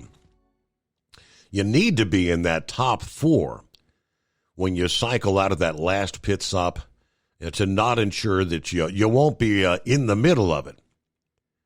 But at least it gives you a better fighting chance, because when you're running 12th, 15th, you're going to be in it. It's just whether or not you can drive away from it. Logano, who had suffered a DNF, placed 33rd, expressed similar sentiment. Everybody just gets more aggressive at the end of the race. I mean, it's nobody's fault. It's not Brad's fault. It's not anybody's fault. It's just the product of the races we got. Everybody's getting more and more aggressive as the laps wind down. It happens, and it happens a lot. Eagle, we've got a load headed to Orlando, Florida. It needs to be there by Wednesday. Can you take care of that? Hell no. Nope. I don't want nothing to do with that. I was just looking at my phone. I had been caught up with it. I see there's another hurricane headed to Florida. Maybe it's supposed to arrive on Wednesday or Thursday. Wednesday, yes. Wednesday. Yeah, it's supposed to go in. Florida, they getting hit hard, man. Like I said, it's already October, and they still having hurricanes, so that's not good. That's part of the reason why I went on here and moved back to Texas, because it seemed like Florida, they having a little bit, I would love to live in Florida, but they got too much going on, and you can't even get no flood insurance right now. And hurricane and flood insurance in Florida no more. Insurance companies won't do it because they don't have so much damage and spend so much money. So you basically on your own. You basically on your own in Florida. So I couldn't go back. If I ever go back to the East Coast, it'll have to be further north. Up close to Virginia, or maybe up into up into Maine, up in that area. It's beautiful up in there, up off of 95. They don't have no damn hurricanes up there. If you got to live by water that bad, if you want to live close to the water and the beaches and stuff, that you can go up north, in Maine and Massachusetts. You don't have to worry about no damn hurricanes. So, but you got to deal with the cold weather. But yeah, Florida just got way too much going on right now. I wouldn't advise nobody to move to Florida. Not with these damn hurry. You lose everything. And you see, especially with this current administration, Steve. Kamala, she would have been better off not saying anything, or she should have let Joe Biden say that. You don't say something like she said last week of offering people as she likes to say, a one-time payment of $750. And here's even worse about the deal, Steve. They saying that a lot of people don't qualify for the $750. Correct. Because, as the government says, they make too much money. Ain't that a damn shame? They say that the people don't qualify because they make too much money, so they don't even get the damn $750. That's like getting slapped in the face twice, not once, but twice. And it definitely don't flip people over, Steve. If you talk to the people, I'm talking about blacks. There's a lot of blacks that live in North Carolina and the South Carolinas. I have family that live there. Family and friends that live in both of the Carolinas, and a lot of blacks, they was gonna vote for Kamala simply because she was black. Well, they were fake black, because she's not black, and she's a phony anyway. She's of mixed race. She ain't black to begin with. But a lot of people was falling for that trap. The same deal, like I told you months ago, Steve, and I don't care who I offend by saying this. Kamala Harris is nothing but Barack Obama with a dress on. She's a fake and a phony. Barack Obama, same deal. He posed as a black man to be president, and he was of mixed race. And a lot of black people wonder why he didn't do a damn thing for him when he was in the White House. Because first of all, he wasn't black, so he never cared about you to begin with. And Kamala will be the same way. Hopefully, people won't repeat that same thing. Like I told you, Steve, I was hoping that people, with Obama, I was hoping they'd kick him out of the White House after 4 years. But a lot of blacks were dumb enough to vote for him for the second time, and allow that idiot to rip him off for 8 years. And guess what? You best believe Obama, he didn't get my vote neither one of those times. And guess what? Kamala won't get my vote either, because I'm a very smart person. You can't fool me. I can see right through a fake, and both of them are fake and phony. And a lot of blacks are starting to figure that out. And believe me, I tell as many black people as I can to wake up and get off the Democratic plantation, because that's what you're on. Is a plantation. All they want you to use you to get your vote, and then after they get your vote, they kick you right back to where you come from and say the hell with you for another 4 years until they need your lousy vote again 4 years later. All of a sudden they're your best friend all of a sudden. And then after that they kick you back to the ghetto and the slums where you belong, as they like to say. So here's how it goes with this other situation, Steve. I understand. I was looking at my telephone, and you was talking last week about these trucks in Tennessee and some other states that were having their truck tires stabbed. Yeah. Where guys were flattening. One guy said he had all 18 of his damn tires cut at a truck stop in, I think it was close to the Memphis area. And I'm saying on my phone, can you believe this, Steve? They're saying that the immigrants were involved in this. They got a picture of 12 illegal immigrants on the. I was looking at a TikTok video. 12 illegal people that shouldn't be in the country to belong with had the nerve to go to a truck stop and cut the tires of trucks. Hard-working American truck drivers, and put their damn tires on flat. And that's ridiculous. And for them to have the nerve to go to a truck stop and do something. And then they saying that they banned them. Can you believe this, Steve? In North Carolina and some of these other states where the hurricane is, some of these people had a nerve and an audacity to go and vandalize. These people have lost everything they own, and you got people that's going there and stealing from these people. Yep. And these are illegals. They call it illegals doing that. What'd you say? Yeah, illegals looting. They said. I think there were a dozen of them.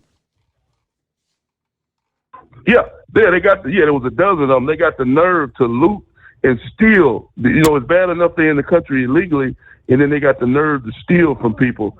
That should be immediate grounds for deportation if you come to the U.S. and do something such as selling drugs, sex trafficking, and stealing. You know, stealing from people is bad enough. You hear the government, they're giving you everything. It look like, I don't know what the hell, like I heard the guy say this weekend, I don't know what the hell are immigrants stealing for. Kamala and Joe Biden giving them everything. What the hell are they stealing for? They're giving them $3,000-$4,000 a month. That ain't enough for those people. That ain't enough for them. They're getting the damn handout from the government. So much money that FEMA went broke, and they still got the nerve to steal from people. So it's just like a slap in the face. Like I said, November can't come fast enough, Steve. And so we can have this damn election and see who the winner going to be so we can get back on track. Because I'm fed up with the whole thing. We've been talking about this for 3 or 4 years now, since 2020. And hopefully the American people will do the right thing and finally wake up out of the deep sleep that they've been in and make the right move so we can get this deal back on track and stop playing games. Because Kamala Harris is nothing but playing games and lying, cheating, and stealing. You know, you wonder why she never hold rallies. You notice now, Steve, that Kamala Harris don't even try to hold rallies no more. I heard last week that she held a rally and only 40 people showed up. I think 40 people showed up, and those were paid people that she don't even bother to hold a damn rally, because the rallies that she did have, she had to pay people to show up. The one she had in Atlanta, she had to have a damn concert of music, the musician show up, and then as soon as the rap singer left the show, everybody got up out and left the damn show after the rap singer. She was standing there with an empty arena. Meanwhile, Donald Trump goes back to Pennsylvania over this weekend, having 60 to 70,000 people, standing room only crowd in Butler, Pennsylvania. And everywhere he go, he's drawing big crowds, no matter what city and town he go to. Like I say, I challenge Kamala Harris, her and her people, hold a rally next week in Butler, Pennsylvania, Steve. This is the challenge for these loser Democrats. Hold a rally next week in Butler, Pennsylvania, and we'll see if Kamala Harris pack in 60,000 people. I'm willing to bet every dime I got in my pocket she won't bring in 50,000 people. She's lucky if she bring in 5,000. And I challenge any Democrat to prove me wrong. And I thank you for taking my call tonight. All right, Eagle, have a great week. Thanks for chiming in here on a Monday. Let's see. The headline was out of Jonesboro, Tennessee. So I guess it was 8, not a dozen. Eight men arrested for looting in flood-ravaged sections of Washington County, and they faced initial court hearings last Monday. A news release states 5 were charged with aggravated burglary for breaking into occupied structures, and 3 were charged with burglary. Those charged with aggravated burglary include Alvin Nahun Rapallo, 24 years old. David Rapallo, 37. Kevin Martinez Lopez, age 25. Marvin Hernandez Martinez, 43. And Dalen Gabriel Julian, 37. Jesus Garcia Pinata, 51. Jose Ortiz Valdez, 30. And Lionel Ortiz Valdez, 33, were charged with burglary. The release stressed that Washington County Sheriff's deputies continued to patrol during the catastrophic flooding, especially along the flood zone. Well, okay. Hey, Kenworth owners, is your AC and heating performing poorly with little airflow in the cab? Soaring Eagle HD Truck Parts is here to solve your worries. Offering aftermarket replacement HVAC boxes and stainless steel with high output blowers receiving 50 to 100% better airflow guaranteed. Not only that, but they also manufacture many other aluminum and stainless steel storage accessories. Check out their website at www.soaringeaglehd.com or call toll-free 1-833-455-2473. Serving you yesterday, today, and for the future. Keep your gas-powered engines running like new? Stable's proprietary formulas are proven by third-party testing to outperform the competition in keeping fuel fresh, preventing corrosion, and cleaning the entire fuel system. With Stable, you can have confidence you are doing the right thing for your engine's long-term health. Just pour into your gas can or fuel tank, then top off with fresh fuel. At every fill-up or when you store, start with Stable.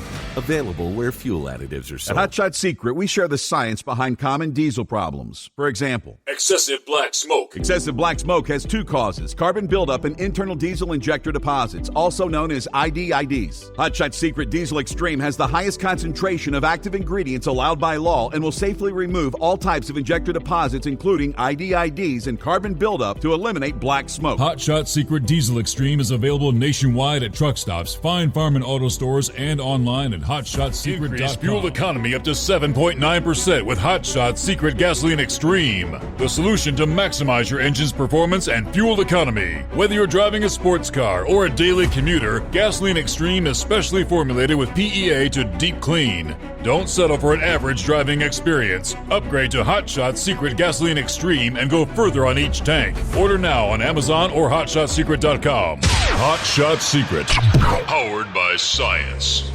Hey truckers, this is Steve Darnell from the hit TV show Vegas Rat Rods. Check it out. Industrial Injection has been a leader in the diesel heavy-duty industry since 1985. Whether you are looking to keep your truck on the road, you are a hardworking farmer feeding America, an over-the-seas mariner, a miner, or a construction craftsman, Industrial Injection can help keep your heavy-duty rigs and equipment running so you can keep America thriving. Get all your turbochargers, injection pumps, injectors, and engine parts at industrialinjection.com. Industrial Injection, the place to go for all your diesel parts needs. The Overnight Drive with Steve Summers. Live from the Hot Shot Secret Studios. Call Steve now. 844-844-3388. That's 844-844-3388. Well, let's check in with Plowboy on a Monday morning. Plowboy. Well, good morning, Steve. Feel a little noisy for a minute. Got back in. But now, we were calling here a minute ago, and I think, getting there, I did real blank, but he was saying the crowd out there at Trump Rally. It reminded me of like when the Pope has a major holiday, the way I seen it, because all you can see as far as you can see off them cameras, crowd after crowd after crowd, just all in line. And when Eagles said that, I mean, that's just exactly what I was thinking about. But no, there was I watched parts of it. But then again, I was watching my Alabama get smoked too. Mm-hmm. It was not a good Saturday. But Ed was right. Tennessee, yeah.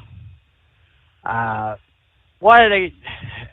I hadn't looked at them. What are we looking at? Where did Alabama fall to? I think they dropped to seventh. They don't deserve 10. Really, they don't. If he can get beat by an unranked team, no. Top 10 is too damn good for them. I mean, nah. Because at times when they were so, 2 touchdowns ahead plus, no. They had no reason to even. I kind of alluded that last week. The way they played Georgia in the second half, no, they never even wanted to play that game, in my opinion. But just my opinion, but I was not happy with them last week, so we can go from there. But Steve, they're always talking about getting people to show up for events, correct? Like, let's just say Cincinnati. They're always talking, well, our turnout for be the Reds or the Bengals or whoever is short, right? Mm-hmm. Have you seen what's going on in San Diego? Have you caught that story here lately? I have not, no. The Padres are only allowed a select few counties. If I remember right, it was like 5 counties is always able to come to the Padres game playing. I believe they're playing the Dodgers, and they're only allowing a few. If you buy the tickets and you live out of that zone, they will cancel them and no return on your money. That's pretty damn absurd, to tell you the truth, because L.A. ain't that far from San Diego. And hell, you want to go ahead, root, if you were from L.A., you want to go root the Dodgers on. It ought to be a welcoming bunch or lemon. So they're talking about. They don't want people, Dodgers fans, to be able to. They want to have what they call the home field advantage when they're playing in San Diego. Then that's what they're trying to do. They were that. That's the way I read it. Because if you were from Western Arizona, Baja California, and you couldn't get a ticket to that game.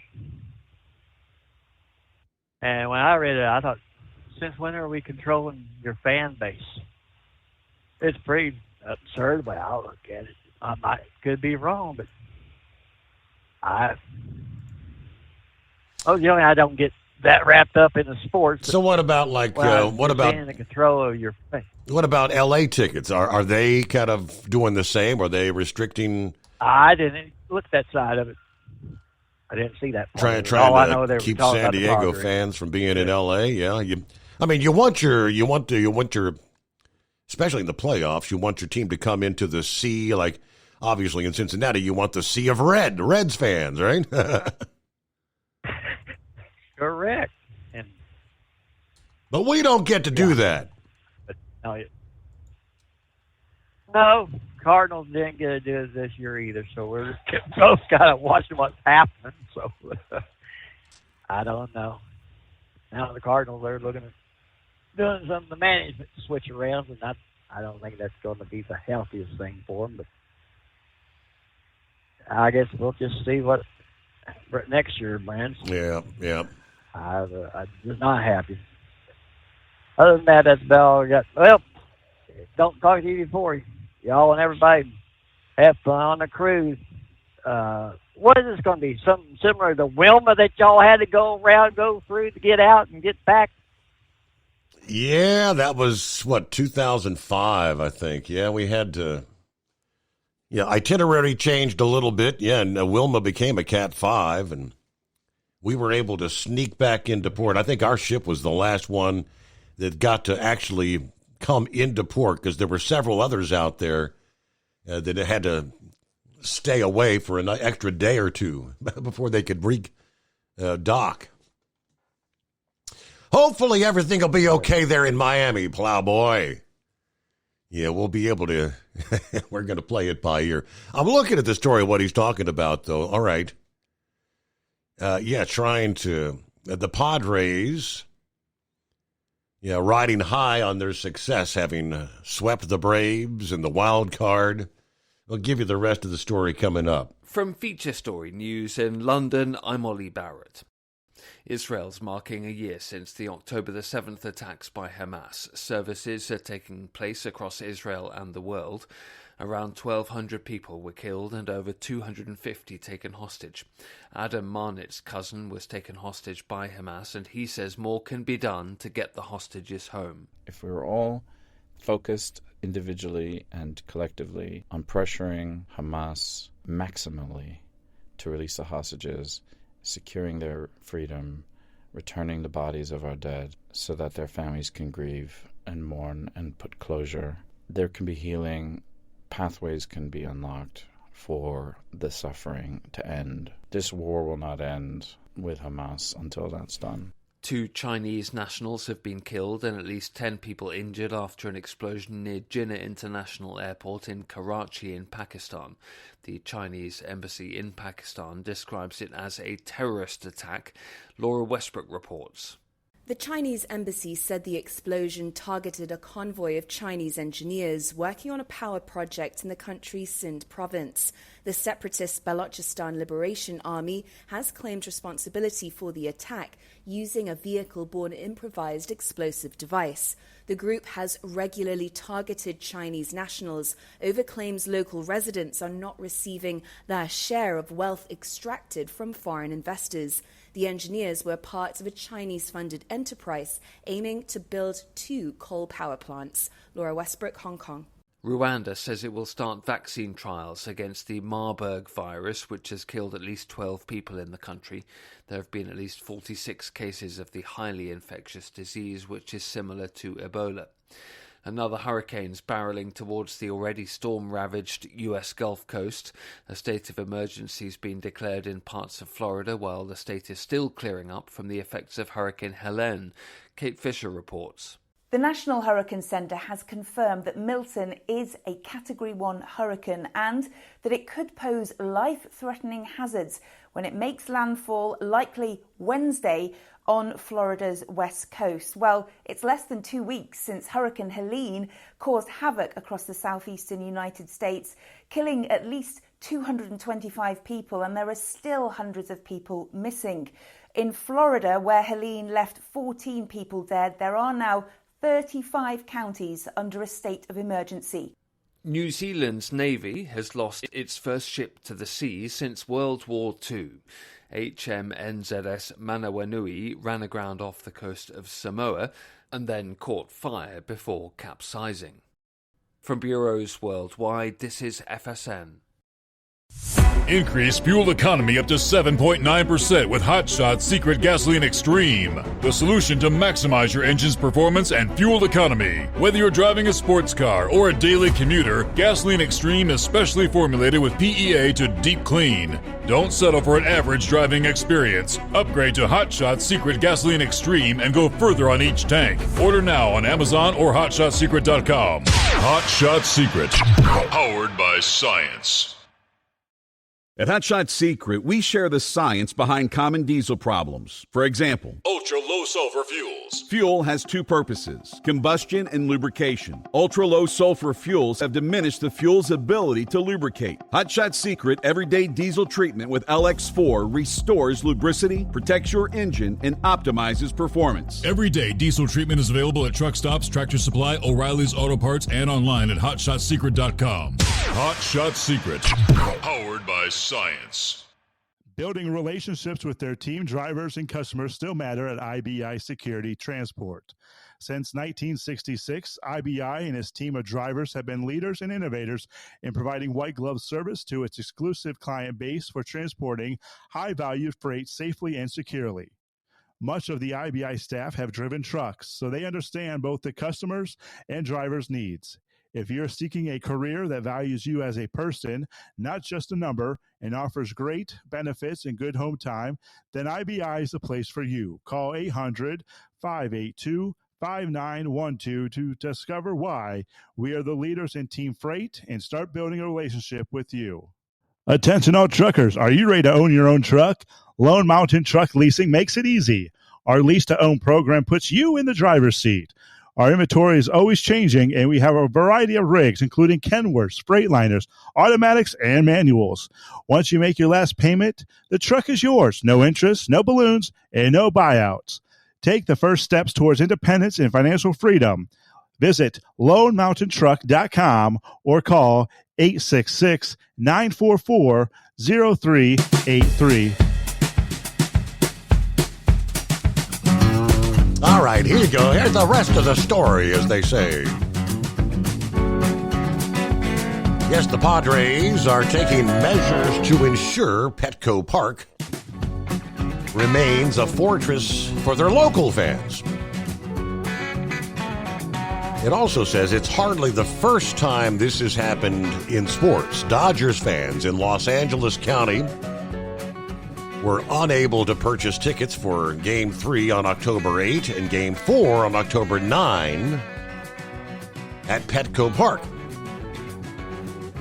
If attempted ticket purchases are made from outside the San Diego area, An important information message will prompt, stating sales for this event are restricted to residents of San Diego County, Southern Orange County, Western Arizona, Las Vegas, and the surrounding area, and all of Baja California. Residency will be determined by the credit card billing address. Orders from residents outside the listed areas will be canceled without notice, and refunds will be issued. So you do get a refund, but the Padres aiming to fill Petco Park with a massive San Diego crowd, fostering a sense of local pride and inclusivity rather than a sea of Blue Dodgers fans. So I'm not even sure. You had the Padres at the Dodgers, right? So that was the Saturday and Sunday game. So technically, tonight's an off night. Tuesday night will be that first game at Petco Park. And let's see, final 3 games, 8th, 9th, and 11th, if it goes that far. They do say it's happened before. Ticket restrictions are not a new tactic. It's not the first time teams have tried to keep their tickets out of the hands of their opponent's fan base. During the 24 NBA first-round playoff series between the 76ers and the Knicks, the 76ers owners went to great lengths to keep Knicks fans out of Wells Fargo Arena. For Game 6, Philadelphia's team owners purchased more than 2,000 tickets and distributed them to people who served the Philadelphia community. This was taken in response to the overwhelming presence of Knicks fans at Game 4, which actually created the impression that New York had a home court advantage. The large number of traveling fans that were there to support the Knicks. Okay, so doing what you got to do, I guess, to try to keep you want the home field advantage. That crowd response, they tell us in the world of sports, really does make a difference. All right, hello to Hoot Hoo. I love this most important day of the week. Thank you, Steve, so much for reading out loud the names of those thieves. Yeah, and that's kind of the reason I did that. Because if you go to fact check, it'll try to say that no, that's a false statement. Either way, happy Monday, best day of the week. Coffee up. Good morning, Mr. Summers and the Hot Shot Secret Nation, and the great product of Staybill. High of 68 for Fort Wayne, 65 Sterling Heights. I noticed that the seasons are changing. Your daytime highs are getting a bit cooler there, Truck and Phil. Let's get the week started. Fort Wayne to Sterling Heights and back once again. Semper Fi from Truck and Phil. And the anonymous hippopotamus. Yeah, thanks for taking me back, Your Honor. So I was going to ask you there, did you read the names, but you didn't read the addresses where those individuals were from, that they have maybe on their driver's license or something, an address? I didn't. All I had was names and ages. That's all they showed me. Sorry. So we don't know if they're from Venezuela or Guatemala or Mexico or United Correct. States. No idea. That's nice. No idea. Well, we got to hide that. Anyways, hey, I did see, and people have asked me, if my tank ends up like in the river, say, I'd bet on the Key Bridge or something, and when it collapsed and my tank ends up in the water, does it float?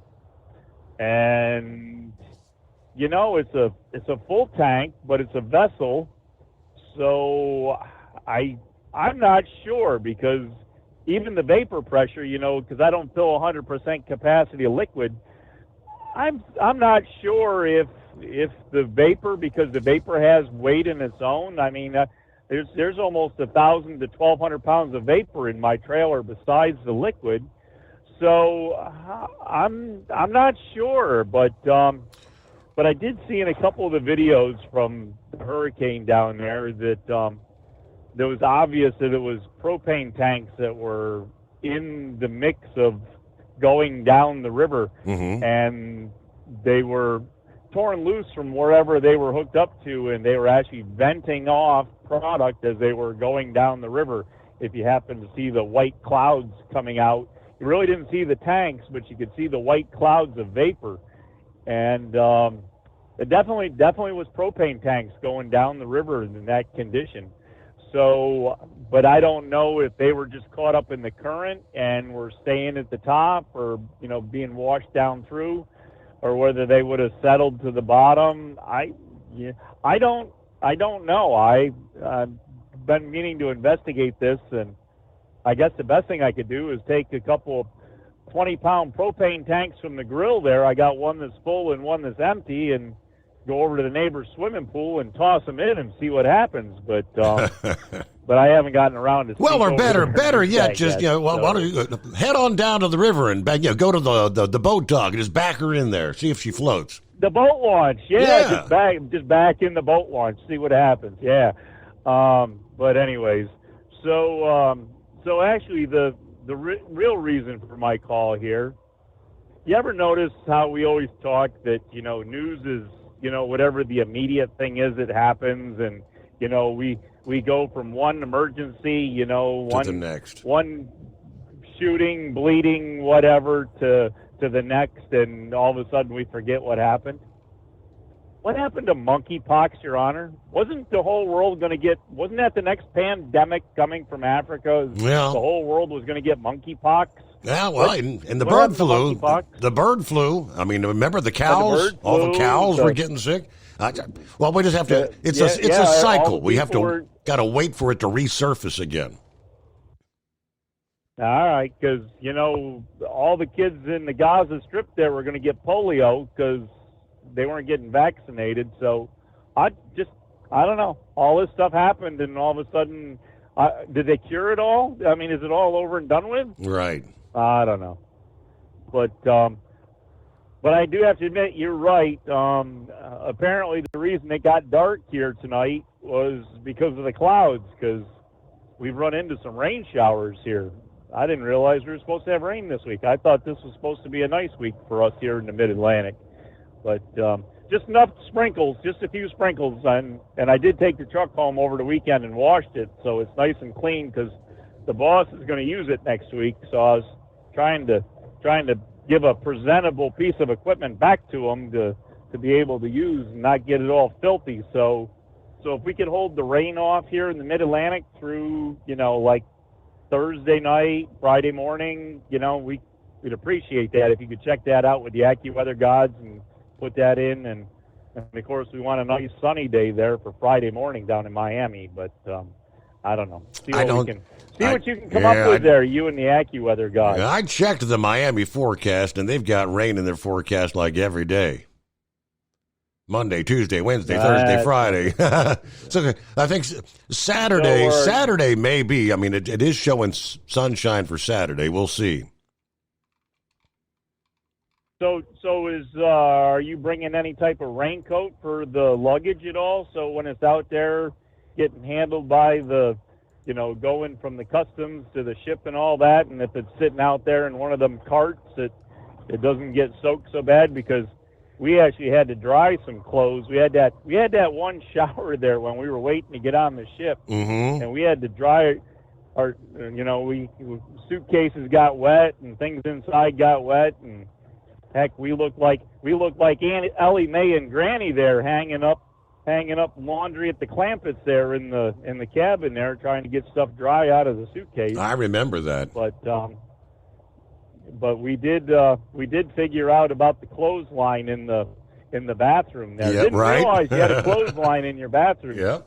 But yeah, there's a retractable clothesline you can pull out in your bathroom and hang your swimwear or whatever up over top of that. And so anyways, that's about all we got going for you here on the rest of the greatest day of the week. And maybe you can pull off a little due diligence. You can 10, 12 minutes. Thinking to people. It's a Monday. I don't know about that. We'll see. We shall see. All right, so they came to that tentative deal, right? The longshoreman strike that ultimately lasted less than 3 days. And Representative Andy Harris over the weekend said that this tentative 62% pay raise that the longshoremen negotiated, he says, will have a negative effect on the economy, driving up prices beyond what they already are as a result of inflation. He says, quote, I will argue that it's not that good because what it signals, remember, this is a 62% wage increase over 6 years. So we're talking a 10% wage increase per year. Yeah, this is the spiral that we have not yet seen. The labor costs spiral out of the Biden-Kamala Harris inflation problem. So what you're going to see is, now you're going to see other workers who say, wait a minute, the longshoremen just got a 10% per year increase. Why don't we get a 10% per year increase? And now prices are going to spiral out of control. Once again, because of the inflation debacle as a result of this administration. All right, the 45,000 dock workers reached the deal to suspend the strike until January 15 to allow time to negotiate the new contract. The union set back to work immediately. The strike was temporarily ended after the Maritime Alliance came to a tentative agreement on the wages, with the ports increasing their wage offer from what was about 50% over 6 years to 62%. When asked if a strike could happen again if the longshoremen's demands are not met in January, Harris predicted they'll remain on the job. Yeah, they want more. Yeah, the raise was what they really wanted. And again, just so you understand, it's 10% per year. A lot of people I know aren't getting 10% yearly raises, right? You think? So they got a majority of what they want.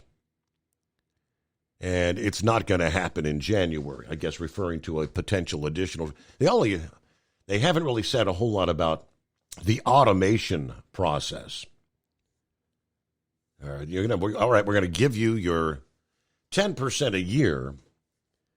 And then, of course, they start throwing in a whole bunch of automation. And, well, we don't need as many of you anymore. Is that a possibility? Are they going to have any guarantees about job numbers? I don't think they can do that. So be careful what you wish for. You may find yourself out of a job, wishing you could have that job back, having taken maybe a 30% wage increase. Time will tell. Taxes for Truckers provides full-service accounting solutions for owner-operators. Taxes for Truckers is the driver's financial co-pilot. We help independent truckers keep their taxes, filings, and bookkeeping running smoothly so they can focus on the road ahead. Drivers who want their business to run as smooth as their truck choose to partner with Taxes for Truckers for their accounting and tax filing needs. Stop overpaying taxes. Call 888-TAX-4TRK to start paying less tax today. At Hot Shot Secret, we share the science behind common diesel problems. For example, ultra-low sulfur fuels. Fuel has two purposes, combustion and lubrication. Ultra-low sulfur fuels have diminished the fuel's ability to lubricate. Hot Shot Secret Everyday Diesel Treatment with LX4 restores lubricity, protects your engine, and optimizes performance. Everyday diesel treatment is available at truck stops, Tractor Supply, O'Reilly's Auto Parts, and online at hotshotsecret.com. Hot Shot Secret, powered by science. Building relationships with their team drivers and customers still matter at IBI Security Transport. Since 1966, IBI and its team of drivers have been leaders and innovators in providing white glove service to its exclusive client base for transporting high-value freight safely and securely. Much of the IBI staff have driven trucks, so they understand both the customers' and drivers' needs. If you're seeking a career that values you as a person, not just a number, and offers great benefits and good home time, then IBI is the place for you. Call 5912 to discover why we are the leaders in team freight and start building a relationship with you. At Hot Shot Secret, we share the science behind common diesel problems. For example, Fuel additives. the purpose behind most fuel additives is to impact performance of your diesel or provide protection to your fuel system. Hot Shot Secret Everyday Diesel Treatment provides both performance enhancement and protection with 6 key components. This fully formulated premium fuel treatment includes the performance-enhancing cetane boost, injector cleaner, and LX4 lubrication, as well as protection against water with a demulsifier and rust inhibitor, plus a stabilizer that minimizes fuel filter clogs. Everyday Diesel Treatment delivers a 6-in-1 premium fuel treatment for every fill-up, every time. Everyday Diesel Treatment is available at truck stops, Tractor Supply, O'Reilly's Auto Parts, and online at HotShotSecret.com. Hot Shot Secret, powered by science. Fuel filtration is a big deal. Poorly filtered diesel fuel can damage injector systems, reduce efficiency, and rob horsepower, among other things. By removing the water, air, and debris from fuel, Fast Fuel Systems can triple the life of your injector systems while restoring power, optimizing fuel economy, and more. Not sure what your truck needs? Give us a call at 636-433-5410 or learn more at fastride.com.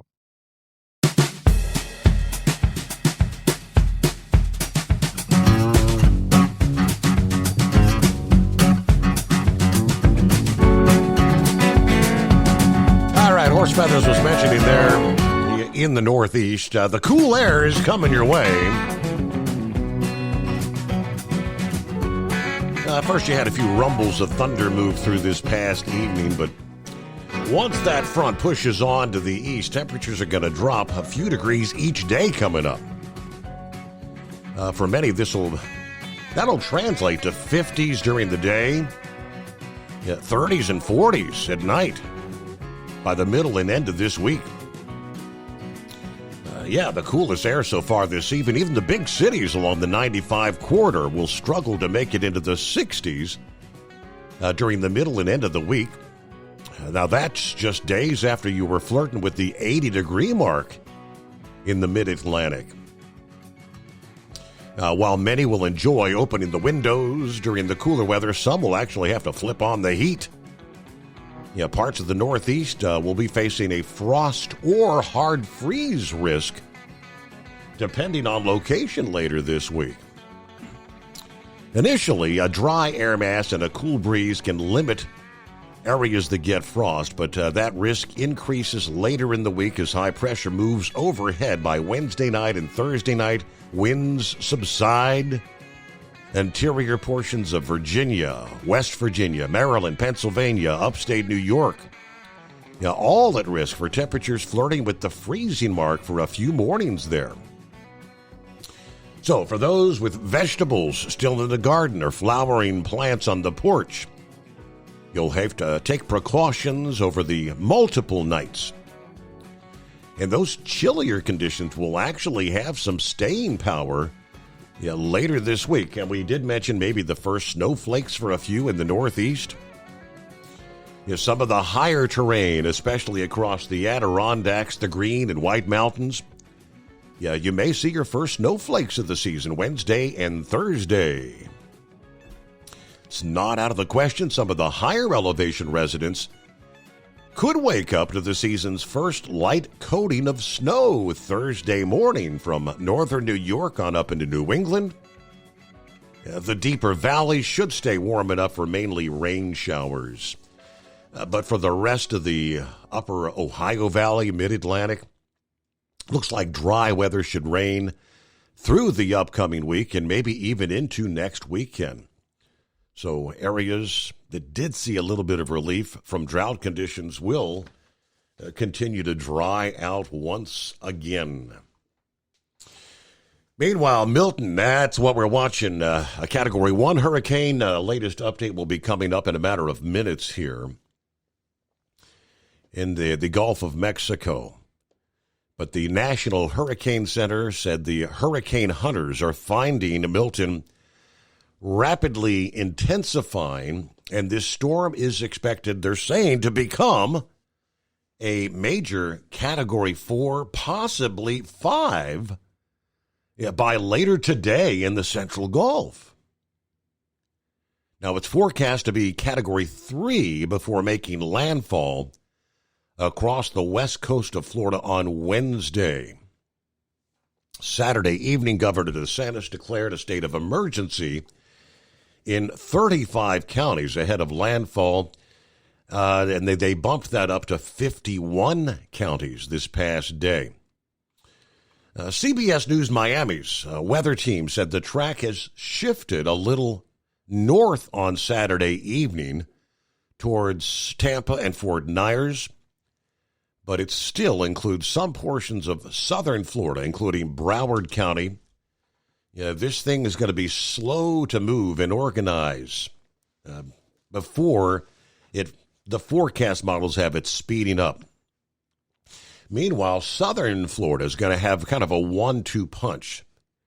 This past day, you saw a weaker non-tropical area of low pressure that brought a lot of rain to the state. And that's going to bring South Florida's first round of heavy rain and potential flooding. By Tuesday, you may see a slight break with a few storms in the area, but the second punch will indeed be Milton, arriving Wednesday afternoon, bringing more heavy rain and windy weather. Depending on the track, Milton could bring tropical storm conditions very early Wednesday for most of southern Florida. The Keys, Florida Keys, could see these conditions even a bit earlier. But they do say for now, South Florida's main threat is going to be the risk of rainwater flooding. 4 to 7 inches, maybe more, are looking likely across the area. Saturday will be a precursor to this stretch of very wet weather, with ongoing rounds of showers and storms set to move through the area. That's kind of prime Florida soils for what will likely be an increasing flood risk set to continue on into the week ahead. So they're talking Saturday of this past Saturday, with the rains continuing off and on.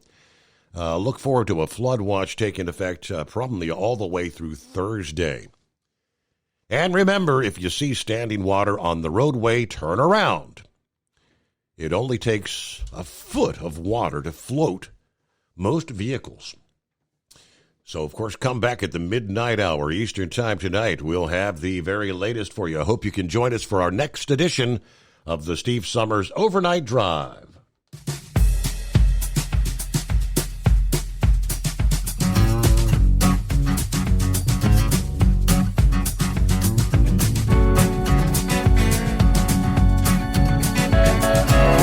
Never guess the places that I've been. You never guess the places that I've been. 'Cause everything is like a dream, yeah, but only in that dream that I live in. I'm never gonna let the day begin. Never gonna let the day begin. 'Cause everything is like a dream, yeah, but only in that dream that I live in. Oh, don't wake me up before you go, and I'll just make this bed my home. Oh, darling, please just let me sleep. Give me my dreams.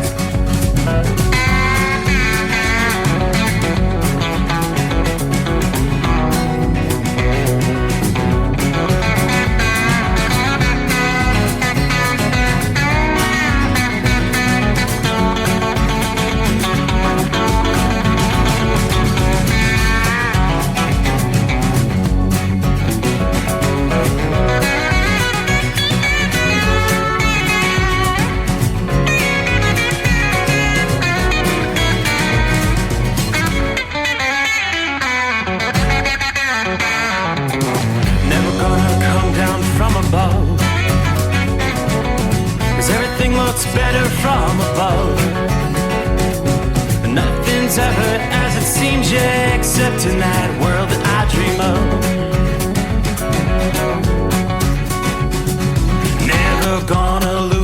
ones I love. Never gonna lose the ones I love. 'Cause everything is like a dream,